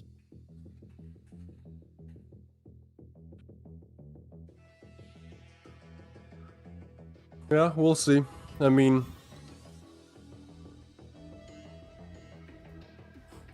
that's one way to start. That's one way to start the major. The first best of three, it was so exciting. It was toe to toe. It was like probably some of the best standoff that you've seen all year, right? Like that crazy comeback that noobs do pull off, losing the first game, then winning the second on their opponents on Saints map pick, and then completing the comeback on Sakura, where Saints have 83% win rate. They're losing 3-9. Noobs are losing 3-9, and they pull off 7 consecutive rounds in a row to take it home. Like, that was absolutely incredible. So the emotions, the happiness, the joy, the glee, it was all as high as it could be.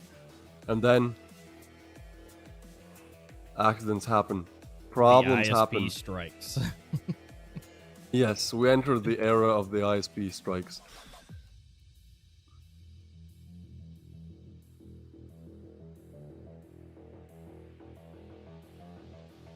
By all means, you guys chilling with us, feel free to let us know as far as predictions, if it's going to be played today, if it's not, but whatever your predictions may be for these teams, whether if it's going to be Revile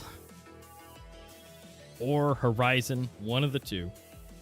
Whenever it's played, who will take it?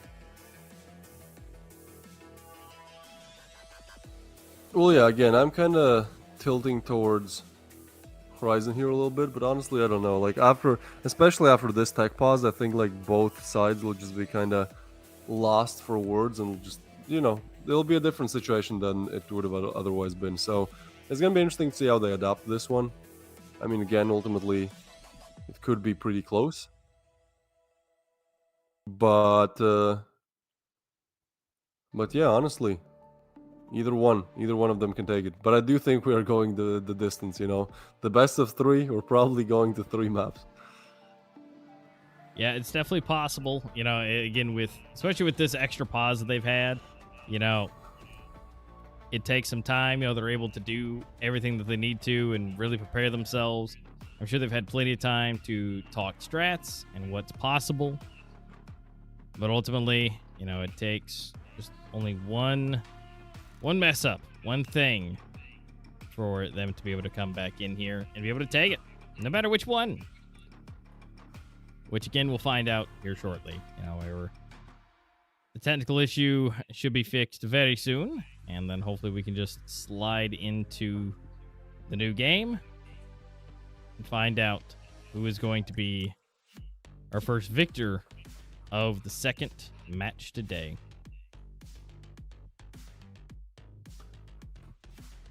Starting us off on Sandstone.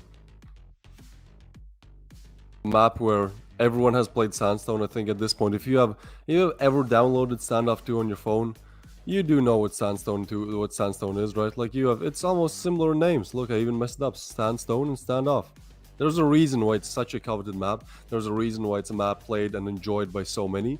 And there's a reason why every time teams battle it out on Sandstone, it goes very, very close, because everyone is good on it. It's the same with Sakura, but I think Sakura has really gotten more and more played in the recent years. But Sandstone is definitely a map that, you know, has been there since the beginning. I remember back in school, which was a long time, not too long of a time ago for me, but, you know, like 5-6 years ago, I remember one of my friends downloading Standoff 2, playing it, and well, he was playing on Sandstone. That's the only map that I remember from that distant time. So yeah, definitely a map where tensions are high. And look at this, we are arriving.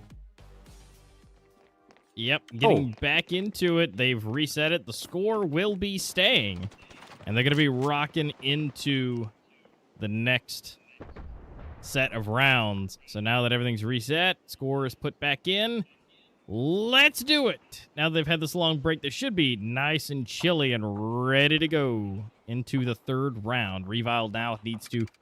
Now they've had a chance to fix the laggy issues to try it again. Yeah, most definitely. And I mean, it is going to be a full rifle round on for both of these teams. So much time to talk about strats. So much time to decide how you want to approach this T side of things. Revile, they're looking ready. They're slowly moving up towards A, which is actually the same play that we saw before that last round of play was resetted. But this time, hopefully, it's not. As Horizon, they have sent 3 players towards A, and again, I think Revile, yeah, they'll just explode. All utilities thrown. Ooh, but actually some flashes coming in back as well. Look how low Franzi's is. That nade dealt so much damage. Apart and Franzi's both so low, but they do push on. They do try to plant the bomb. It's going to be Apart taking down Envy. Oh, and this is a great bomb plant. Smoke's there as well. It's just going to be hard to retake, but it's going to be Lighting taking down 1. That's a huge frag to be found. He is still alive. They haven't found him just yet. Knights, he is exposing his position. Sure, he's putting his head down so he can't be found that quickly, but at the same time, it's going to be hard. Pronix on the refrag there. Apart still low. Looking for frags. Zeiss comes in with a nade. Now it's only Knights. He has to make that 1v2 happen. He gets the 1, and he's able to get the second. Oh, it's so low. Necro on literally no existing HP here. Knights, he's trying to do it, and he does it. They're going to get their first rifle here. Yep. So now gotta get everything set up again for themselves. You know, wanting to make sure that everything is nice and dry. There's no sweaty hands. There's no sweaty people. We know one guy who's chilly.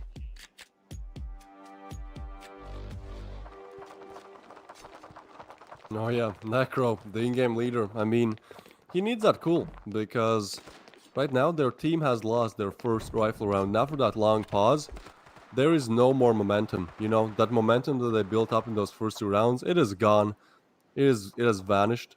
There's no more of it. So they need to start building up that momentum again, and they need to do it now because there's $300 on Zeiss and the rest are on 0. So if they lose this round, they put all of their hard-earned money into. Well, yeah, we're gonna look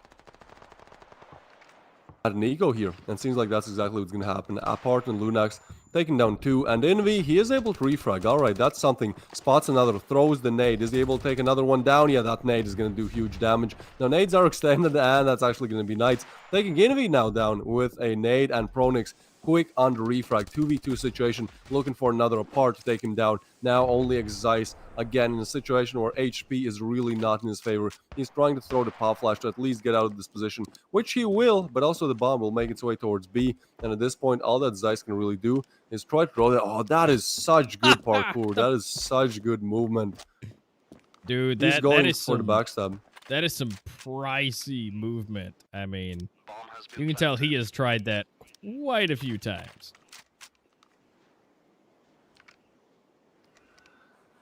Oh yeah, for sure. I mean, I think it's one of the coolest things to see in Standoff. Both the like parkour movement and also like boosts and different types you can use and abuse those boosts. I think it's always fun to see. You know, it demonstrates both individual and also team skill. So we should be good. We should see how it goes. Zeiss, he is holding a nice angle here. Trying to look around, trying to see what is possible. 2 different angles to check. I think at this point it's just a safe call with Apart. He's looking to deny that. I mean, he isn't too close yet. There's no way he makes it in time to that position. But look at that. Yeah, skill. He knows it. He is still feeling it. After that long break, you know, he cracked his bones. Perhaps did some jumping jacks, got some blood flowing, and he is back into it. But Envy, seems like that break did the opposite to him. He's looking kind of disheveled right now. Yep. But, you know, got to play with where you're comfortable, and it looks like he is absolutely comfy and ready to go. Those skills doing good. Knight's actually doing the best so far. You know, him and his 5 kills. But now they're Revile's having a bit of a resurgence. Now it's probably going to be taking the lead, considering Horizon is a little low on cash right now. Zeiss really the only one that has anything, so he was able to save up, keep it from last round.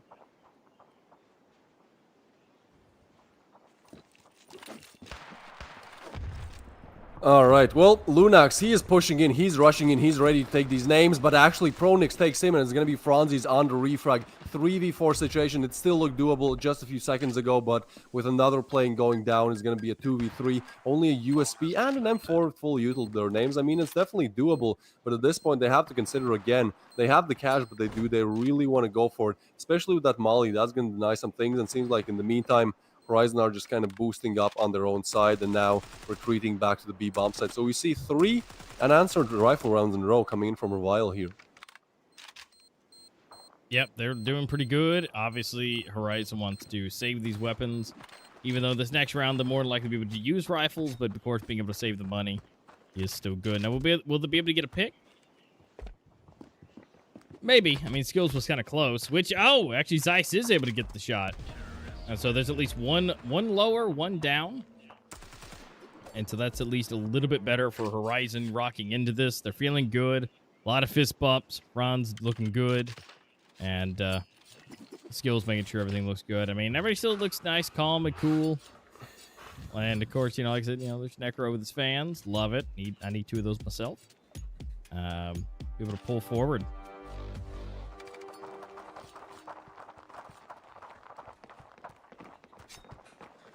Yep, alright, so we are on 3 rounds here, heading into our 6th round of play. This is gonna be an interesting one, because Franzi's, well, he's looking around, he's scouting around, he's trying to spot some players here, but nothing really to be found. As Horizon, they're really playing a standard play here on the CD side, not aggressing at all, not trying to establish map control in any way possible, just trying to stay alive, trying to survive on that A bomb side, which has been a heavy hit multiple rounds in a row coming in from Revile. Ooh, this is a nice angle for Envy. I mean, I'm sure they're... Oh, Lunax, what? Instant headshot on Envy there. That is absolutely crazy. Some nades now. They're going to rain in any second now, but that A bomb side is evacuated. So the only thing they can really do is throw some nades, throw some mollies to perhaps deny the pushes. But at the same time, this is not looking good for Horizon. They're just not able to secure these bomb sites. Now, they are able to get at least 1 player. And Horizon, they're still not decided if they want to stick on A, if they want to rotate over towards B. And same with Revile. I mean, the bomb is more towards spawn, but it's slowly starting to make its way towards the A side of things. Yep, and so now 3 versus 4. They've smoked off the top end here for Revile, so unfortunately that will slow them down. But they still have 35 seconds on the clock. There could be a hard push coming in. But to see, I mean, they're going to try and use their ears more than likely, obviously. But we do see Running coming on the way over. He's now got the Q. Now they're going. Let's see, 1 for 1. Let's see if Zeiss can be able to pick up another one. He's just a sliver of health left. And, yep, there goes Zeiss. He does go down, so now it's a 1v2 for Franix. 1 for 1, but Franz is in the better position. So there we go.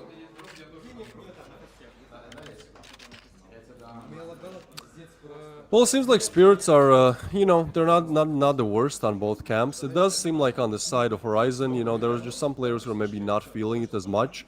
We can see Necro, the in-game leader, well, he's keeping a positive attitude, but at the same time, it's not exactly all flowers and roses here, as, yeah, they've lost 4 in a row. They have to find an answer to this onslaught of just rifle round after rifle round that for a while are able to find on the side of things. Yep, and so Revile, I mean, that pause... Whether if it was necessary or not for them, it's definitely helped them out. I mean, it didn't hurt them in any way, being able to pick up 4 rounds.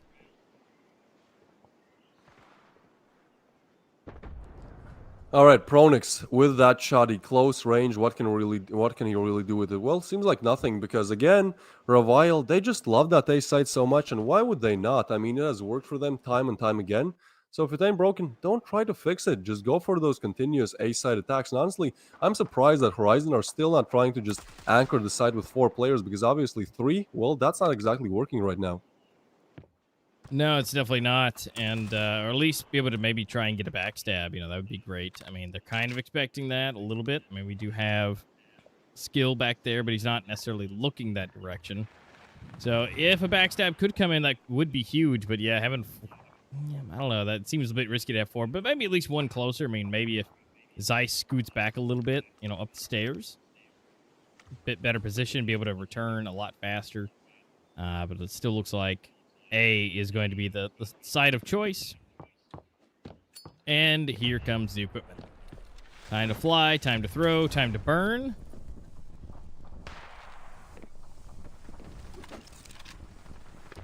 Ooh, here we go. Necro skill 1-for-1 trade.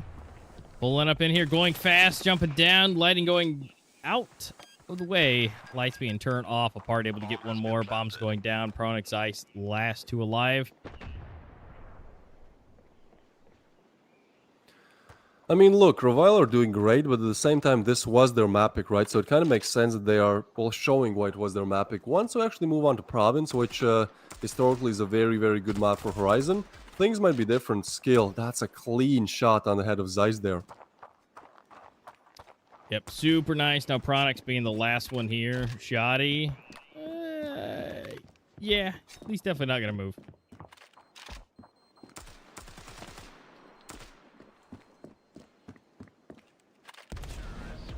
All right, Pronix saving that shoddy. I think we saw that a lot also.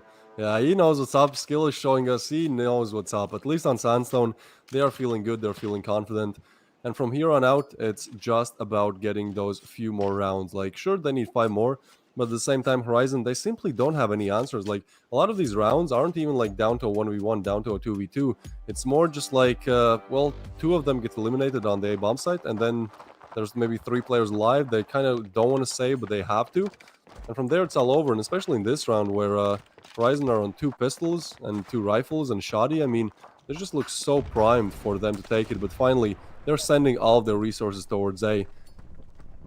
Wait, never mind. I thought they were stacking on B. What is Horizon? I am not quite sure about this game strat, right? Like, sure, it could be that Revile switch up their game style, but at the same time, you know, if a team goes A 5 times in a row and it's working out for them, the last thing you want to do is send less players towards there, because this is exactly what's going to happen. Lighting is going to go down, and now Lunax and Apart and Knights just finding more and more frags. It's all falling apart at the scenes. Only Pronix left alive, and again, he's in a position where he has $0, so another save is coming in. Yeah, Pronix is just gonna have to chill. Revile, that pause only assisted them by any stretch. Didn't hurt them whatsoever, making it look good. And I mean, they're priming themselves to be able to take a nice, sweet victory. Yeah, most definitely. I mean, again, you know, the 2 rounds that Horizon got was the pistol and then the consecutive anti-eco, and that happened before that huge 30-minute break. So I'm sure that whatever Revile talked about, whatever their in-game leader told them, well, it's definitely working out. As they're getting 6 rifle rounds in a row, and Revile, yeah, look at those, all smiles, all just happy faces. They are just ready to take it. Look, it's so funny for Skill. It's just too easy on the other side of things.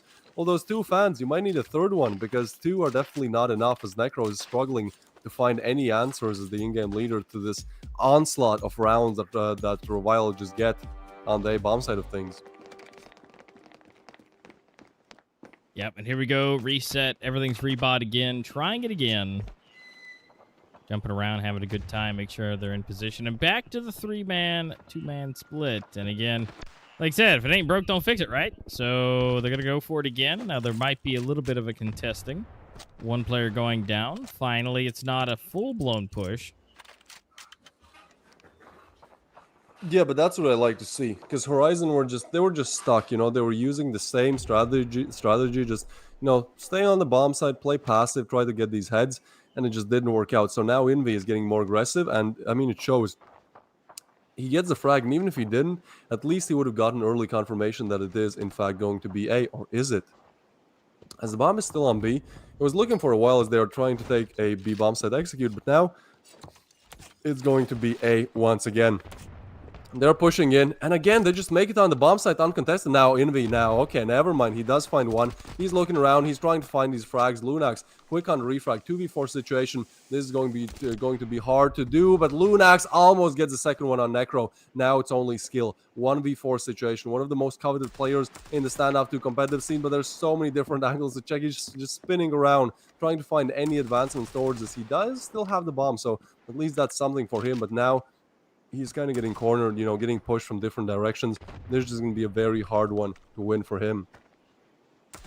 Yeah, I mean, skill has the skill, but in a 1v4, I mean, he might be getting Necro, he might be able to get Pronix, but if they're all grouped together like they are, I mean, he's in a bad spot. He's going to have to try and isolate these duels. And that is going to be Pronix putting an end to the onslaught that Revile was on here. 6 rounds in a row that he got, but it still seems like all of them are calm. All of them are still in their element. And Revile, yeah, look at that. I don't know, that is some muscle massaging, some bone cracking, whatever it is. Seems like it is kind of working. Look at this. He is that playing comfy. position. Wait, is he actually? No, okay, he's sitting up. He's not actually playing like that. I thought for a second, you know, that might be one of probably the weirdest sitting position I would have seen ever. But no, this man is standing up, is sitting up in his chair at least when it matters. Look, I'm telling you, I had somebody in the past that actually had, like, he played like that, and he had another chair out in front of his feet. Yeah, that's just weird. I mean, it was great though. I mean, whatever works for you, right? Like, my sitting position whenever I play on an iPad, it's not the best either. You know, I kind of sit on my bed, put my iPad on my legs. Like, it's not the usual shit sitting in the chair, sitting at your desk one, but it kind of works for me, and so, you know, I do it. What is interesting, though, is that we are underway on the pistol. Now, this would be a great pistol to find for Horizon, as they would be able to close that gap even further. But Revile, I mean, this pistol would mean probably almost an early victory for them. And so they're definitely looking around to make just that happen.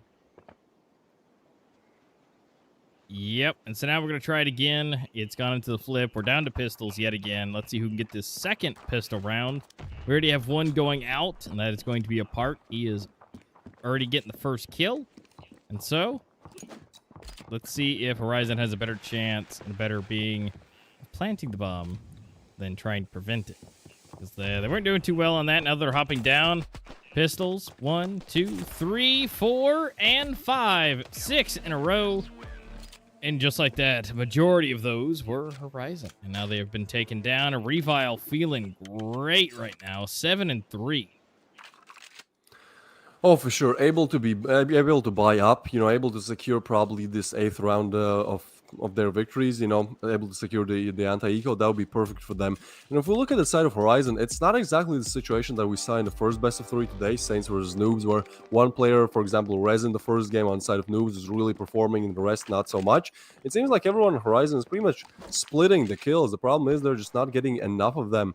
If we look at Revile, sure, skill is actually on the least amount of kills, but he's, you know, what we saw on the cameras, he's not too distraught about it. He's just still playing with his team. And now that Shoddy, that can definitely take down some of these unarmored pistols. Yeah, it absolutely can. This should be a good explosion of bullets. I mean, if whatever he shoots at should make some connections. Although Apart and Lunix able to get the first one together. Nightness for one, Envy for the next. It's down to a 3v4. This kind of needs to be a little bit better, but it's absolutely not. I mean, Necro gets naded out of there. And now the information has been given. The rotations are coming in. Franzi is trying to get into a better position. Lunix takes down Ronix. And Lunix for Envy again. They are feeling good.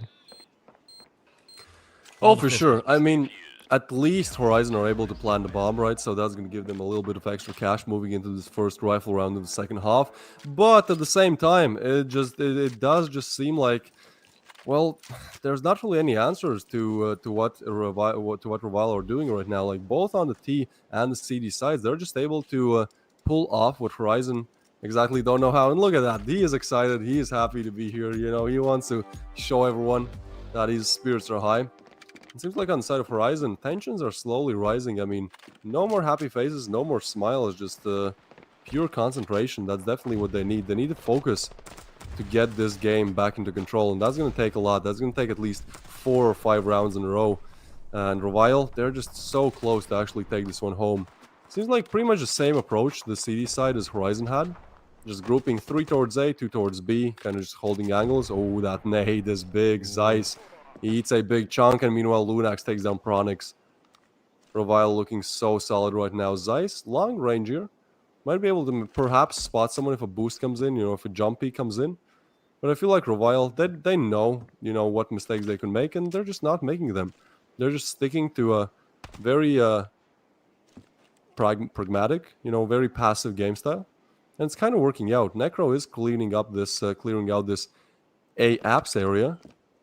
But meanwhile, there's 3 players on the side of Revile waiting there. And as soon as with this spot, rotations will come in as well. This is just going to be a hard one. But actually, Bomb is left towards the spawn, so they might as well, just go towards B if they do decide to. Yeah, and it looks like that rotation is coming in. They're trying to try and push. Maybe make some noise on the way out. But ultimately, B is probably the better bet to be able to get in there. I mean, with a 4 versus 5, now it'll be a 4 versus 2. If they can rush up in here really quickly, then it should be fine. But they're just trying to get everything set up in position. Now the information is given. Everything is flying, and here comes the push. Nothing just yet on movement. Now here they are coming in. 1 for 1. Envy, Lunix, Zeiss, 1 for each. Bomb site is open. Bomb is going to go down, although Franz is here to save the day. Bomb does not go down just yet. There's 6 seconds on the clock. There's no time to plant. Maybe they're trying their hardest, but he gets denied again. Yeah, they needed to commit to that plant with no time remaining, but again, there were just too many players left on site, and the only other teammate left live just couldn't deny the advancement there. So look at that. Now Revile are actually getting more focused. Now they know. 1 more round, and they take it home on the first map. But we all know what happened in that first match. We all know that, this is exact same scoreline. 3-9 was true for Saints as well. They were leading, and then Noobs finding 7 in a row. I'm sure that Revile have watched that game, and I'm sure that they don't want to let that happen. So, yeah, let's see what Revile's game plan is. Seems like, the same. I mean, it's working for them. It's weird because, Horizon had the exact same layout, and they lost, and now Revile are winning, so it just seems like it could be a difference of individual skill. But either way, they're just going to keep holding these angles and keep waiting. Now, a bomb site is heavily under attack. Many util coming in.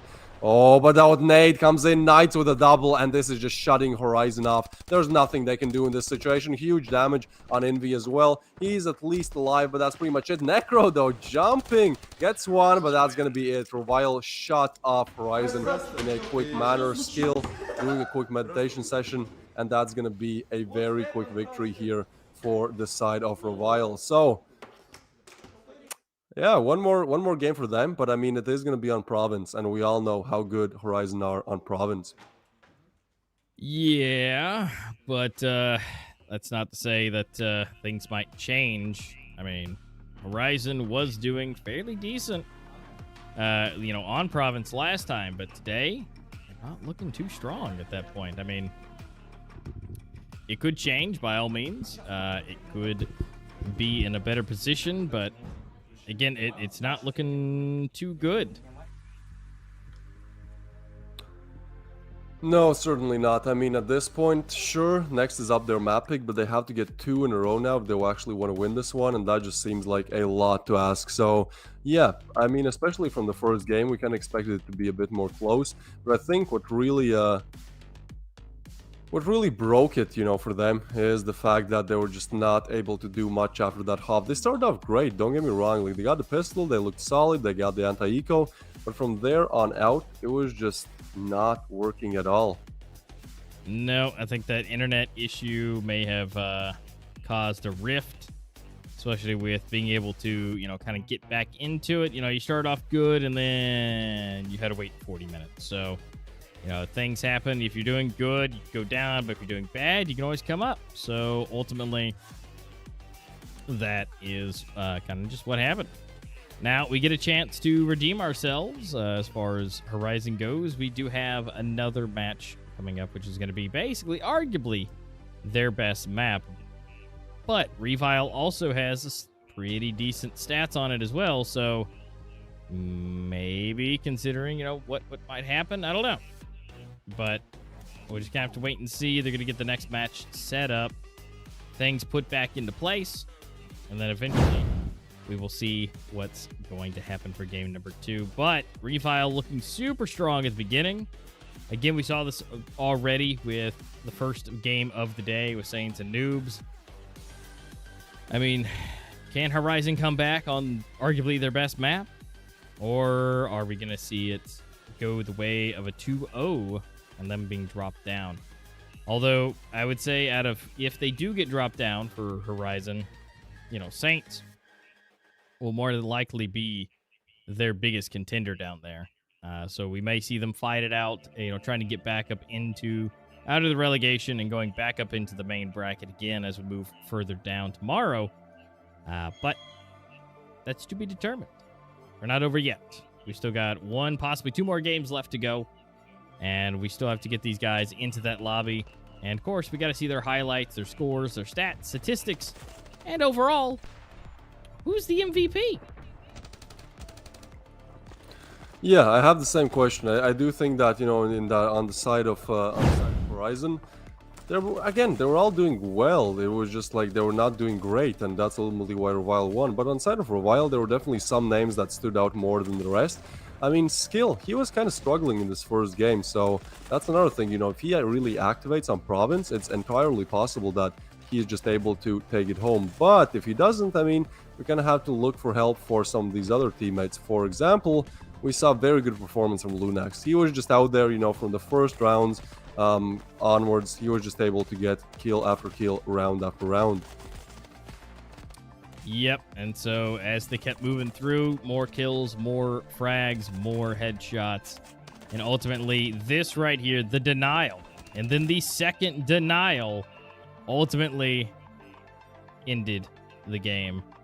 I mean, it's just one of those things to where you just gotta keep moving forward. Now, here are our MVPs for the match. Zeiss with 11. He still had a positive rating at 1.38 KD with a 1.3 rating, but Knights are calm, cool, collected individual with 13 kills, 1.86 KD, and a 1.7 overall rating. I'm looking really nice on the first one. Nothing too flashy, nothing too bad. But now as we go through, that 10 and 3 will potentially hurt a little bit more. Yeah, I mean, if we look at the rounds, it was close. I wouldn't say that Horizon were not trying. I mean, again, there are situations where it's like a 2v2, but they do decide to save just because of no time left. Like, there were definitely rounds where it was possible for Horizon to get them, but Revile, ultimately, they were just better in most of these encounters. There were maybe some rounds where it was like a very one-sided victory for Revile, for example, round 7, especially round 8. But yeah, at the same time, I do feel like Horizon, they were just not able to do much, especially once we got to that T side of things, as they literally didn't find any rounds on T side, not a pistol, not a rifle. It was just very hard for them to crack the code there. Yep, and here we go. Here's our overall skill stat statistics for everybody. Knight at the top, but 14 does. He goes to Lunax with just a little bit less rating, a little bit less KD, 1 extra death, and then Franz apart skill. Doesn't look as impressive, but the fact that they still won is fine. And we do see similar-ish stats on the outside side, Necro, Envy, Pronix, and Lighting. Still not the best, but actually not too far off from Revile. So, I mean, the rounds were not won, but they at least were, killing half the team. But ultimately, you don't win the round by killing half the team, unless they call for a save. And so, unless that happens, there's not a whole lot that can be done. And so, even though they're able to take out half the lobby, most of the time it requires the full lobby. So, hopefully they can get warmed up now. They've been able to fix those issues. Now they can go into their map pick as far as Horizon goes. Now they've warmed up. They feel better a little bit. Maybe not feel the best because they did lose 10-3. But ultimately, as they roll through this, now they're at least a little bit better off than when they start. For sure. I do think like they're gonna talk about this, what went right, what went wrong during this little break here. and they should be able to come back with a bang on Province. I mean, again, you know, they definitely have the confidence in them, because the last Province game that they played, they just absolutely destroyed Elevate. So they should be at least able to, you know, look at that fact and kind of, you know, disassociate from the fact that, sure, we might have lost against Revile and this is a different team, but Province is kind of our playground. Province is where we really excel. And sure, even though actually Revile have a bit better win rate on Province than Windstrike / Horizon does, I do think that Horizon could be able to take this one home if they really tried to. Yeah, and I do as well. I mean, it just all depends on what they're able to do. I mean, they might have got turned. I doubt Horizon got turned too bad as far as the feeling of the loss. I mean, that break did kind of, you know, throw a wrench in things. So now that they've been able to play consecutively, they've been able to get their aim down at least a little bit better. This is one of their best maps, if not the best map for them. And so this should be a better case. Now, will it be ultimately, you know, that may have just kind of ruined things today? Who knows? Maybe the connection's not back to where it needs to be. So that is also a thing, you know. I mean, being that there is ping issues, it's all depending on who can actually is able to play at that ping level. And, you know, there's all different advantages and disadvantages when there is lag. So hopefully that's not a part of it. If they, you know, hopefully if it is, by tomorrow, hopefully they can get everything fixed up, and whoever does unfortunately get pushed down will be able to play at the best of their abilities, if that is an issue. Yeah, most definitely. I do feel like it's gonna get fixed for tomorrow. You know, these tech issues might come into place, you know, once or twice. Again, it is the first day of the major, so you kind of expect at least something to go wrong, you know, and it to be fixed during the next days. But hopefully, you know, no more like 30-minute breaks in the in the next day tomorrow. But I mean, again, I'm getting ahead of myself. We still have one or potentially two more games to be played here. It's Revile versus Horizon. So far, Revile definitely showing as the prime candidates, and actually it does surprise me, you know, just how well they were able to finish off Sandstone. Like, that is a pretty good achievement. Again, like, we coming into this, we kind of thought, sure, it's going to be close, but we kind of think Horizon are, you know, a bit of an advantage here. And I mean, if we look at community votes, I do believe it was 43% for Revile and then 57% for Horizon. So it seems like, even though slightly, the crowd agrees with us as well. But well, the game showed something completely different, as Revile, I would almost say, demolishes Horizon on the first map, because Horizon, they get one pistol round, which, you know, pistol rounds are, I would say, more down to luck than regular rifle rounds. And then after that, they find one rifle round. That's it.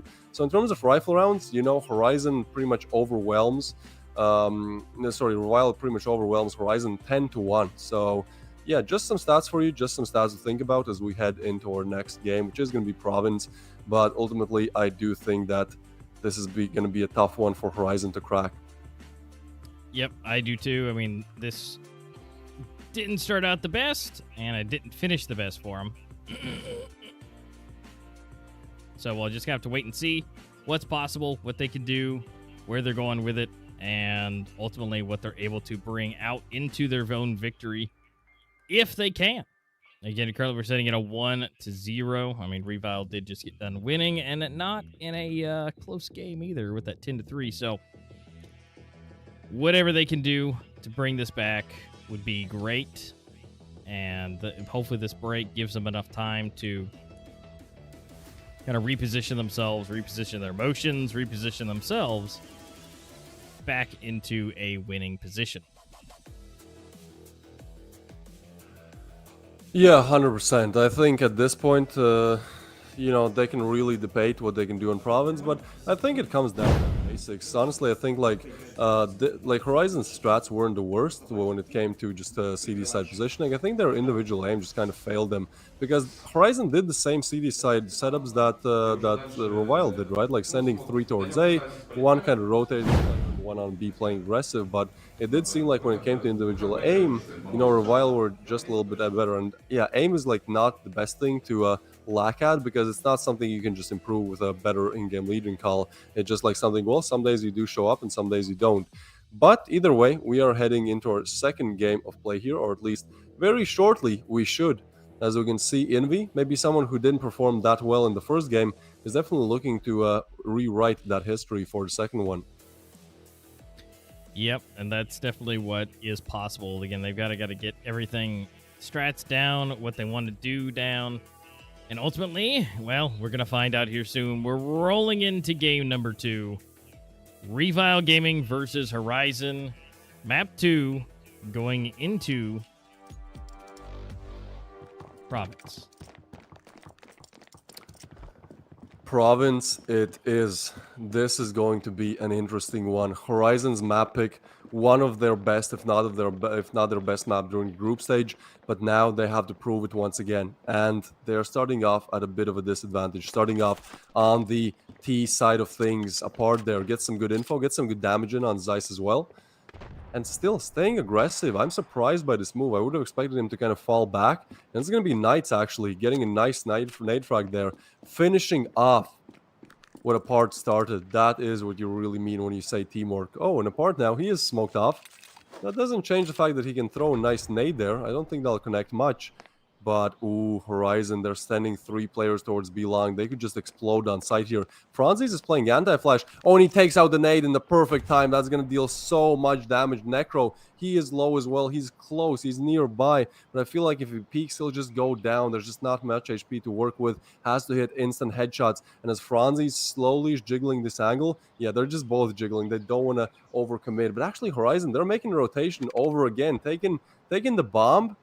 And going back, what is happening now? Horizon, they just seem so indecisive, and indecisiveness, that kills many dreams, many plans. Franzis jumps out, he spots one player there, but he doesn't want to over-aggress. He doesn't know how many players exactly are there, but he's kind of stuck. He has to push up, and pushes up. He does, but Apart actually does connect the headshot. Necro as well. Lunax with a nade frag as well. Lunax with a double. It's only Envy left alive. 1v3 situation, 3 more frags to be found. Nade on his back as well, and he's just so low. Has to retreat, has to get away. But I don't think there's much he can do. They know exactly where he is. He's trying to run away. He might actually get the plant. That would be huge for them. Now, there is rotation coming in from Skill. Oh, he does spot the player. Yeah, I don't think the bomb plant is coming in. Skill is just on the bomb site too quickly. There's no time as well. It's going to be Envy fighting for his life and ultimately going down. Revile win a must-needed pistol round. You can see it, yeah. The chants are coming in. They are feeling good. And that was such a needed round for them. Pistol rounds are just very important for your mental as well. And seems like for now, well, they definitely have that one in check. Yep, now they're feeling good, looking good, and ready to get back in this.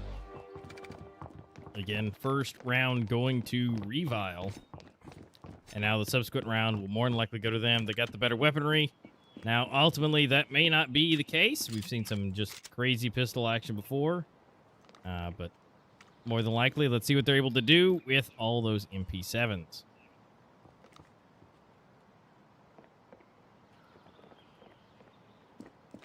Ooh, Apart. He's going to push up and find a quick one on Pronix, but there's 2 more players to come his way. He definitely hears it. He definitely relays the info, and he gets away in safety. Does spot some more players, but he actually wants to be aggressive in that long range. Not quite sure about that. Meanwhile, Lunax catches another one. Oh, they're all low, but they're still able to find these frags. Not like this. Not with pistols. Franzis, he is hot on the chase here. Gets a headshot on Necro as well. And now Envy and Zeiss, 10 HP to spare on both of them. This is just like impossible at this point. Yeah, unless they can get the jump on him from behind or anything like that, then that's not going to happen. I mean, Franz might. Yeah, I feel like he saw that. Yeah, he saw that. So we'll be able to see what he's able to connect here. But with basically 20 HP on between the 2 of them, it's not looking too good.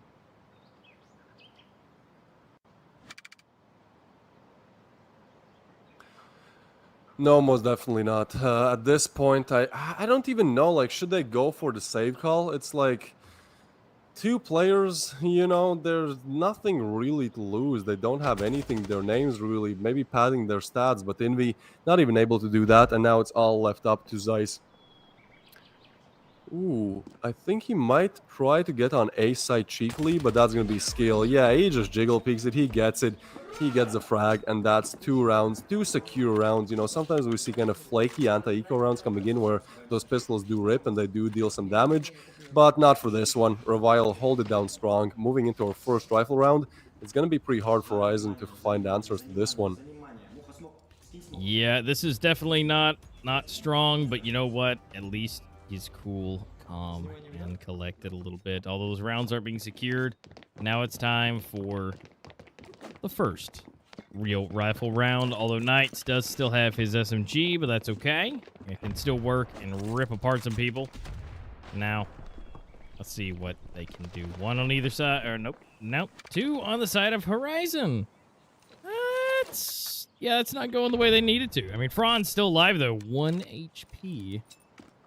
But, oh, there he goes. Now he's gone down. So now it's at least a little bit better and more equal. They do have the bomb enhanced. That's good. But they've got to make it a way into one of the sites. And as of now, B seems to be the better one. But it's kind of getting there.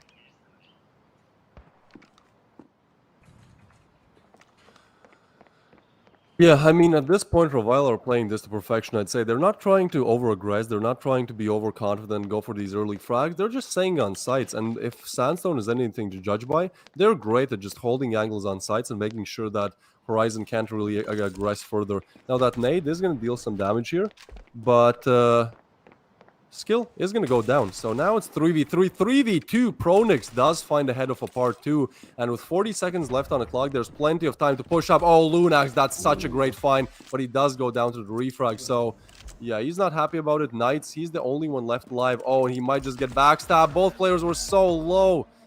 But just taking out his knife at the wrong moment. We see skill playing with the Karambit in real life, but not really advised to do that in game, as you literally have no advantage. Maybe the speed boost, but still.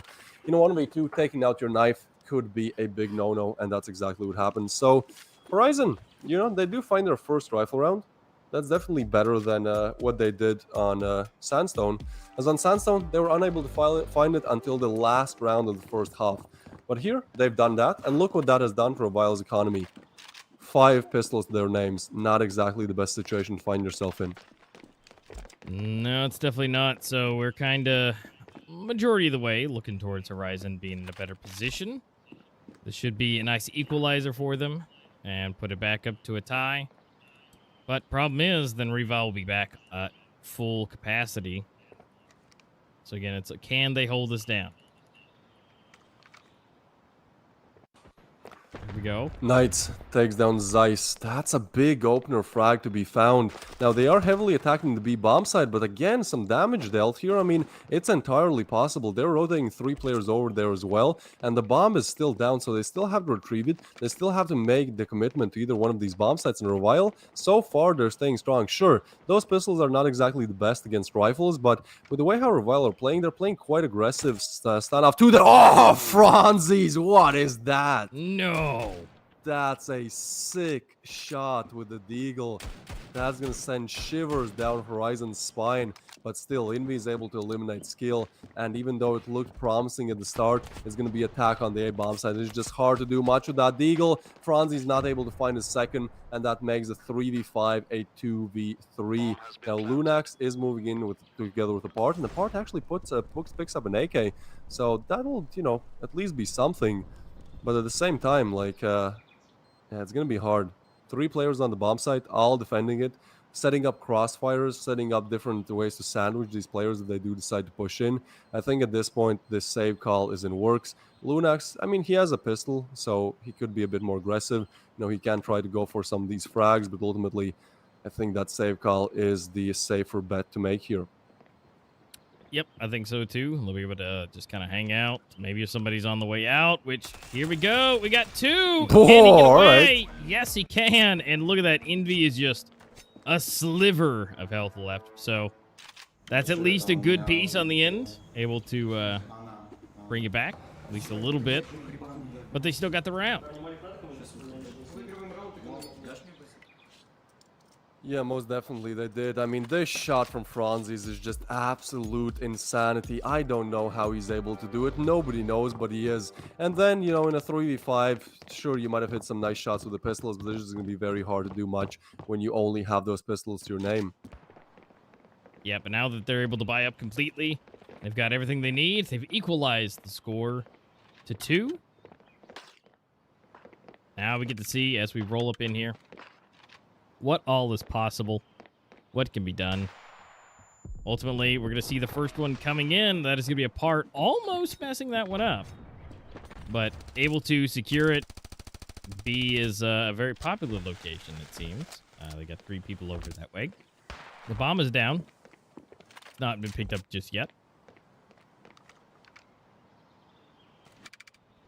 So let's see where we can take this. So, all right, Horizon. Yeah. They're losing 1 player already. It's like, yeah, exactly. Where do we take this? Because Revile, yeah, they might have had their flukes. They might have had rounds where it doesn't exactly work out in their favor. But at the same time, like, they are looking strong. Like, it does look like they know what they're doing. And Horizon, they win 1 rifle round and then get the second one against pistols. Like, that is not the greatest achievement still. You know, they are here to fight. But at the same time, it seems like they are going to commit towards A. Which, in my opinion, is a bit of a better side to attack, because there's only 2 Revile Gaming players. Sure, there's a discussion about it being a bit more harder to take, because there's more angles you can hide. But those nades are actually going to deal some nice damage here. So let's see if the rotations come in. Oh, those nades are going to be big, but Franzis does go down from a nade. Now it's all equal. 4v4. 2 players on A bomb side, but Pronix gets 1. Apart only gets 1, and Pronix just keeps on firing. So this is a 2v3 scenario. It's going to be Skill and Lunax moving in from the sidelines here, looking to see what they can do. Some nades, some flashes coming in as well. But ultimately not really finding much here. Necro. That's a nice angle to hold. Ooh, but Lunax does take him down, and another one for Skill, and it's all over. Skill finds another, and they clutch it out, losing a 2v3 in a matter of seconds there. That's absolutely crazy, but somehow they do make it work. Look at him. He's so happy. He's so passionate. He's ready to take it home. That was such a good clutch coming in from Skill. Someone who, again, maybe didn't perform to his best standards on Sandstone. Now he actually comes in. He's getting both frags and also getting frags where it matters. Getting a double in 2v3 is something you would love your teammate to do, because it is just a hard task to accomplish. Yep, and you can see the communication. They're ready. They're communicating all what they need to do. Getting into the next one. I mean, look at this. Horizon is a bit of a scrappy buy. We do have 1 sniper coming in, Necro. But the rest will be Deagles, Tech 9s. I mean, they're going to give it a shot, see what's possible. Not the worst eco. I mean, if Necro can get a couple taps, you know, with the sniper, and then everybody finish him off with the pistols, I mean, that's not terrible. But Franz and Bart are able to get a kill each, and it kind of all falls apart.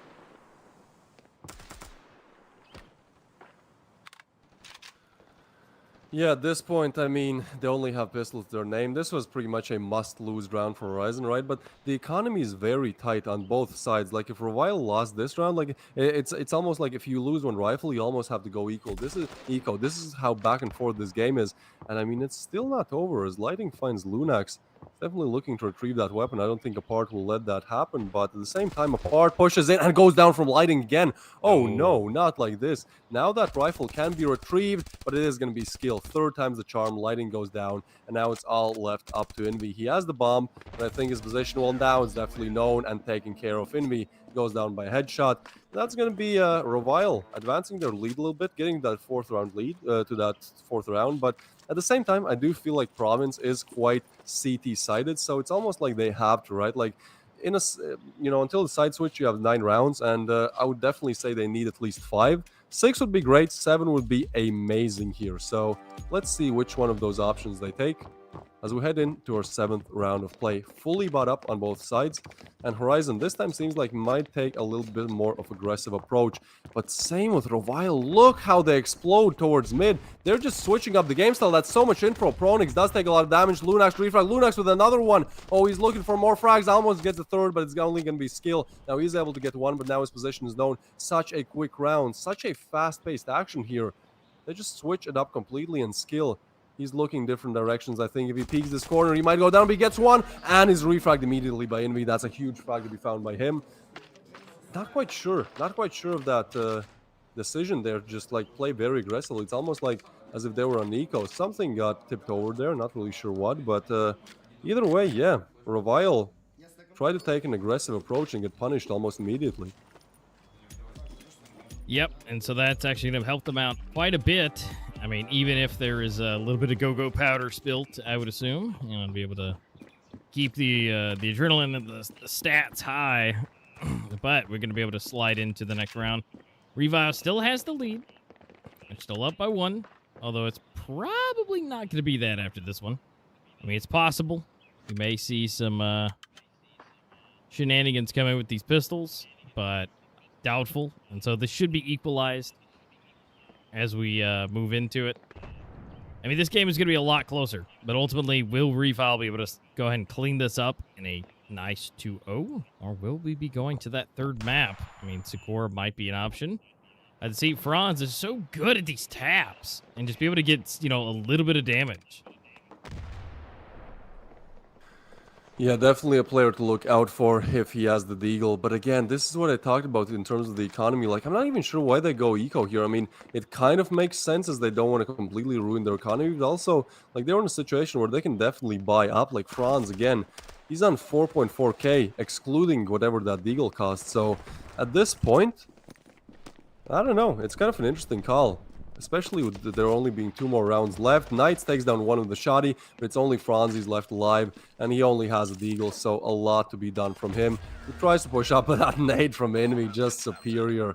And we can see all of these players. Yeah, Horizon, they're not exactly ready to give this one up just yet. Nope, they're going to give it... they're all the best of their abilities. We're going to see what they're able to bring for this last and final bit of this game. Now, of course, you know, we could see some beautiful replays. The shoddy it was able to work, but not good enough. And it was able, you know, good for 1. Now we're 4-4. Who is going to be able to take this lead before we go into the flip?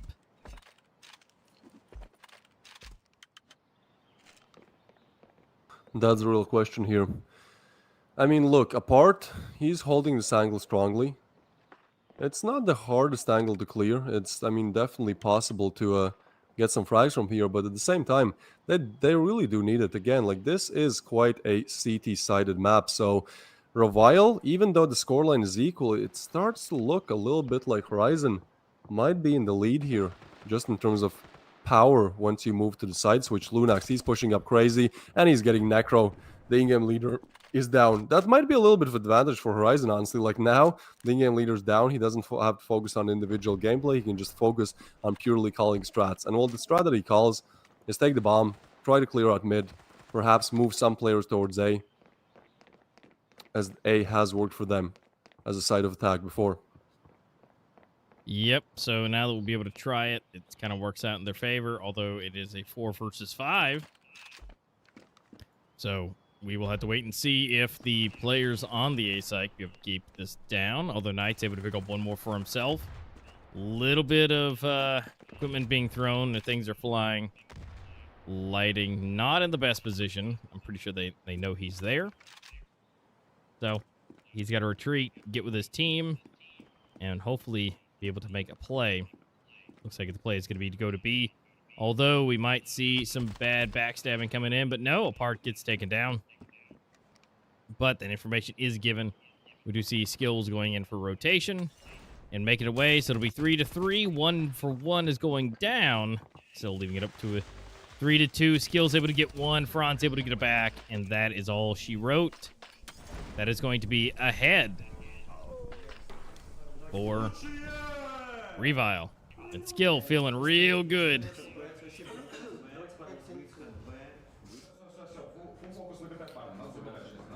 Yeah, I mean, at this point, it's like, how can they approach this T side, right? Like, they're doing good. They're pretty much 5 rounds away from taking this home 2-0, from causing quite a huge upset against the favorites of this matchup. But at the same time, those last 5 rounds are going to be the hardest ones to crack. As Horizon, you know, they're feeling good as well. They've gotten quite a lot of rounds on the CD side of things, on the T side of things, and now moving into the CD side, it's definitely going to just make things a bit easier for them. Now, Revile sending most of their players towards mid/B. It seems like there's going to be a B attack, and if they want to execute it, they have to execute it fast, as rotations are coming in. Yeah, now there's going to be 3 players on B. Oh, they spot so many that try to push in. Franzi's going to be the first point of contact. Nades exchange, going to push in and get nice frag on Zeiss. Now, more players to be found. Lunax here. Probably, yeah, he's lining up the nades as well, but look at the side. There's going to be 3 defenders on the side, but Pronix is able to get one. Envy with another. Necro with a double, and now it's only Skill in the situation, trying to desperately get away. He's getting raw, yeah, just from the back. Stab there. That's going to be an equal scoreline. You can see what it means to Envy. He is ready. He is ready to take this one home. Yep, definitely he's ready. But then again, you know, this will give them a nice lead, but so far in the rifle rounds, Revil's just kind of been better. You know, so at that point, will that change? Maybe. But I'm just, you know, maybe, kind of, sort of. It just really comes down to it. I mean, they were able to equalize it. They should be their way to take it a lead. But the fact is, once Revil gets their weapons, can they keep it? Envy, yeah, he needs to show what he can do, and he gets a triple there. Franzis is under refrag, but this is pretty much all she wrote. His lighting gets another double there, and that's Horizon getting in the lead for the first time in this game. And from now on out, it's just going to be rifles. It's going to be rifles against rifles, players against players in terms of experience, skill, individual acumen. We will really have to see which one is stronger. And I think at this point, it could start weighing on Revile that they really have the harder job to do here. And even if they lose, like, it's not that bad for them, right? Because Sakura is still in the cards. Like, even if they have a bad game here, you know, it's still possible they just take down Sakura. But Skill, he's taking a nice break here, explaining some things to some people, specifically just one player here. Let's see if that works. That tactical pause might really come into need here. And it very well may be this, you know, being able to hold off, being like, hey, we need to fix this. Now that we're going into that first rifle round, you know, it's going to be big. And, you know, what we can see, what we can do, you know, that's a huge thing. And also, I think that dust is like chalk powder. I think he's dipping his thumb in it so he doesn't get sweaty thumbs on it. So it's like it's like boxing powder almost. Yeah, so it's like if you don't want to buy finger sleeves, just do that. Oh, apart, what is that? He just pushes in, gets a nice headshot on lighting there. This is a nice opener for a while. This is exactly what they need. Sure, they might have lost the pistol, they might have lost, you know, the consecutive one, but at this point, it's not. That is behind them, right? Right now, they just have to focus on the rifle rounds here. Yep, and right now, Revile in a good position, at least one down on the side of Horizon, so that puts them in a little bit better position. Now there's a 2 versus 2 split across the bomb sites, and so if we get 4 people rushing up into one of these sites, which it looks like it's going to be B, it should spell victory unless somebody just gets an absolute banger lineup of headshots. That smoke is going to deny things, though. Lunax, all right, that smoke is not the best. They're going to push in, and Kajak Zeiss, he goes 1 for 1. This is a 3v4 situation, and Lunax finds another, but actually Necro, the in-game leader, he's able to find 1, and now a 3v3, smokes coming in. 40 seconds on the clock. They can still rotate, but it's going to be Necro with a double headshot on a part, and Lunax and Pronix eliminates Knights as well. That is Horizon just extending the lead. And yes, Skill, he's dumbfounded. He doesn't understand what is going on. They push in. It's a 5v4, but still they're not able to find the answers here. So at this point, I think they might even have to go eco, and that's not going to be the best situation. That sets them up for an 8-5 potentially. And even though Apart is just amazing at that first opening headshot, this trade here does well. And then Necro just an absolute double beauty there through the smoke. Yeah, and so now they're going to try it again. Horizon up by 2. Revile having to work their way back up. So let's see what's possible. Now they're on eco, so this may be a nice swift 8 for Horizon. But let's see what, you know, they might be able to. But these, you know, the Deagles aren't exactly, you know, bad, but they got to hit their shots. And as of now, there's not a whole lot they can do with spraying through. Got a little bit of chip damage going on here. Franz is almost down and ultimately going down. So let's go ahead and see what is possible. All right, well, heading into the late stages of the game here, it does seem like Horizon have finally cracked the code. They are stable, they're doing well, and yeah, with Revile not having found any advancements in this game, not having found any advancement in this T side of things, Horizon are 2 away from taking us to map number 3, Sakura. Now, I'd say that's definitely in the cards. That definitely seems like a more possible option here. But again, this is Revile they're facing. This is a team that is known for, performing well in any type of scenarios, overcoming any kind of obstacles. And, well, this one is going to be quite a big one. 5 rounds is an obstacle. Let's see how they deal with it. Oh, and look at the buy as well. Yeah, this is for everything. If Revile don't win this round, they have to go eco or basically force on match point for Horizon, so they have to win this desperately. If they don't get it, it's all over. Necro throws a smoke there as well. But look, Horizon are so aggressive on that map control, right? Like on the CD side of things, they push up, they get some info, and so it's just not the hardest thing for them to kind of guess where the players of Revile could be. Now they are moving towards A. That smoke is going to disappear any second. And again, this is for everything. Yep. Ooh. Well, a little bit of something there. At least, not a whole lot of connection, but a little bit. Now they're going to go ahead and just bombard it, although there are 3 people on the site. And so Molly's everywhere, preventing things. Here go Franz, lighting. Able to push up here for 1 apart. Skills, Lunix. It's 2 versus 4. Lunix is super low, but the bomb is planted. Now they've got the bomb site to themselves. Now, the connections must be made here. If Skills is able to get this backstab here, he might be able to easily, if he doesn't continuously let them know that he's coming, he might be able to get the jump on him. But it looks like a save has been called. And so now that's going to be a round up on the board for Revile. A 2v4 situation where Horizon decide to save, that is the smarter call here. But the thing is, Revile are working at a huge disadvantage. Pronix is on $7,500. Like, there is no eco in the cards nearby. Like, Revile, they need to win this round, probably the next one as well. And then, yeah, then that eco could really come in handy as, it's equal scoreline and they have to play against pistols. But at least for now, they're still going to have to find at least 2 rounds here, playing against full artillery, and we know how good Horizon are at just holding down angles, even like getting like crazy frags, getting like one-off gimmick plays like Necro did a few rounds earlier. We got that crazy double through the smoke, pretty much single-handedly denying Revile's advances. I mean, Revile, they've had their chances on the T side, it's just that this is the first round that they find, and so it's kind of hard to believe that, they get 2, 3, or even 4 more here in a row. Yep, it'll be definitely difficult, but... He's burning! He's burning so much! Oh, what is he doing? Well, he does get away, but that play was a bit weird. Oh, they're so aggressive on this, and the timing is just the worst. Necro and Invi pushes up, and everyone on the side of Revile goes down. It's going to be Apart and Franzi's the only 2 players left alive. There's just not much they can do in this situation. Apart, yeah, he goes down as well. Now it's only all left up to Franzi's. And this man, I mean, he has showed up to play. He has 11 kills to his name, doing very well individually. But in terms of team play, Revile struggling a little bit here as Horizon find their match point.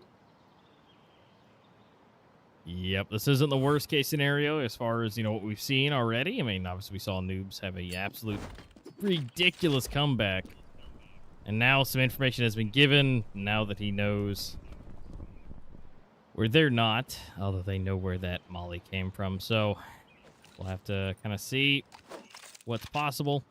It's all going to come down to straight up weapon skill here. Now, look at this double stack. Doesn't matter what they do. If he peeks it, one of them will get the kill. Okay, Franzi's here. He is in a position where he can definitely try to at least get some frags, but ultimately I do think that at this point he's just going to try to save, because the cash is not the greatest on him, and even though we don't see the cash on the rest of the players, I do assume that at least one of them will need a drop. So yeah, at this point it's just a better decision to save. Ooh. No, the timing there, that's just horrible. He goes down. It's gonna be Horizon. You can see it on their faces.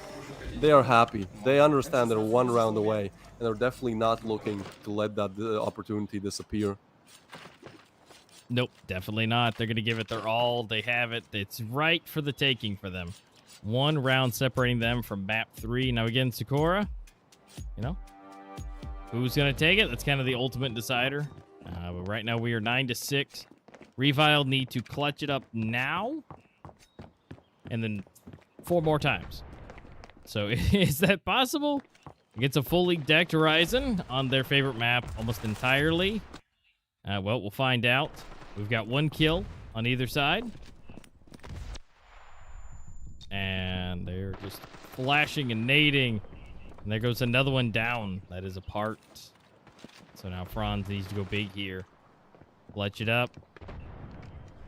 He might see it at the right time. Maybe.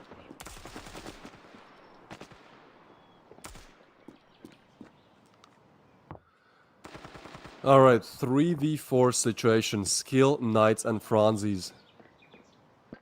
They are looking around. They're trying to see what they can do in this situation. But Knights, I mean, so much to do here. Takes the peek and gets a frag. Okay. Seems like there might be some network issues. Maybe it's just for the stream, but he was definitely moonwalking there a little bit. Now, the bomb is on Revile's side, and they're making their way towards B bomb site, where there's only one player, that being Zeiss, still left alive.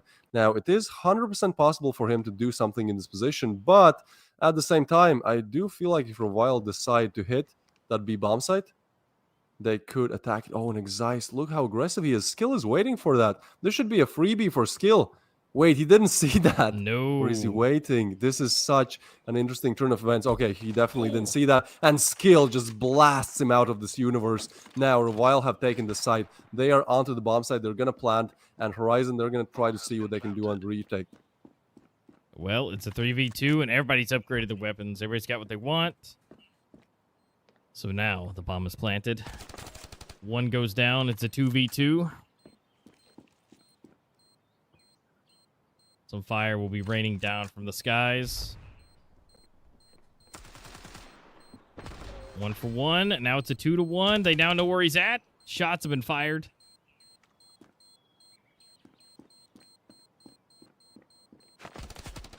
And that is actually Revile taking it. Oh, the stress at that point. They were able to do it. So it's still not over yet. We do have a couple more rounds. Now, if they were able to kind of rip the economy enough, it was definitely possible. But, I mean, with the amount of money that they have, they're going to have to do that all over again. And then, just maybe, if they play their cards right, it'll be a force buy for the last round. But as of now, everybody's got some pretty good money. Oh, and Horizon, they're getting aggressive on this one again. They're so aggressive on the B-bomb side of things. I feel like if Knights, yeah, okay, now he knows. He knows they're nearby, and he actually decides to push it. He pushes through the Molly. How is he? He's 88 HP. Somehow he finds a path where that Molly doesn't damage him. Flash comes in. It's going to be frag for frag. Zeiss going down as well. And players now rotating away. Now they have pulled all of Horizon's defense towards the B-bomb side of things. So if they can just go A, plant the bomb there, that would be perfect scenario for them. Pretty much free open bomb set for now. But Revile, they're still afraid to commit. They're still afraid to decide that, sure, we should go A, or sure, we should go B. For now, they're just going to hold mid. And with that, I feel like Horizon are slowly sending their claws down here. Oh, this is not a good position. They're not going to check that position. Apart, he gets double peak. Lighting takes him down. And now it is a 3v4. Horizon 3 eliminations away from taking us to map number 3, Sakura. Yep, unless they can get this double peak right here. They were able to equalize it. The bomb site is open, although the rotation is coming in. 6 HP on Franz, able to get a grenade and a flash out just in case. They are getting flashed themselves, working their way in. Now we're going to see a bit of a push coming in from one side. That is going to be 2 going down. Lunix for 2 and 3. And 3! Wow, what a play coming in from Lunax. The clutch player, the player who was playing so well on Sandstone as well. I believe he was the top fragger on Sandstone. Not the top rated player, but the top fragger. Well, he shows up again. He definitely knows how to get those frags. As he puts 3 in a line there, just in a straight line. Nice alignment, and yeah, that's going to take us to almost equal playing grounds here. And look at the buy on the side of Horizon. If they lose this round, they're pretty much putting everything into this. If they lose this one, they're looking into at the last round as being a force, as having SMGs. That would be absolutely crazy. That's not the way how you want to go out. But again, No. Horizon, same old setup here. Yeah, that's going to be nuts if they have to. This is end all be all. Horizon has to take this right here, right now.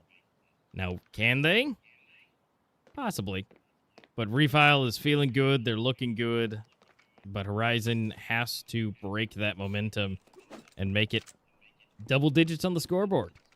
Or Revile, like, it's not looking good. Again, it will be the worst force, you know, being on match point 9-9. Oh, can he get it? Oh, just so barely. Smart. Ooh, keep him off of that just long enough to get it in? What? Wow. But it's over. It's over sooner than it started. Horizon, sure, you know, they might allow to plant the bomb, but ultimately they're not going to allow anything else than that. And you can see on Envy, he's happy. He's definitely happy about that one. As Horizon take us to Sakura, we're going all the distance for both maps today. It really is as close as it can get, even in terms of the scores, right? Like 8-9, like it seemed like Horizon are just going to take it, and then we see that little comeback here coming in from Revile, but ultimately not taking this over the edge. So 1-1 on the scoreboard. We're heading into our last map of the play here, which again is going to be the decider, which is going to be Sakura. Yep, one more map left in today's matches. One more map to decide if Revile or Horizon gets dropped down to the lower bracket. And one more map left before we are able to conclude for the day. That is just one more thing on the docket. Horizon, that was a great abilities and be able to lock it down. They almost lost it. They were so close losing that. I mean, if they had planted the bomb and that hard push had just been, you know, able to do that, it would have been all over, and it would have went to that force buy, and that would have been the end of it. But ultimately, it's all about, again, whoever wins those rounds, and that is going to be Horizon taking it home with that. So we got to give congratulations to both of them for getting one on either side. But now, Sakura will end us today and figure out the last bit to start concluding into the relegation rounds. Yeah, Sakura. I think it's a great way to end the best of three, right? Like we saw what happened on Sakura in the first best of three, and I feel like it's just a very competitive map, right? Because like on both sides, like pretty much every single team, there's two maps they're good at: Sandstone and Sakura, and Zone 9 probably. But it's like, well, Zone 9 is not in the map pool anyways. But yeah, when it comes to Revile versus Horizon, it really is going to be a close battle, I do believe. I mean, we saw what happened on Province, you know, how close it really was. And if we call that first map a fluke, where Horizon were just not able to find much on that Sandstone game, well, it's going to be interesting. It's definitely going to be interesting to see what they can do when it comes to approaching Sakura from both sides, because Sakura, again, a wallbang map, a map where I'd say both the T and the CD side are quite equal in terms of what you can do. So yeah, we could potentially see some comebacks, you know, potentially see a very close game. It really all does depend on how these players decide to approach the game. Yep, it's 100% possible, and it really all depends on what they're able to do. We can check out some of the replays from everything. We got to see plenty of good action, good things coming through. I mean, it's so close. I mean, they were neck and neck, going all up and down. But then obviously, at a certain point, Revile was just not able to secure many of them because it was so close. Now, eventually, they were able to have a little bit of the upside going into the flip. But once that happened, it was just all over. Horizon was able to be in kind of the cruise control, and they were able to just continuously grab those rounds. Now, Revile stayed on 5 for quite a while. But ultimately, it just was, you know, coming down to the wire at that point. Yeah, 100%. I mean, I do like the approach that Horizon were making on the CD side of things. I think it was a pretty good hold. And then, once they figure out what Revile do, which was mostly just either straight up rush B or then try to go A and get the plant. It's not really the biggest battle here. There was one nice play that I really liked, which was in the final round of play, where Revile decided they just want to plant the bomb without really taking the bomb site. I mean, that's a very nice approach. That's really, one way to do it. But at the same time, it doesn't really work out. As soon as they plant the bomb, they just get ambushed from all directions and go down. So we can see Knights here. He was the top rated. He was the MVP of the first map. And the second map, not really doing that hot. So hopefully that can return. Now, if we look at this, it's going to be Lunax. Yeah, he does that crazy 1v3 clutch to keep Revile in the game for a little bit longer. But ultimately, I think Envy was the guy who definitely showed up. We saw some frustration coming in from him on the first map, but it seems like whatever frustration that was, he had it sorted out, because on the second map, he was cool, he was calm, he was collected, and he was able to get all of those frags.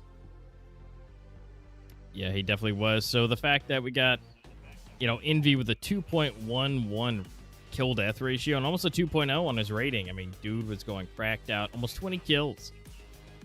And I mean, that's no slouch whatsoever. And of course, we see the rounds themselves. Basically, the rounds they got, there wasn't too many saves, essentially. I mean, there was a couple up in there, but it was either all or nothing when it came to, either they lived or they didn't. Yeah, I think once we got to that T side of things for a while, they were just struggling for any type of answers. It seemed like whatever they try, Horizon had it covered. They had them pretty much in their back pocket, and from there it was, well, a pretty easy game for them. But sure, that first half sure looked promising for a very close game.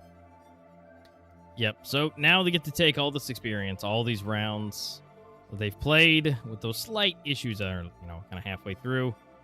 Now they get to figure out where they want to do and going into Sakura. But our final stats for everybody at this point. Revile, almost everybody going positive for the most part, halfway up the team. We do have Lunix being the only one that really went positive for that. Now as you roll down, there's actually only two that went positive, which is Necro and Envy. But, as close as the game was, not totally surprised. But it wasn't too bad across the board, but everybody did great, especially with Envy at 19, Necro at 18, just behind him. But then 16, 13, 11, 10, and 6 for the side of Revile. I mean, it wasn't too great. Knights definitely in this next one should bring that up just a little bit, be a little bit closer to everybody. But everybody else seemed pretty good as far as, where they were. Besides Envy, Necro just went absolutely ham on everybody. So just kind of to wait and see what they can do.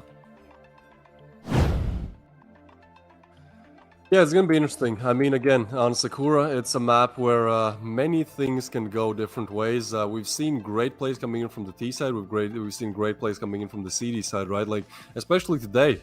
Again, Sakura was that last map in the, what feels like ages ago, the first best of 3 of Noobs versus Saints. And on that map, well, it seemed like, the CD side was the stronger one, and then Noobs just do what they did and get 7 rounds in a row. So Sakura is going to be a blast. I think both in-game leaders are definitely approaching this from a position, not exactly how we can win, but maybe how we can make them lose, in terms of they probably won't try like some crazy strategies that, could win you, could lose you. They're probably just going to try to avoid mistakes as much as possible and hope that the other team commits mistakes more, because when it comes to like these type of play games, or it's like just two giants, two pretty much top teams of the Standoff 2 competitive, it is really more about just utilizing what everyone is doing and trying to make as little mistakes as possible. Yep, try to capitalize on the mistakes or the oopsies of the other team. Be able to get up in there. If they look left, you want to look right, type of thing, and hopefully, again, the least amount of mistakes will secure a victory. So now with 1-1 on the scoreboard, it really just comes down to who can get the rounds here on score. And it's not even who can get the rounds. I mean, they can go back and forth all they want, but it really comes down to, even if we get down to a 9-9, is that very final round. And again, there's a lot of stuff that goes into that, especially with the economy management, when to go eco, when to not. But ultimately, Horizon on this last one, it was either all or nothing. They either took it where they were going to go absolutely terribly 4-spot all the way at the end. But they didn't need to. They bought up. They did what they needed to do, and ultimately being able to secure the win. So hopefully, nothing like that happens on this next map for Sakura. We're just waiting for them to get into the lobby. They're making sure everything is good. And hopefully all of, again, those technical difficulties have been shooed away for the rest of the event. Yeah, that definitely is a pleasure. As you know, it took like 30 minutes to get into the first map, and I do think that that those technical difficulties really the momentum because, as we saw, Horizon, they were doing very well, and then suddenly they just lost all steam that they had on Sandstone. Revile were able to get 9-10 rounds in a row. So yeah, it's gonna be interesting to see how it goes once we actually get to Sakura, where hopefully no technical difficulties. Hopefully we can continue on without those today. But ultimately, again, I think this game is 50-50. Like, there is, on Province, you could say, yeah, Horizon are technically better, even though their win rate was worse, and they won it. On Sandstone, Horizon did look like the better team, and we kind of did predict for them to win their own mapping. But when it comes to Sakura, like, it's just going to be a blast, man. It's just going to be complete attack from both teams and seeing, which one can take it up front. Yep, absolutely, and we will find out very soon, being that it is 1-1 right now, and the fact that we're almost ready to get into that third and final map, Sakura. These guys, they've been playing for a while now. That technical difficulty did break the momentum, but now that is back. So hopefully nothing crazy goes through and messes them up for a second time. They can continue on, be able to have the skill, the basis, and everything that they need. One of these teams, again, will be walking away victorious. The other one will be jumped down to the lower bracket. Nobody really wants that to happen. But, again, this isn't a best of two, so we can't just leave it here on a 1-1 and see what happens later on. One of them has to go. Now, again, tomorrow will be the official elimination of some of these teams. Some of your favorites, some may not be. But ultimately, to get to the end to that $12,500, teams must be eliminated. Yeah, most definitely. It's like, well, how is it gonna go? And for now, I mean, we can congratulate one team that's gonna get more than the $1,000 that you get for 5th or 6th place. Again, that's gonna be Noobs. And now we're kind of figuring out which other teams kind of preemptively making themselves get more than just that baseline that you get for making it to the playoffs. And again, tomorrow we'll confirm the schedule after this game, but it's gonna be Noobs versus either Death or Glory. I think Death or Glory, and then probably, well, whichever loses this game against STREETEIGHTH. And I think both these games will be quite interesting. Yeah, so I think it's going to be Saints versus Death or Glory, and then also STREETEIGHTH versus perhaps Revile, perhaps Horizon. And obviously in the upper bracket, we'll have Noobs versus whoever wins the Revile Horizon lineup. Yep, and I mean, that's just kind of how it is. I mean, Death or Glory, it'll be all uphill for them, and same for STREETEIGHTH. They have to fight out some of these just best teams, in the upper bracket. When it comes through with that, it is just absolutely dire that they're able to get these Death or Glory, STREETEIGHTH. I hope they're practicing. I hope they're being able to try and figure out a way to study these players as they're playing today, and ultimately being able to get in some of that good, glorious details. Oh, most definitely. This is gonna be a very interesting one. We can see all the people in the audience. Yeah, you are getting ready. You are starting to cheer. We are also ready for map number 3.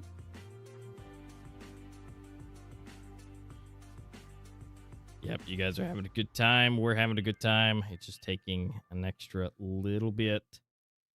They more than likely, my guess is they're checking to make sure that there's no other issues. Just might as well make sure.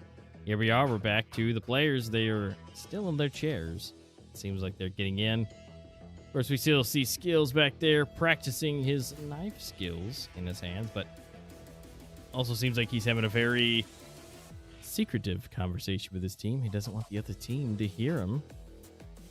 So you know, hush, hush, sneak, sneak. You know, just make sure nobody can hear you. But again, it's all about them secret strats. I mean, look, there is a possibility that one of the opponents is watching the stream and trying to decipher, you know, just from his lips what he's saying. So, yeah, skill is not taking any chances here. No. Any chances at all. No double agents watching the stream going, oh, he's making a plan. Let me relay it over. But other than that, you know, they're sliding up into position. You know, I can see some of them are in a lobby, so you know, we're getting closer and closer to this. I mean, these guys are they've got to be on edge. It's been a long day. Their fist bumps are in. They are feeling ready for this. Now, let's find out how this goes. You guys are chilling all on the front row down there. The bottom 2 rows are filled. You guys are ready to go. But guess what? All right, here we go. Map number 3, Sakura, Horizon versus RevialGG. This is a huge one. This is a one where they really both want to get it, right? Like first of all, sure, you get to the upper bracket, you don't have to fight your way through the lower bracket, but also this is for honor, right? Like both these teams are top level in terms of teams. So it's also for honor, you know. It's also for getting that maybe extra confidence that yes, you in fact can do, and you in fact can beat the top teams. Yep, because, you know, top teams are good, but top teams have to fall at some point. They can't just continuously win all the time. Well, that might be suspicious. But you know, if they're good, they're good. But you know, you gotta take them out. You gotta make them feel like they're still human. You know, they can't just be, you know, the overall deities of Standoff 2 that never lose no matter what. You gotta keep them in check. Most definitely, and what else is in check is that bomb. It gets planted, and now it's going to be Horizon versus Revile 2v4. Pretty hard one for Revile to decipher. Have to get on the bomb side, have to defuse it. Nice, does find a frag, but it's going to be a double from lighting. He strikes. The thunder has arrived, and you can hear the lighting. It is here. You can see the lighting. There you go. And so, you know, he shuts off 2 players, and it is here. The first round is here for Horizon, starting off in a very easy-going fashion here. Yep, and I mean, just look at that. Looking easy, looking simple, looking great. And so now, Horizon's starting us off in the first one. We got everything bought up. Let's see if they're able to convert. I mean, although we are going to see Revile, though. They're gonna buy up a little early. You know, they got SMGs. So let's see if they're able to make those connections with it. Yeah, this is a interesting call, let's just say that. So, you know, they feel confident that they can take the second round, but honestly, if they lose this weaponry, it's just going to be a very hard buy for them the next one. So they're pretty much sacrificing these weapons for everything, and it's gonna be Franzi's again. If you can depend on someone with a deagle, it's gonna be Franzi's. He takes down 1, but then be quick on refrag on Lunax. Now a 4v4 situation. Franzi's is still low, but he is not taken out just yet. And now as they are storming the bomb site, Horizon are gonna use all of their util to deny any kind of advancements, any type of defuses. Yeah, they throw Molly on the bomb as well. This is just gonna be a very hard one for Revile to do anything in this situation. They are trying to push up, they're trying to at least get the kills if they can't get the defuse, but it's gonna be Envy, the one getting things done here. 2 frags for him, and that's Horizon very quickly advancing to 2 rounds on the board here.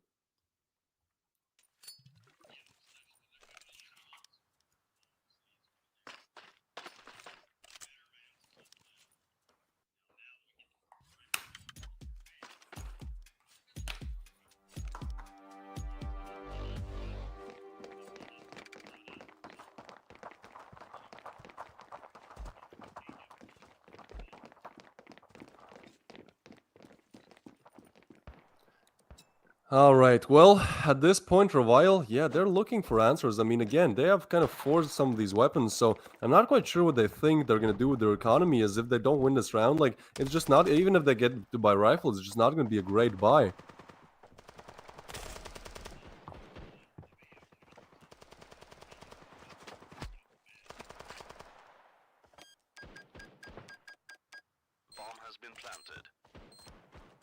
Alright, well, again, bomb is planted on B. Seems like Horizon have really selected B as their point of attack, and well, so far it's working out, so it makes perfect sense why they would do just that.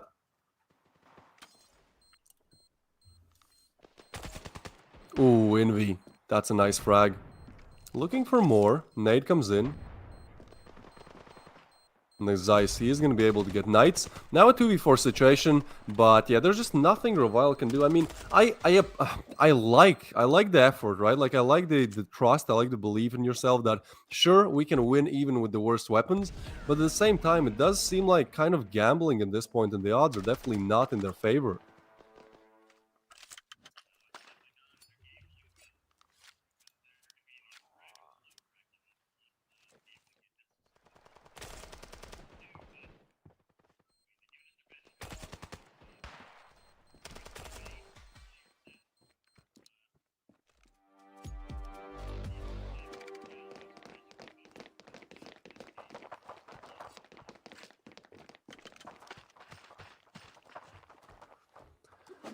Alright, well, first rifle round. 4 rounds in is when we get that. That's not the usual. Normally we would have seen the rifle round 1 round before, but it seems like it doesn't matter for Horizon. They're just able to find Envy there. The MVP of the second game is now out. And at this point, Horizon have so much time on the clock to figure out what exactly they want to do. I mean, it's still a minute and 30 remaining. And yeah, why not? Just slowly send your resources towards the A side of things. Attack it from both sides. I mean, there's only 2 players there, so it shouldn't be the hardest of tasks. But it's going to be Lunax actually taking down 1 and a nade as well. That's some good damage, and rotations now are coming in as well. Horizon, the fact that they are taking this approach on A so slowly is really starting to damage them here.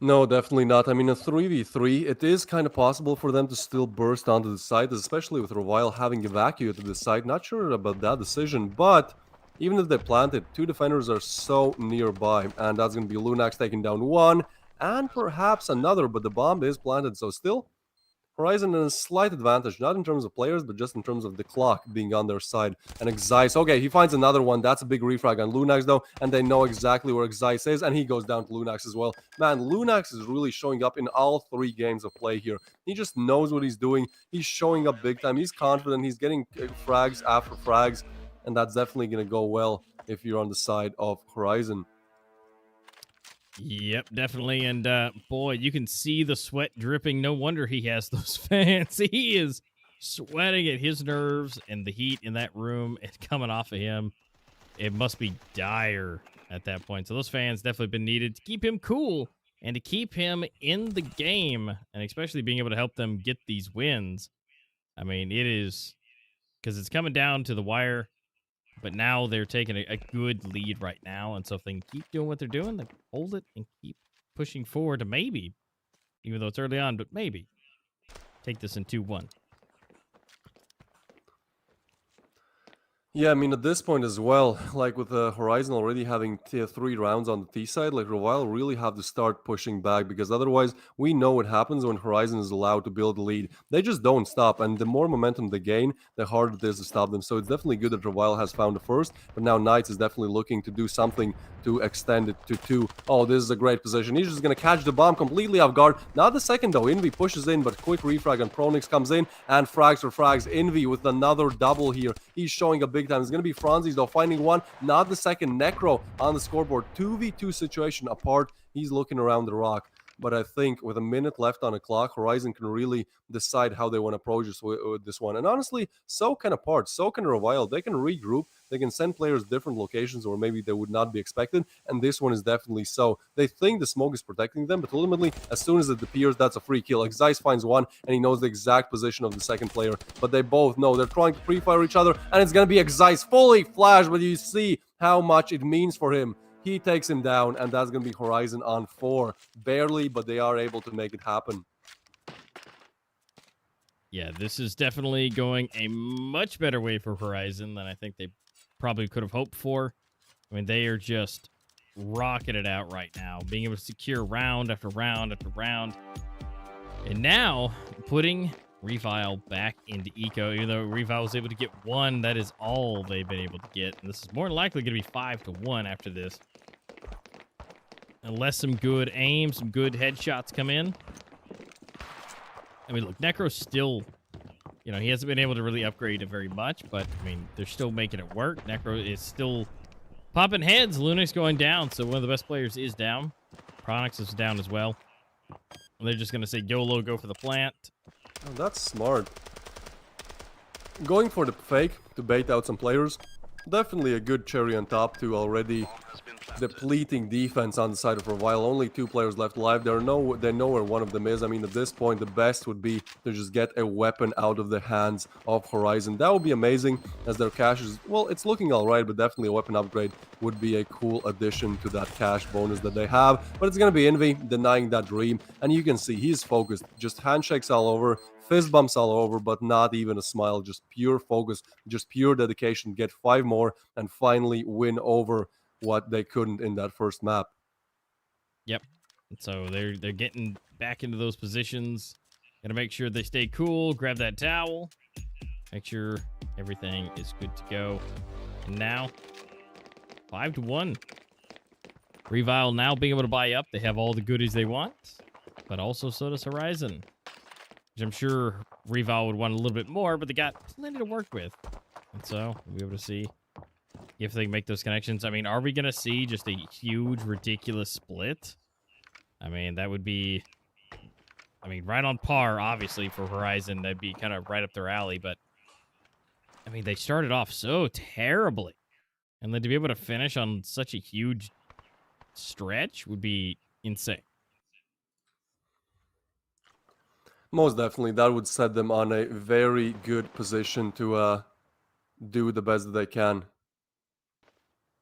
Yeah, especially So- moving into the bracket as well. I mean, that would give them just confidence.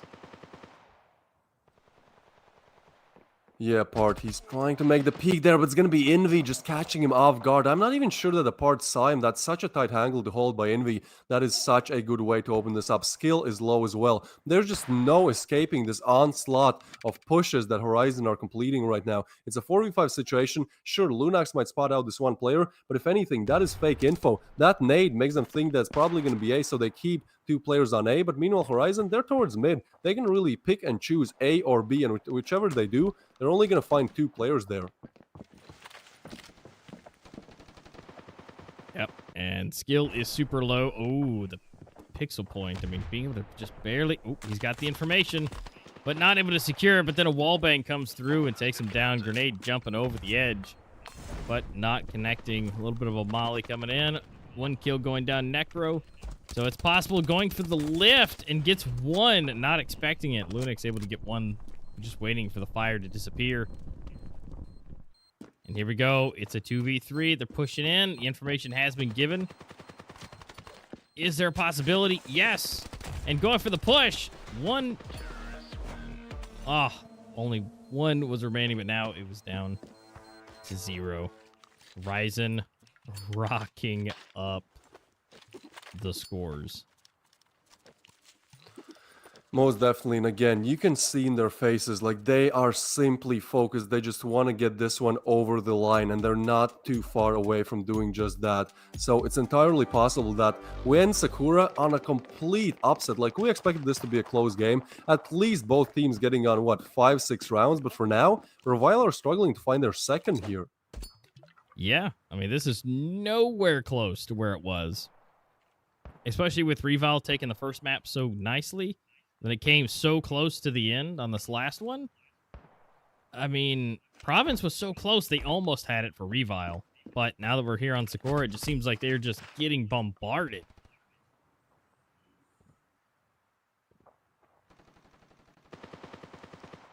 All right, well, heading into our second to last round of play here. it seems like Horizon, they have lost a player, but other than that, they just have everything under control in terms of rounds, in terms of how they approach. Oh, but Franzis, he does find another. This could be the start of the comeback with Lunax pushing in. Those are 2 huge frags to be found. This is a complete shutoff. That's such a weird thing where Revile are literally struggling to even find kills, and then suddenly they find this round where they shut off the opposition 5-0 in terms of players. So maybe a bit better mental headspace, maybe starting to believe again. And so heading into the last round of play, it would really go well for them if they could get that last round on their side.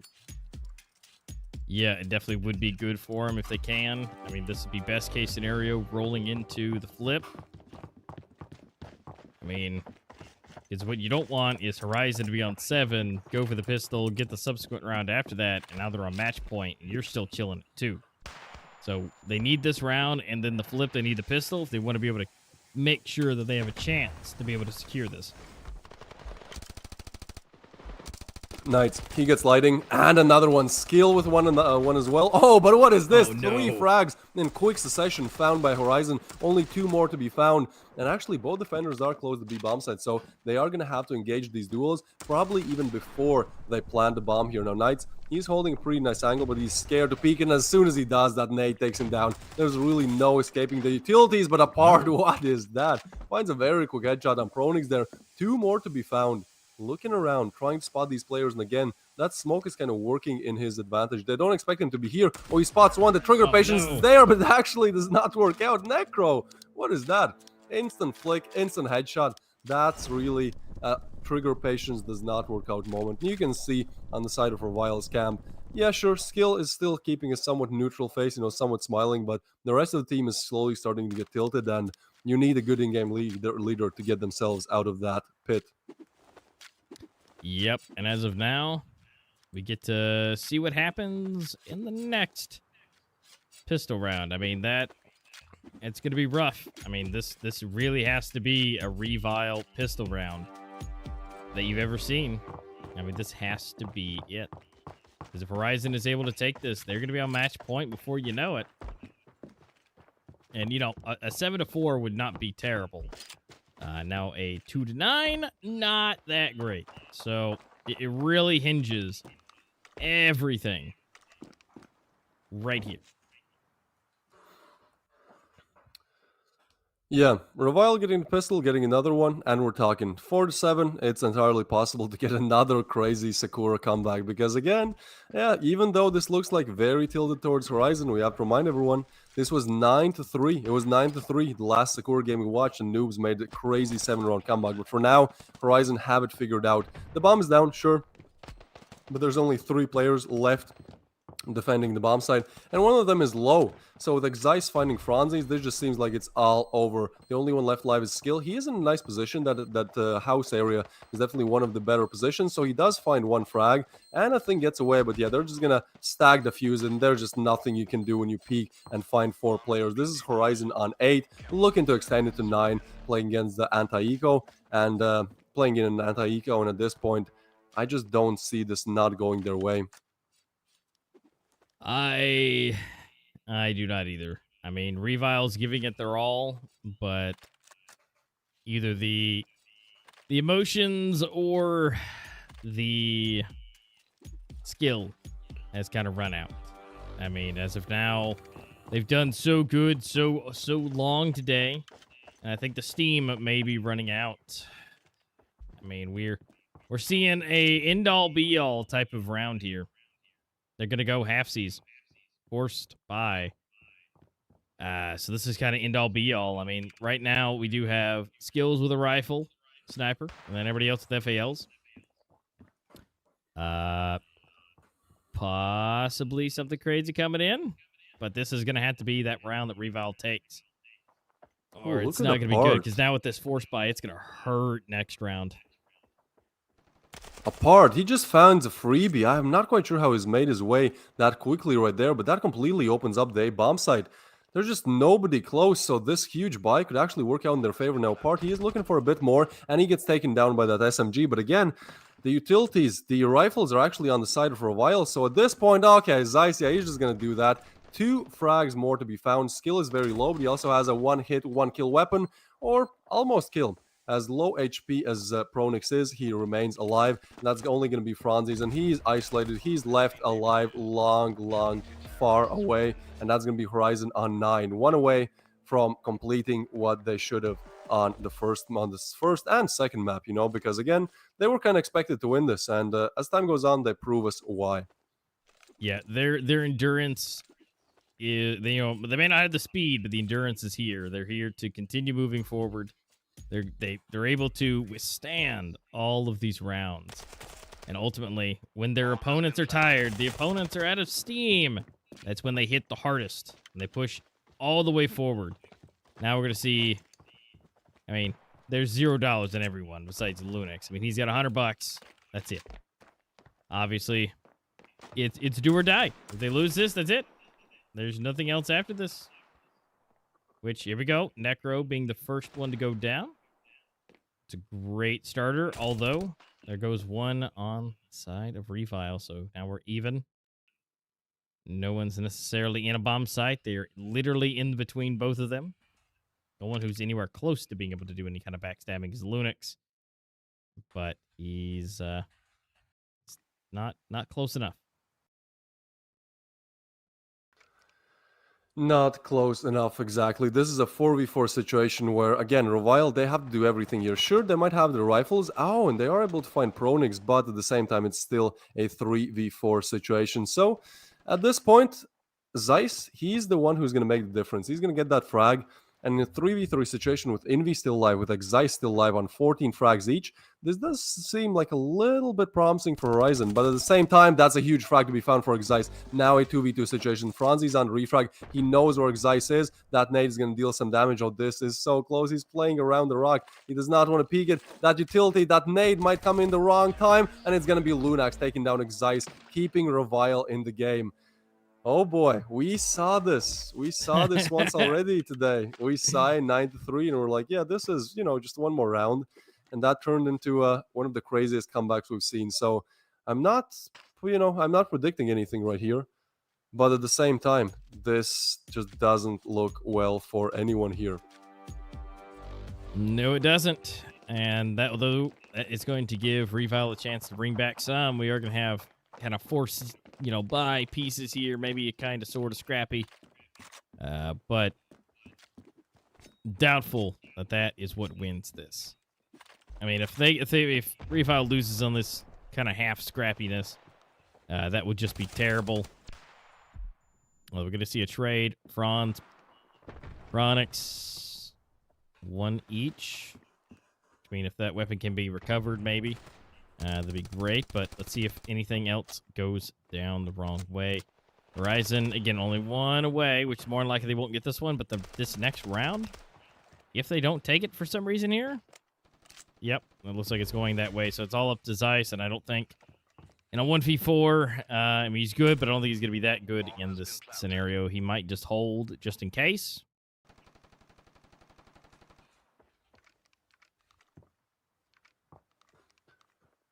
All right, a 1v4 situation. Skill is looking around. He's trying to spot any type of advantage he could get in this position, but it's like the bomb is down. There's not really much that Zeiss can do in this position, right? Like, he's just saving. That's the smartest decision to make again. 15 frags to his name. So he should be pretty easily able to, find one, maybe two more in the upcoming, 6 rounds to just take it over the edge. But again, Sakura has been the map of comebacks, at least for today. So we really shall wait and see. Yep, looks like Revile able to secure just a little bit more, a little bit closer to the final victory. I mean, again, it's there, it's possible, but again, score is the comeback map. But again, will Horizon make mistakes for 6 more rounds for them to be able to tie this up? I mean, that's for some teams maybe, but like, do you really think Horizon will be able to make that many mistakes and not be able to take just one more? That's the question. That most definitely is the question. I mean, at this point, Revile, they're just looking solid. Knights burns one down to the ground. Now, this is going to be skill taken down, and Zeiss with a double. All right, 17 frags to his name. This is exactly what I said. You just need that one round where either Zeiss or Envy shows up big time like they have throughout this whole best of 3. And at this point, you know, it's more than easy to finish it off. Still, a 3v4, and Revile sending their players towards the A side of things. Yep, they're slowly moving up. Got to watch out for that grenade. Lots of damage there. And here comes the other one to return. Popping some flashes. Gonna pop a smoke. Take out that molly. Some shots being pushed through. Sneaking his way around. And he's not expecting it. Able to trip one.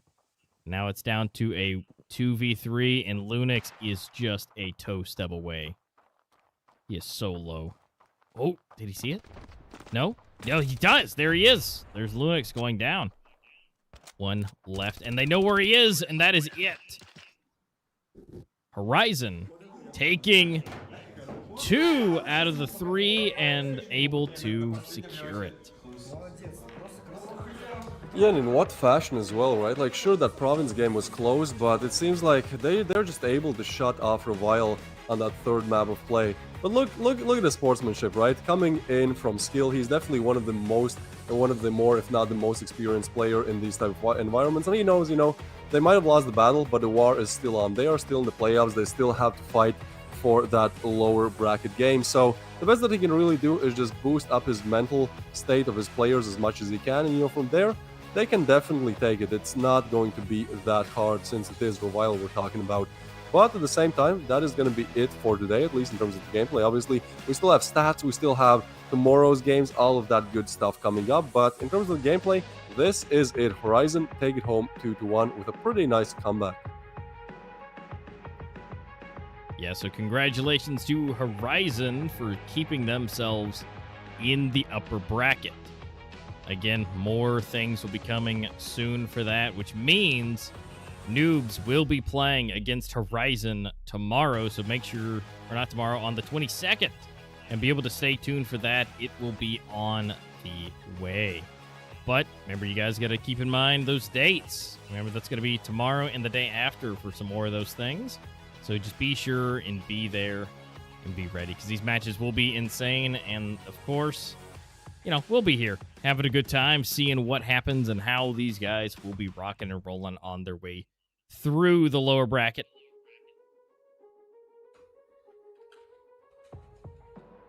Yeah, most definitely. I mean, it's going to be interesting to see. Again, you know, we potentially have a situation where if in the lower bracket, the kind of two favorites, Saints and Revile, win it out, we're going to see crazy semis. We're going to see pretty much the 4 top teams just battling it out. So we're setting ourselves up here for a very, very interesting semis and especially very interesting finals. Yep, and we'll find out, is Revile going to be able to work their way back up? I mean, the matches tomorrow will be the ultimate decider of who stays and who goes. I mean, now that Horizon has secured themselves a bit further in as well, along with Noobs, so they are no longer in the running for that $1,000 5th and 6th place. So they're guaranteed at least a little bit more, but again, it's what comes down to the end. Yeah, it most certainly is. You can see, you guys in the audience, you probably didn't expect to watch this stream for so long, but it is what it is. You know, we go the full distance. We go 2 best of 3s. Yeah, we're approaching, in 40 seconds, is going to be the 6-hour mark. So definitely one of the longer Standoff 2 streams that you'll have. And here again, we have the highlights coming up. Just remind you guys, maybe if you're just tuning in the stream, well, I have kind of a bit of bad news for you. You have just missed 6 hours of top Standoff 2 action, but you still have a chance to take a look at some of these highlights from the last game.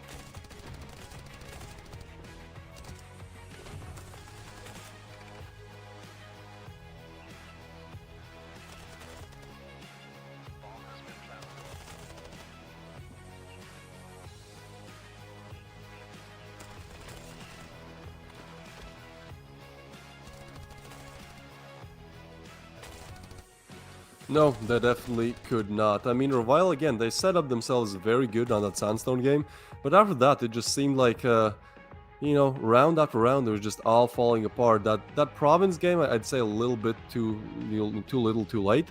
And if we look at the MVPs, it's going to be Zeiss again. He is really showing up in these last 2 games. On the other side of things, Lunax, yeah, certainly a player you want to highlight, as Lunax definitely was someone who, throughout all 3 maps, you know, no matter how good or how bad Revile were doing, he was staying consistent, he was still able to get those frags. But Zeiss, yeah, my man has 4.75 rated, 3.83 rating, 4.75 KD, just absolutely insane stats on him.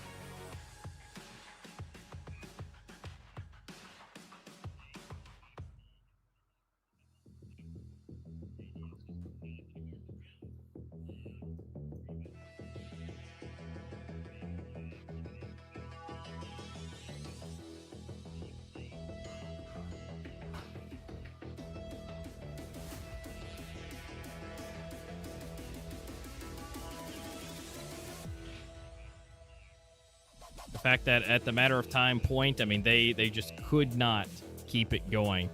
I mean, being that they just lost and lost and lost, it just kind of came down to that certain point where, you know, waiting for those mistakes to be made from Horizon, just, I don't think it was going to come down to 6 rounds. It just didn't seem possible to me.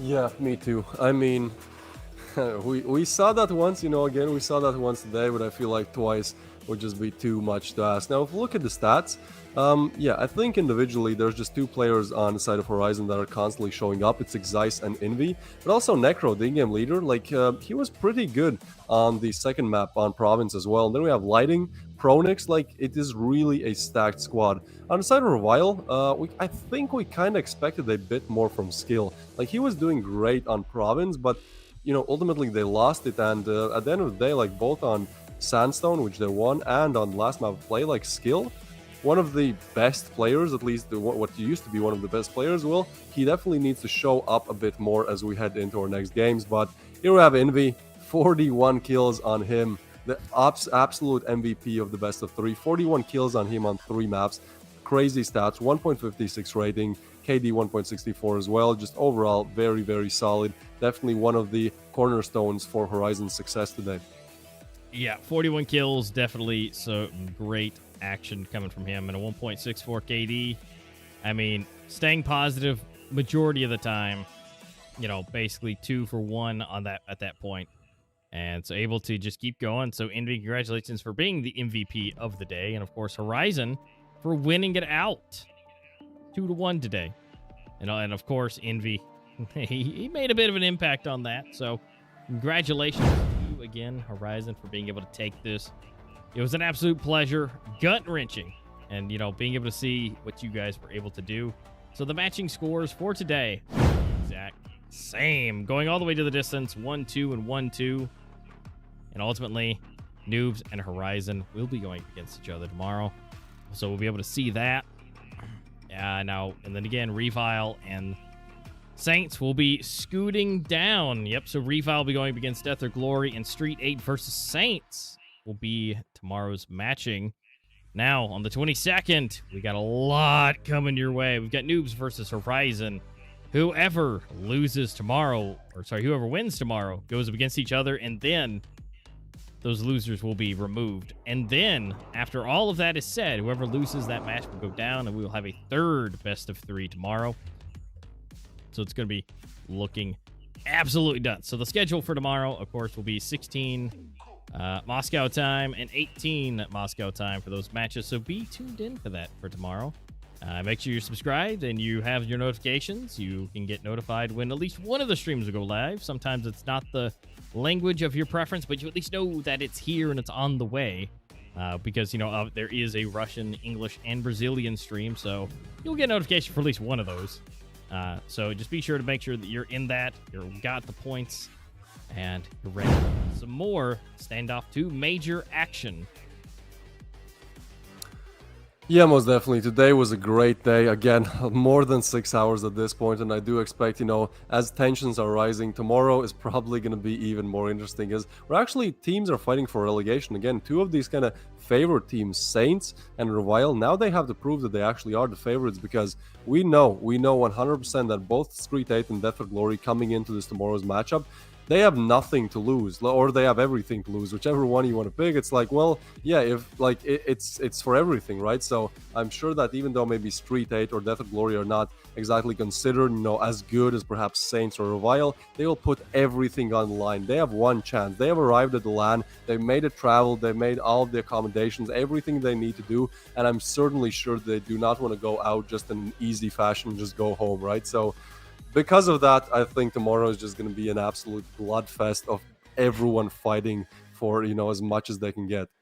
Absolutely. Yeah, we should be able to see the craziest plays, the craziest strats, the YOLO strats of them all. I mean, that should just be absolutely crazy just because again, if they lose, they're out. I mean, they have a chance. I mean, it's a best of 3, so you have technically 2 maps to play with, 3 if you win 1 of each. But that's it. Once you're gone, you're gone. Tomorrow we will find out who will secure those $1,000 positions, whether it be 5th and 6th. Those will be determined. And then, of course, the next day, we will find out even more juicy information as far as who's going to be able to take, and get to the semifinals. Yeah, it's definitely going to be interesting. Well, at least now we know one thing though. It's going to be Noobs meeting Horizon in the semis as the first real semi-final, and I think that's a very interesting matchup because for Noobs, it's literally like, again, they're a team that has elevated their game style, that has, become good in a very short amount of time, but it's like the better they get, the more challenges they also get. And I think if they are able to beat out Horizon, that would be absolutely incredible. But before we go, guys, have the final highlights here of today. And what better way to start off than Reason getting a quick 4-piece in the first round of play. That really set Saints on very good footing to take this game home. And I mean, that's exactly what they did, just rushing over Noobs round after round. We can see 5-1. And yeah, the highlights end there. It's just a very quick victory. But then, once we actually go to Rust, once we go to Saints map pick, things start to become uneasy for them. Things start to fall apart. As more and more rounds go by, Noobs slowly establish their lead. And at this point, you start to ask, well, what's going to happen on Sakura? Well, let me tell you. It's going to be Saints just absolutely demolishing Noobs. Look at this. Pistol round, easy win. Yeah, we have this moment where he thinks, the defuse has come in. Yeah, me too. That's my favorite play of the day. He thinks the defuse has come in, but it really hasn't. And, from there on out, it's just Saints just balling it out in easy fashion. But then, we didn't actually get to see the highlights. But Saints lose a 9-3 lead and lose to Noobs. And then we move on to Sandstone and also Province here. Some nice clips overall. Horizon getting their second map. And then, we just saw what happened on Sakura. We just saw that highlight reel. It's just going to be Horizon all over again on the scoreboard. Yeah, it definitely is. And here we go. There's the Envy's nice, lovely 3-piece. And I mean, as it keeps going, we get to see the struggle back and forth, and ultimately it results in the victory for Horizon. And now we get to see everything keep moving. But unfortunately, with that continuation, we get to just see everyone still into the stadium, not studio. We're in the studio. We're being able to see what's going on in the stadium from overall. So, guys, that was an absolute crazy time today. And ultimately, that is it. So, guys, do join us back for tomorrow for some crazy matches. I've been A-Master. That's been Twist. And unfortunately, we will see you guys later. Till tomorrow, guys. Goodbye.